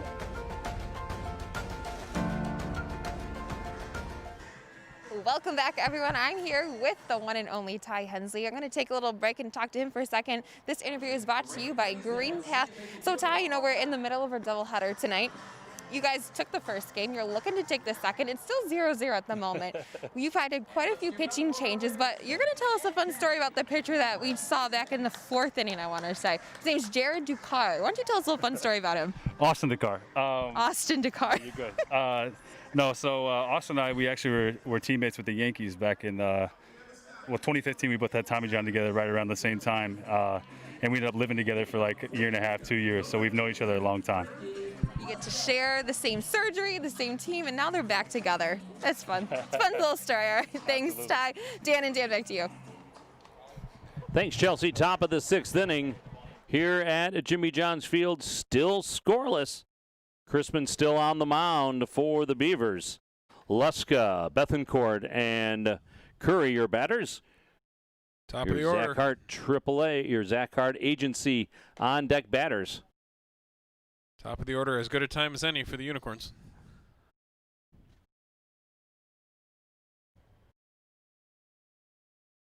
If you're the Unicorns, you have to hope that Crispin is starting to wear down a little bit. There's a ground ball to second base. No indication there. No. Quick flip over, and there's one up and one away. That's going to bring up Bethencourt, the third baseman. He's 1 for 2 tonight.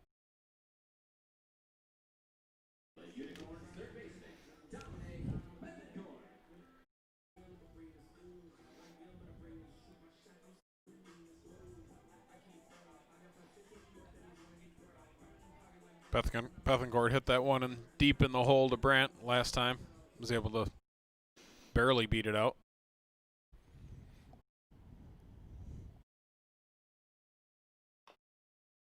That one is fouled off. Bethencourt hitting over 300 coming into the day with limited at-bats.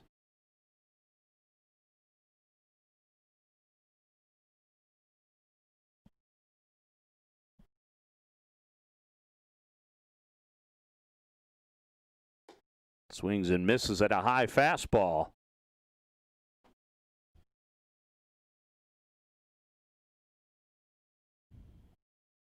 Neither team able to get the bats going at all today since the first inning of the first game.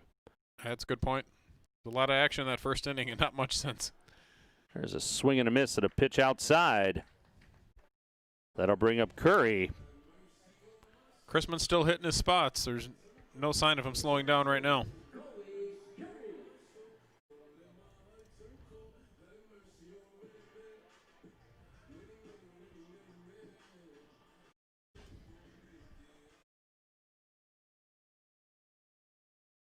Both teams with only 3 hits. There's a ball inside. Curry is 1 for 2.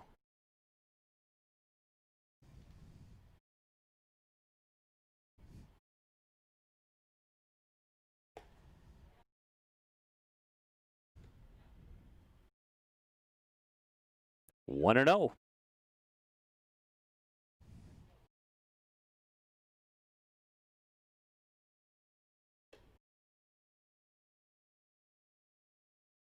Two balls and a strike on Curry, center fielder for this Utica Unicorns team. This one is hit down the line, but foul and off the base of the wall, almost into the bullpen.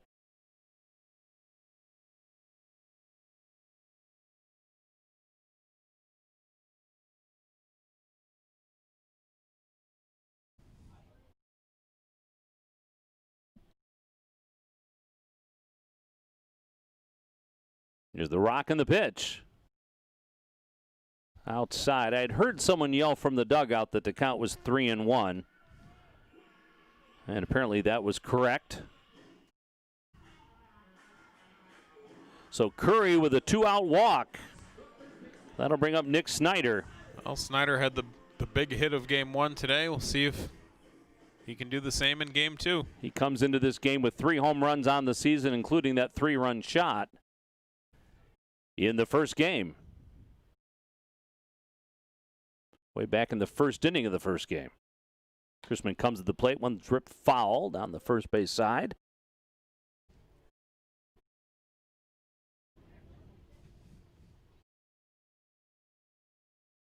Still a very pleasant night. It is. A typical environment, downtown Utica on a Saturday night like this would be bumping. Supposed to be near 90 degrees again for tomorrow's game.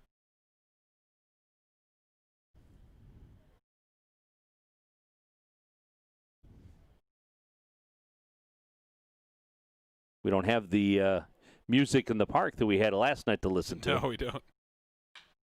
There's a rip to third base. Nice play by Cuevas across the infield in time. And the bats cannot get going for either team here today.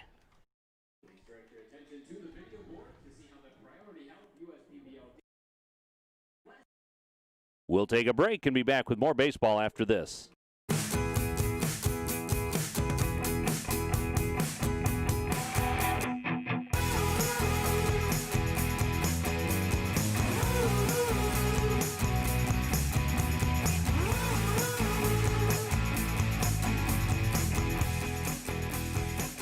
Catch the Chevy Malibu at your Metro Detroit Chevy dealers. Lease a 2020 Malibu 1LT for just $288 a month for 24 months. Put it in D and see why Chevy drives the Motor City. Order Jimmy John's and we'll bring it to your car door. Leave it at your front door or have it ready for you at our drive-thru. Just use jimmyjohns.com or our app to tell us what sandwiches, drinks, chips, and cookies you're hungry for. When you want it and how you want it. We're ready. Still no score here at Jimmy John's Field in Utica. Let's take a look at the upcoming games for the USPBL coming up tomorrow. 1:05 game. It's the Woolly Mammoths and the Beavers. Again, that one will be on the USPBL network. Jeremy Otto will be back for that one. And then on Wednesday, a 7:05 game. It's the Corns and the Hoppers. And on Thursday, another 7:05 game, the Woolly Mammoths and the Beavers again. So plenty of baseball coming up. Brought to you by Motor City Casino. So make sure you check it out. That Wednesday game could be interesting potentially, depending on what happens between now and then. Could be first place Unicorns and second place Hoppers possibly. So we have a pitching change for the Unicorns. Craig Shanahan on the pitch.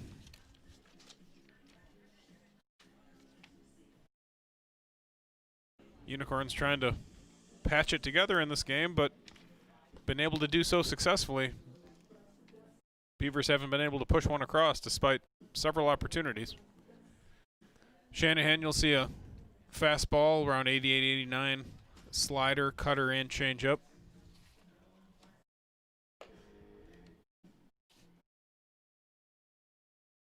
Shanahan with a high ERA and a 2-5 record in 20 and 2/3 innings pitched. He's got a whip about 194, so that's trouble for him. But he does have 24 strikeouts in 20 innings, so does have a good arm. Last time we saw Greg Shanahan was back on August 12th. He came in unexpectedly in the second inning in a relief situation and ended up earning the win in that ball game. Williams, Harris, and Brandt, the bottom of the order for the Beavers, brought to you by the Zach Hart Agency. Bottom of the sixth inning here at Jimmy John's Field. We play 7. Do you think they'll stick with 7 the rest of the year, or do you think they'll expand out to 9? I think they'll stick with 7, with the possible exception of the playoffs. I think that could maybe go to 9. Here's one hit to the center fielder, Curry. He had to reach up for it, but gloves it for the first out of the inning. I think the 7 innings is a better fit just with regard to keeping the roster sizes somewhat manageable, not requiring any additional pitchers, that type of thing. How big would the rosters be in a normal year? That's a good question. I don't know that off the top of my head. This is my first year with the league as well, but I know that they would probably need a few more pitchers per team if they were to regularly go 9 innings every day. Here's a ground ball to the second baseman, Hodo, with the easy play. 2 There's pitches, 2 2 up and outs. 2 away. Yeah. You know what that means for Jonathan Brandt. It means he better take a pitch. You do not want to be a team that goes down 1, 2, 3 on 3 pitches. Well, Brandt from the 9-hole with 2 walks tonight. So here in the second game, so he's got some practice taking pitches. He was 0 for 2 in the first game. And he takes one. It's a pretty nice pitch, but called a ball on the outside.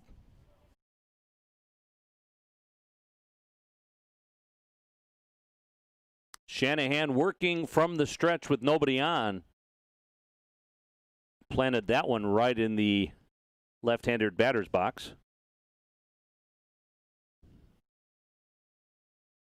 With nobody on, Finney just let it go.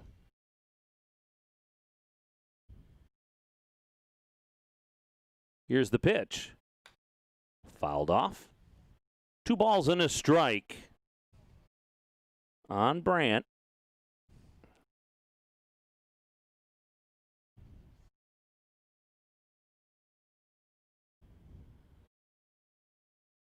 Here's the pitch. Swing and a miss. 2 balls, 2 strikes. Good velocity from Shanahan tonight, 90-91. A few ticks higher than the last time we saw him out.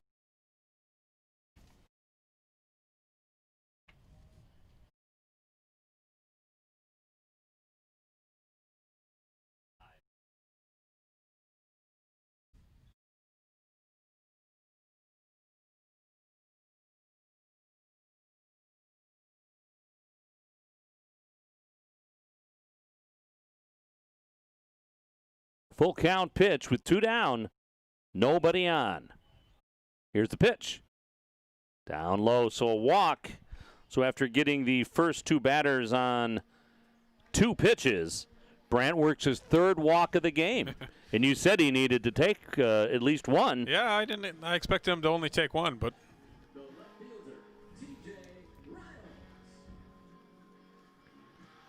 I expect him to maybe try to steal a base here, too. They got to force the issue a little bit and try to get a run.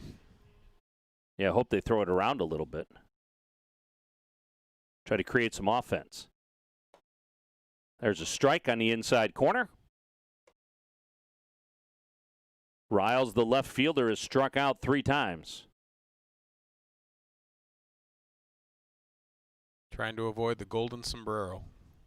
I heard that conversation. There goes the runner. Here's a fly ball hit to right field.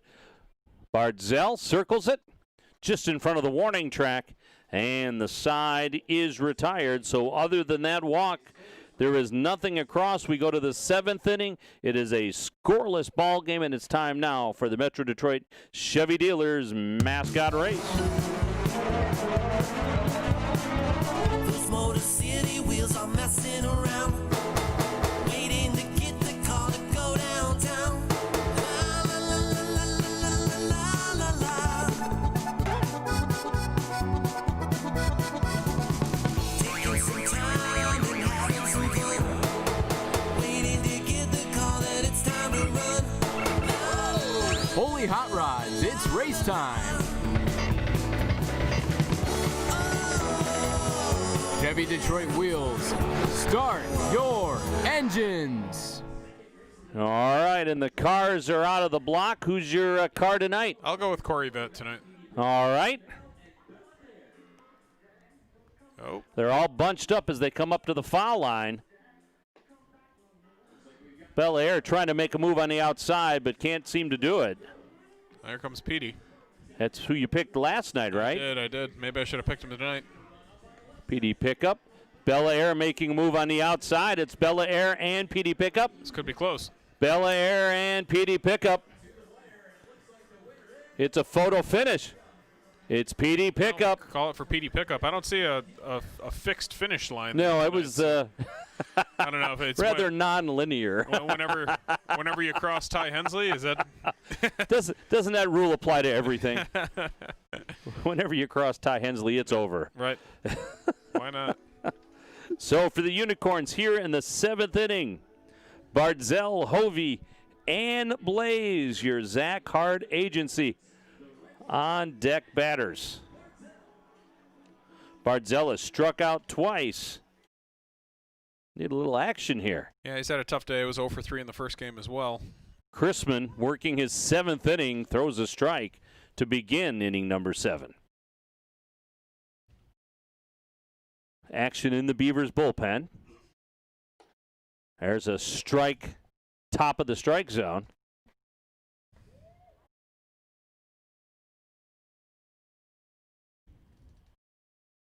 I believe that's Godfrey warming up for the Beavers. Here's the pitch. Check to swing. Let's see. Rings him up. So Barzell with his 3rd strikeout of the night. But he's in good company. Actually, fourth on the day overall. Had one in the first game, I think. It's not a golden sombrero if it's over 2 games. No, probably not.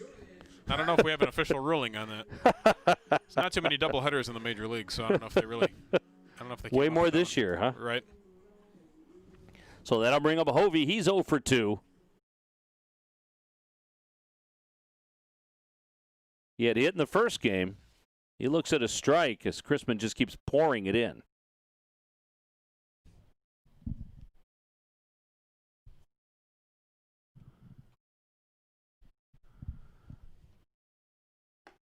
There's another one. 88 miles an hour.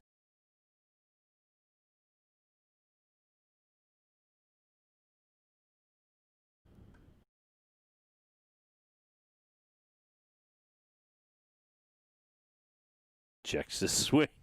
Hope he did.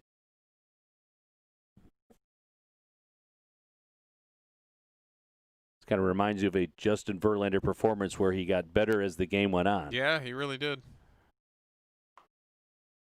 Tries to get him to chase on the outside corner, but Hovey won't do that.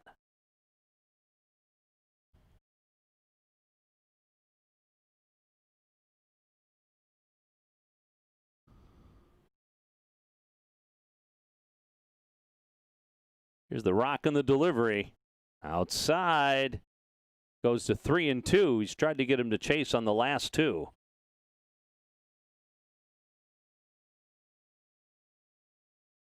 Blaze on deck, the designated hitter. Here's the pitch. Ground ball to second base. Quick flip over to first base, and there's 2 up and 2 away. Easy play for Geely. So Blaze, the designated hitter, who is 0 for 2, comes up. Tried bunt last time, but he just bunted it too close to Chrisman. Not a bad idea in a game like this. Just didn't execute it. So Chrisman went out away from pitching 7. There's a big swing and a miss. Not only does that ball have good action on it, but it's just really well located. I mean, it's just a bit off the plate, maybe right on the black, away from Blaze. It's a tough pitch to hit. This is popped up. Cuevas makes a nice play in the third base coaching box. And what would have been a complete game victory possibly for Chrisman had his team put any runs on the board. He'll leave the field after 7 innings, and I suspect, unless we get a run here, he will not get a complete game victory. Let's throw it to Leo now for Take Me Out to the Ball Game, the 7th inning stretch. Let's hear you sing. Take me out to the ball game. Take me out with the crowd. Buy me some peanuts and Cracker Jack. I don't care if I never get back. Let me root for the home team. If they don't win, it's a shame. For it's 1, 2, 3 strikes, you're out at the old ball game. Thank you, fans, for participating in the 7th inning stretch, brought to you by Genesis Credit Union.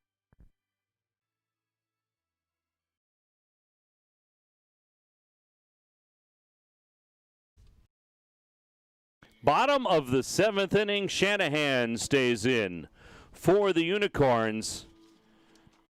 And the Beavers looking to scratch out a run here in the bottom of the 7th inning. Another scoreless game in the 7th. This happened to us last night in that great pitchers duel. A little more opportunity in this game for both teams to score. Yeah, I would say especially on the Beavers side, Unicorns just keep wiggling out of trouble. So again, if we make it to extra innings, it's European style, European rules, so the runner would be placed at second base. And as we learned last night, just scoring that man from second in the top half may not be enough. You really got to work to get 2 runs. Yeah, Beavers had to score 2 to win last night. Or check that, the Diamond Hoppers had to score 2 in the 8th to win last night over this Unicorns team. So it'll be Geely, Weimer, and Comer. Well, Your Zach Hart Agency on deck batters. Pretty good place to start if you're trying to get the winning run here. Heart of the order. 3 All-Stars in a row for the Beavers.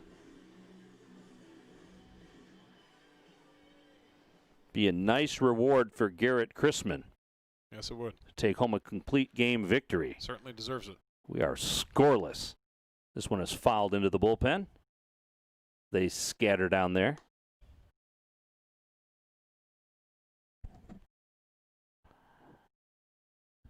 Geely is 0 for 3, but he's in good company tonight.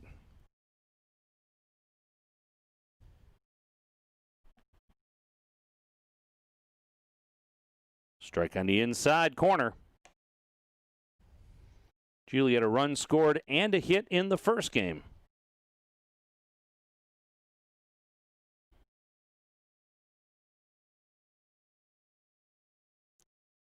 Shanahan working from the stretch with the bases empty.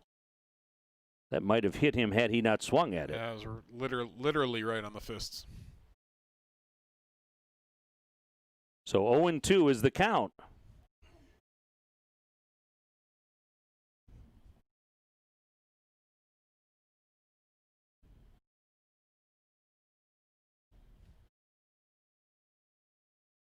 In the dirt, a ball and 2 strikes.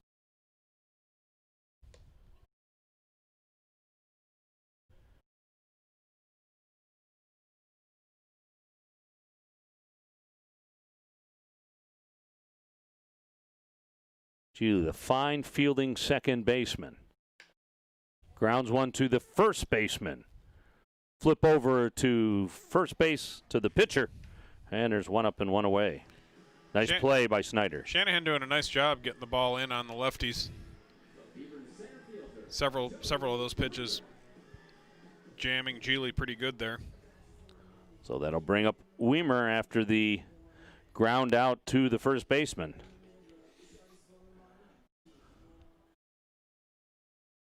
So Weimer is 0 for 2 with a walk. He was safe on an error in the third inning as he almost gets hit.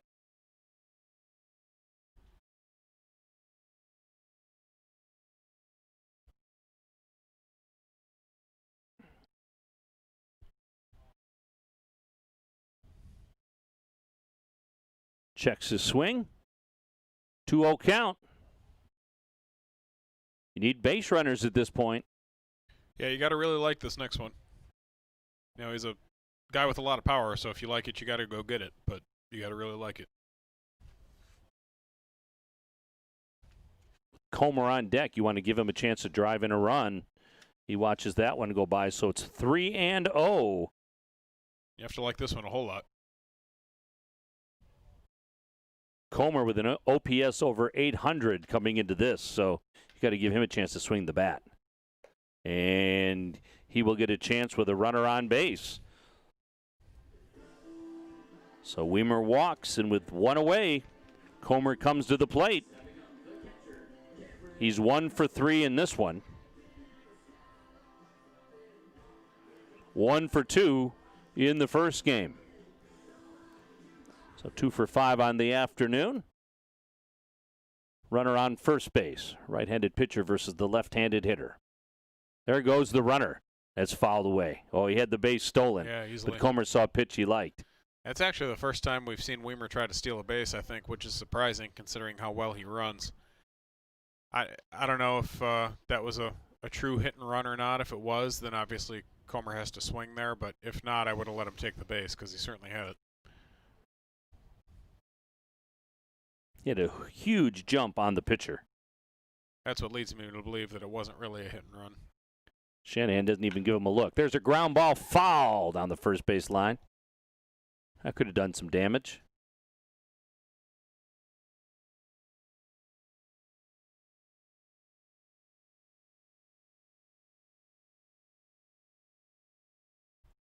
Sometime either this at bat or the next, Weimer's got to try to steal a base. It's a good lead. Snyder holding him.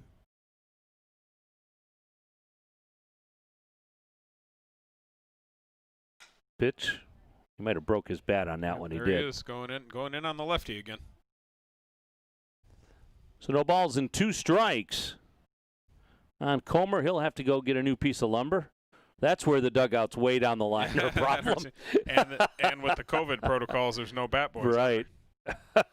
So he's got to go all the way down the line to pick up his bat. Sawed it right off. It did not appear to have a handle on it when he turned it in. Right.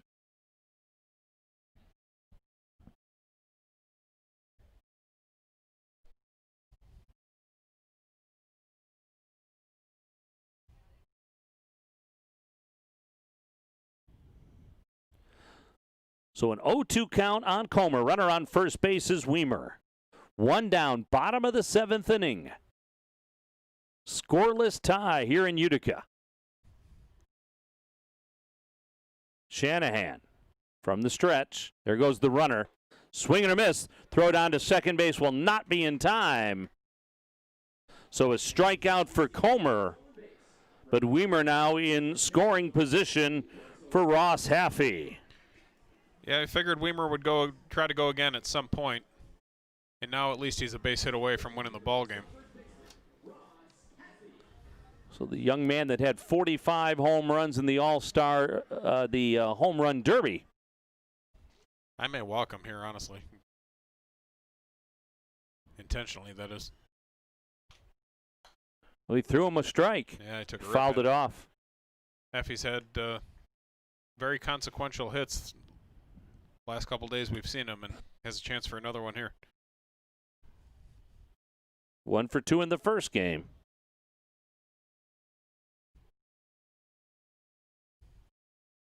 Swing and a miss. Well, they could end up proving me wrong here. I would have rather taken my chances with Cuevas. But so 0-2 count. He's way ahead now. So.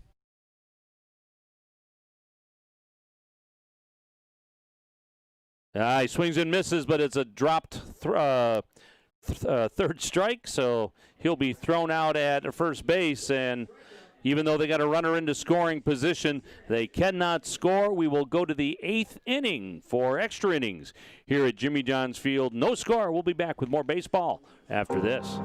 They called it the 1,000-year flood. They were having homes and businesses flooded, and the roads were being washed out. Might end up with a 0-0 tie. A lot of fear that we were going to lose a lot of people. When we heard the police station was flooded, we immediately gave them our command center to operate out of. Belfour was our savior. Sheldon and his team restored 25 of our businesses and more than 1,500 residences. At Belfour, we're restoring more than property. There's nothing better than a ball game at Jimmy John's Field and a cold beer from Midland Brewing Company. Hi, I'm Kyle, the head brewer at Midland Brewing Company, here to wish you a stellar time making memories at Jimmy John's Field. And we hope that you're living it up with a Copper Harbor Ale in your cup. You can find more of our selections here at the ballpark and around town at your favorite bottle shops too. We hope you have a ball at the game, and remember, enjoy responsibly. Let's play ball.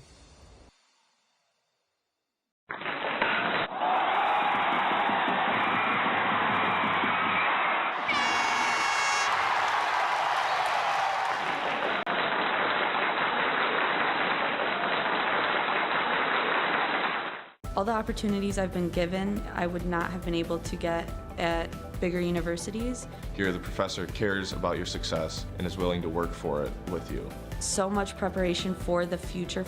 I couldn't imagine being anywhere else. Detroit Mercy. Build a boundless future. We're back with extra innings here at Jimmy John's Field in Utica. Extra innings brought to you by Floor and Decor tonight. We thank them for their loyal sponsorship. And a new pitcher for the Beavers, Amani Godfrey. Amani Godfrey did close out a game against the Utica Unicorns the last time we saw him on August 13th with a very clean 1-2-3 inning. Guy with pretty good stuff. He's done a pretty good job here in his young professional career. Fastball, curveball, changeup, and slider. Can get his fastball up to around 91. So Chrisman throws 7 innings of shutout baseball, and he will not get the decision. Blaze made the last out, so he'll start on second here with the international rules and extra innings. Unofficially, 4 hits and 8 strikeouts for Chrisman, no runs. Finney, who made the nice block to end the last inning and throw the man out at first, will be the leadoff hitter here Had a double his last time up down the right field line. Good chance here for the Unicorns to take the lead. So as you said, Blaze is the runner at second base. He'll start there. And Finney, the catcher. He was thrown out at second base after that line out. Yep. Fouls it off. I like that they're not bunting here. You know, I think as the visiting team in extra innings, you really have to try to play for 2 runs, not 1 run. Yep.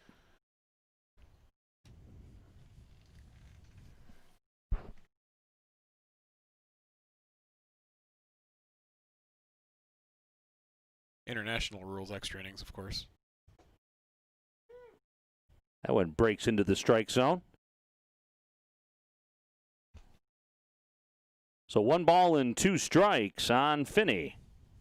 Hodo on deck. Blaze, who made the last out in the 7th inning on second base.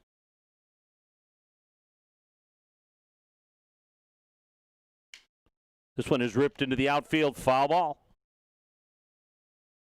Got that one in on him enough. And he broke his bat too. Yeah, he did. He did, yep. Well-located fastball there by Godfrey. So Blaze will head back to second base, and Finney will head to the dugout for a new War Club.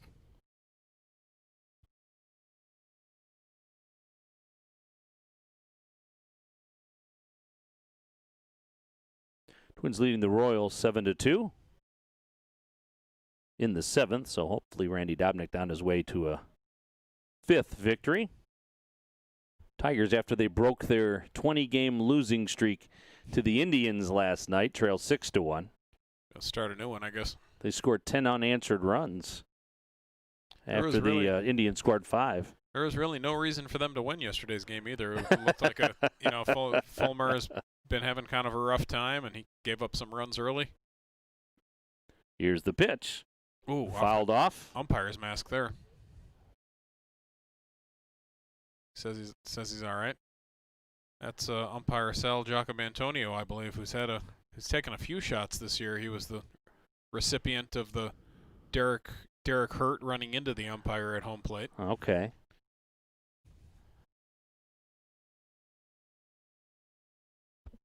I believe Sal umpires college baseball. He does, yep. And a swing and a miss. It's a good pitch.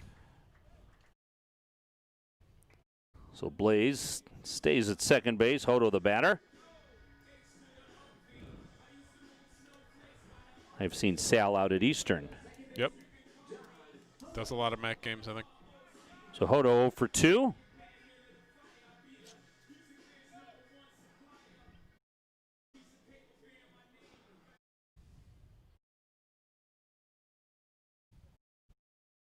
Hodo 1 for 2 in the first game.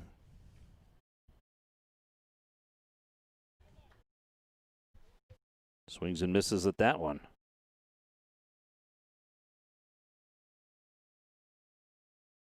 Doing a good job commanding a slider thus far. He's throwing it out of the zone when he wants to and in the zone when he wants to. Monty Godfrey in relief of Garrett Chrisman. Here's a fly ball that will make it to the grass. The second baseman, Hodo, or check that. The second baseman, Geely, will put it away. And there's 2 away.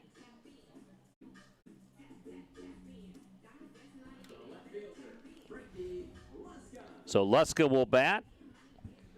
It's a big at-bat here for the Unicorns. You really don't want to go to the bottom in international rules extra innings without having scored at least 1 run. He's 0 for 3 tonight. Moved to left field in the second game.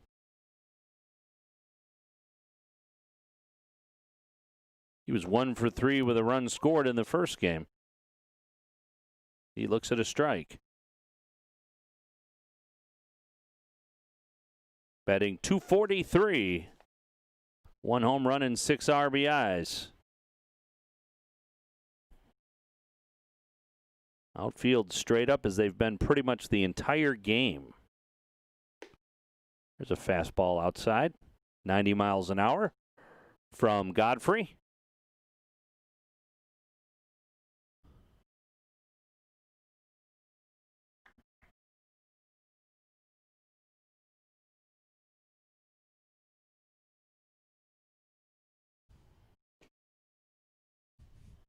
Bonus baseball on the outside corner. 2 balls and a strike. And we only play 2 extra innings. Is that what you told me yesterday? Yes, that is the max. After that, it's a tie. 9 innings total is the max here in the USPBL.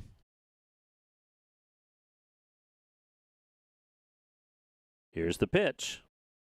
Outside. You have the open base here. You don't have to give in to him. And with a 3-1 count, that may very well happen.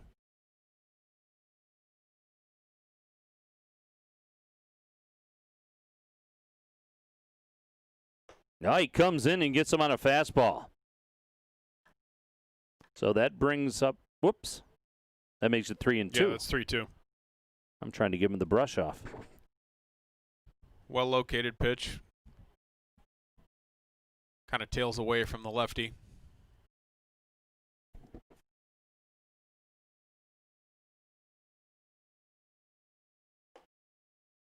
All right, so he'll walk.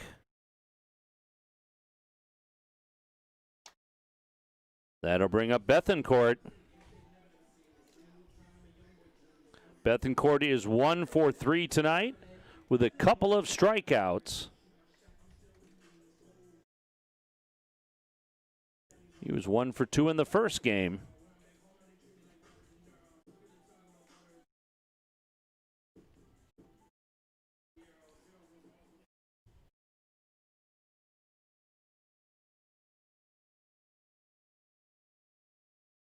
Here's the pitch. Strike right down the middle.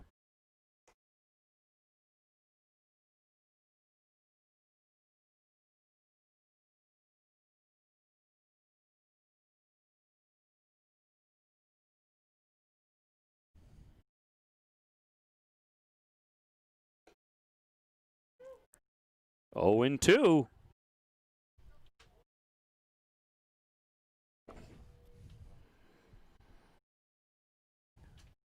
Still on second base is Blaze.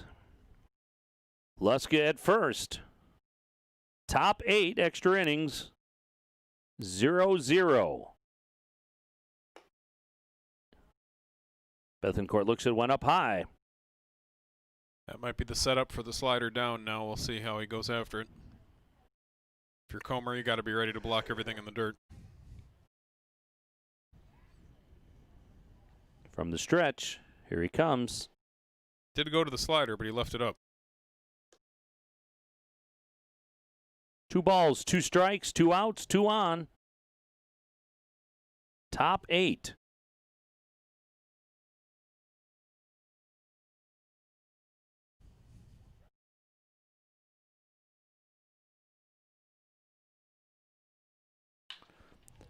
And a third baseman right there to put it away, Cuevas.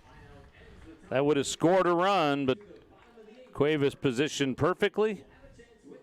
Catches the line out. We'll go to the bottom of the 8th inning. Still no score.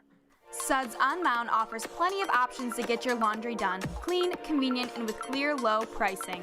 No confusing cards to load or upcharges for hot water, like the other guys. We operate with quarters for one price washes with maximum water settings to get your clothes cleaner, faster. We offer 61 machines, including 3 80-pound washers, the largest in production. Suds on Mound offers self-service, wash, dry, and fold service, and we can even service entryway rugs and king-size down-filled comforters.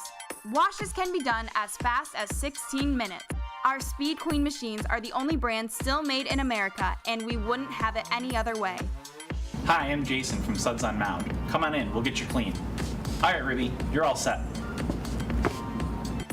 Mention this ad for 10% off your wash, dry, and fold service.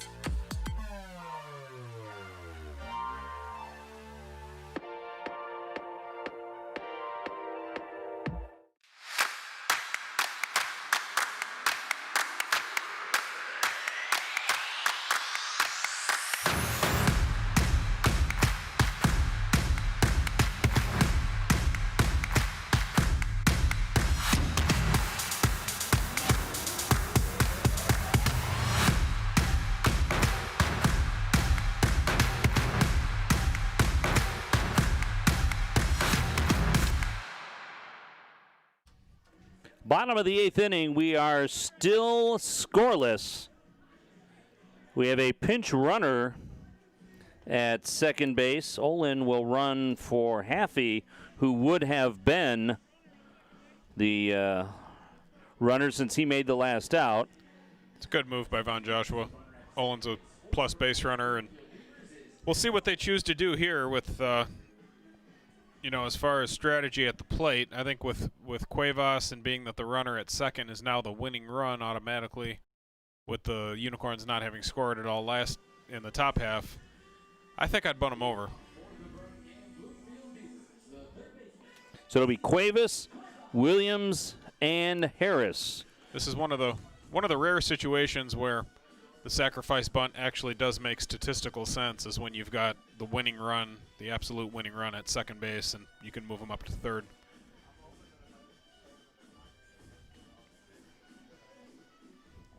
So Shanahan stays out there. Let's see what Bethencourt does here at third. This is his third inning of work. And they're not bunting. He's not on that pitch. No. Cuevas is 1 for 3 tonight.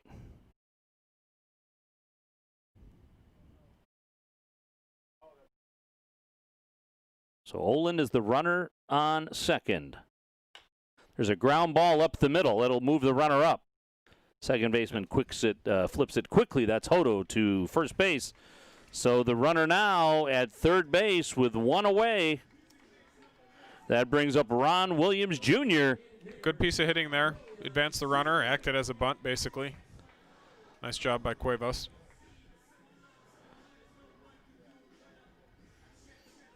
So the infield will play in.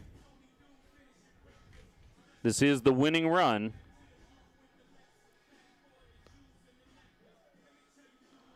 Williams has had several good swings in this game. Here's one hit into the outfield. Caught on a line. Nope, that'll get past the outfielder, Luska. And the run will score. And a win for the Beavers tonight. They win it 1-0. It was a line shot that Luska couldn't come up with. A nice job by Williams there. He was looking for a certain thing. He got the fastball down in the zone that he wanted and lined it right where it was pitched. And even if Luska had come up with it, it would have been a very difficult play to make at home plate. He would have had to stay on his feet, and the way that he was kind of going down in an attempt to get it, it would have been a very hard play. So Olin scores the winning run, and it's a 1-0 win for the Beavers. Godfrey ends up taking the win for the Beavers. Shanahan ends up the losing pitcher. An excellent outing by Garrett Christensen. Gave up 4 hits, had 8 strikeouts in 7 shutout innings. But that wasn't enough. But his Beavers did come up with a victory eventually, 1-0 in extra innings in the bottom of the 8th inning. Yeah, really, in many ways, Chrisman was probably the biggest story of the game for the Beavers. Was not the pitcher of record as it turned out, but he did a great job, and he's really done a terrific job all season. All right, well, we will take a break, and Chelsea will have our player of the game in just a couple of moments. A 1-0 extra innings win for the Beavers. We'll be back right after this.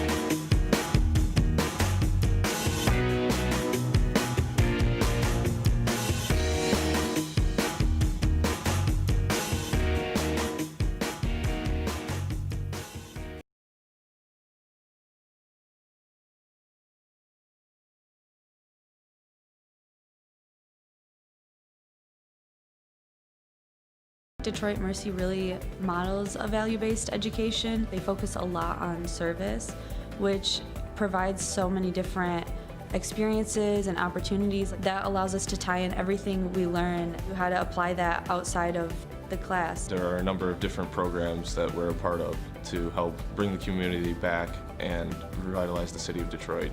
Doing service with the community really helps bring Detroit Mercy outside of the gates and to everyone.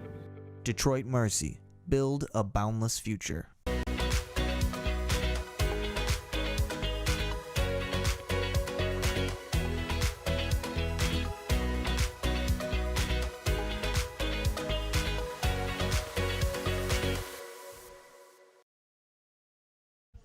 Two great baseball games here tonight at Jimmy John's Field. It's time now for the Auto Lab post-game show.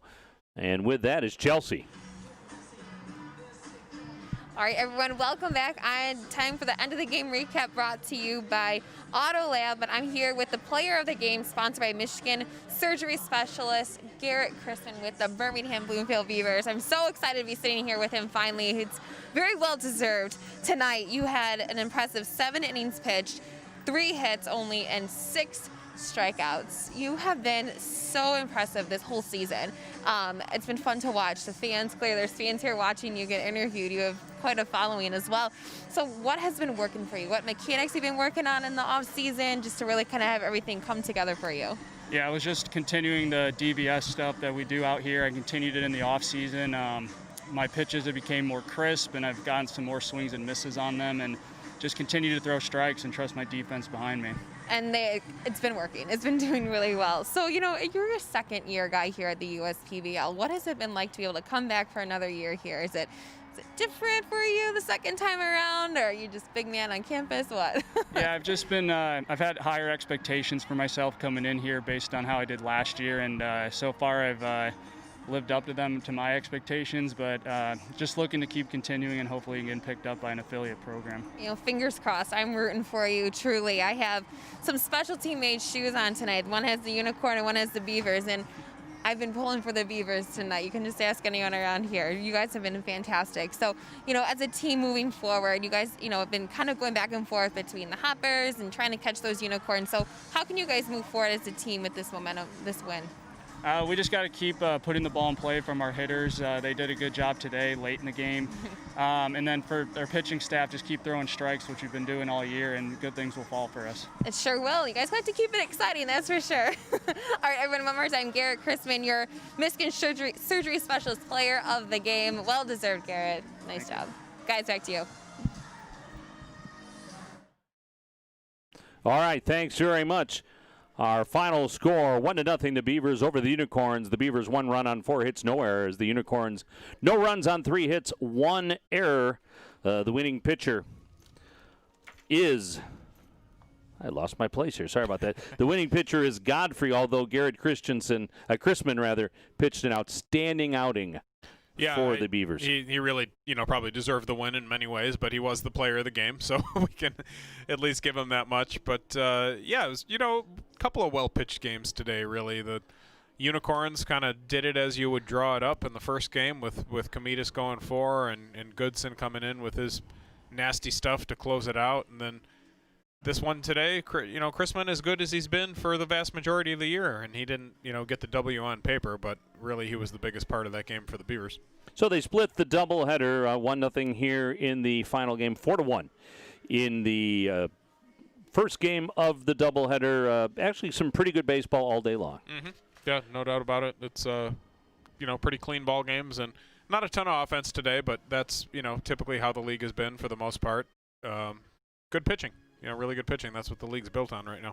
All right, it'll be the Woolly Mammoths and the Beavers tomorrow at 1:05. Jeremy Otto will be back in his regular spot here. I want to thank everyone for allowing me to hang out and announce some baseball for the last couple of days. I appreciate it and wish you guys the best of luck the rest of the season. Thank you very much. Hopefully we'll see you here anyway at some point. Yes, you will. All right, for our producer, Jeremiah Hergod, and for our director, PJ Grabowski, this is Dan York saying so long from Jimmy John's Field. Again, the final, the Beavers 1, the Unicorns nothing. Good night, everyone.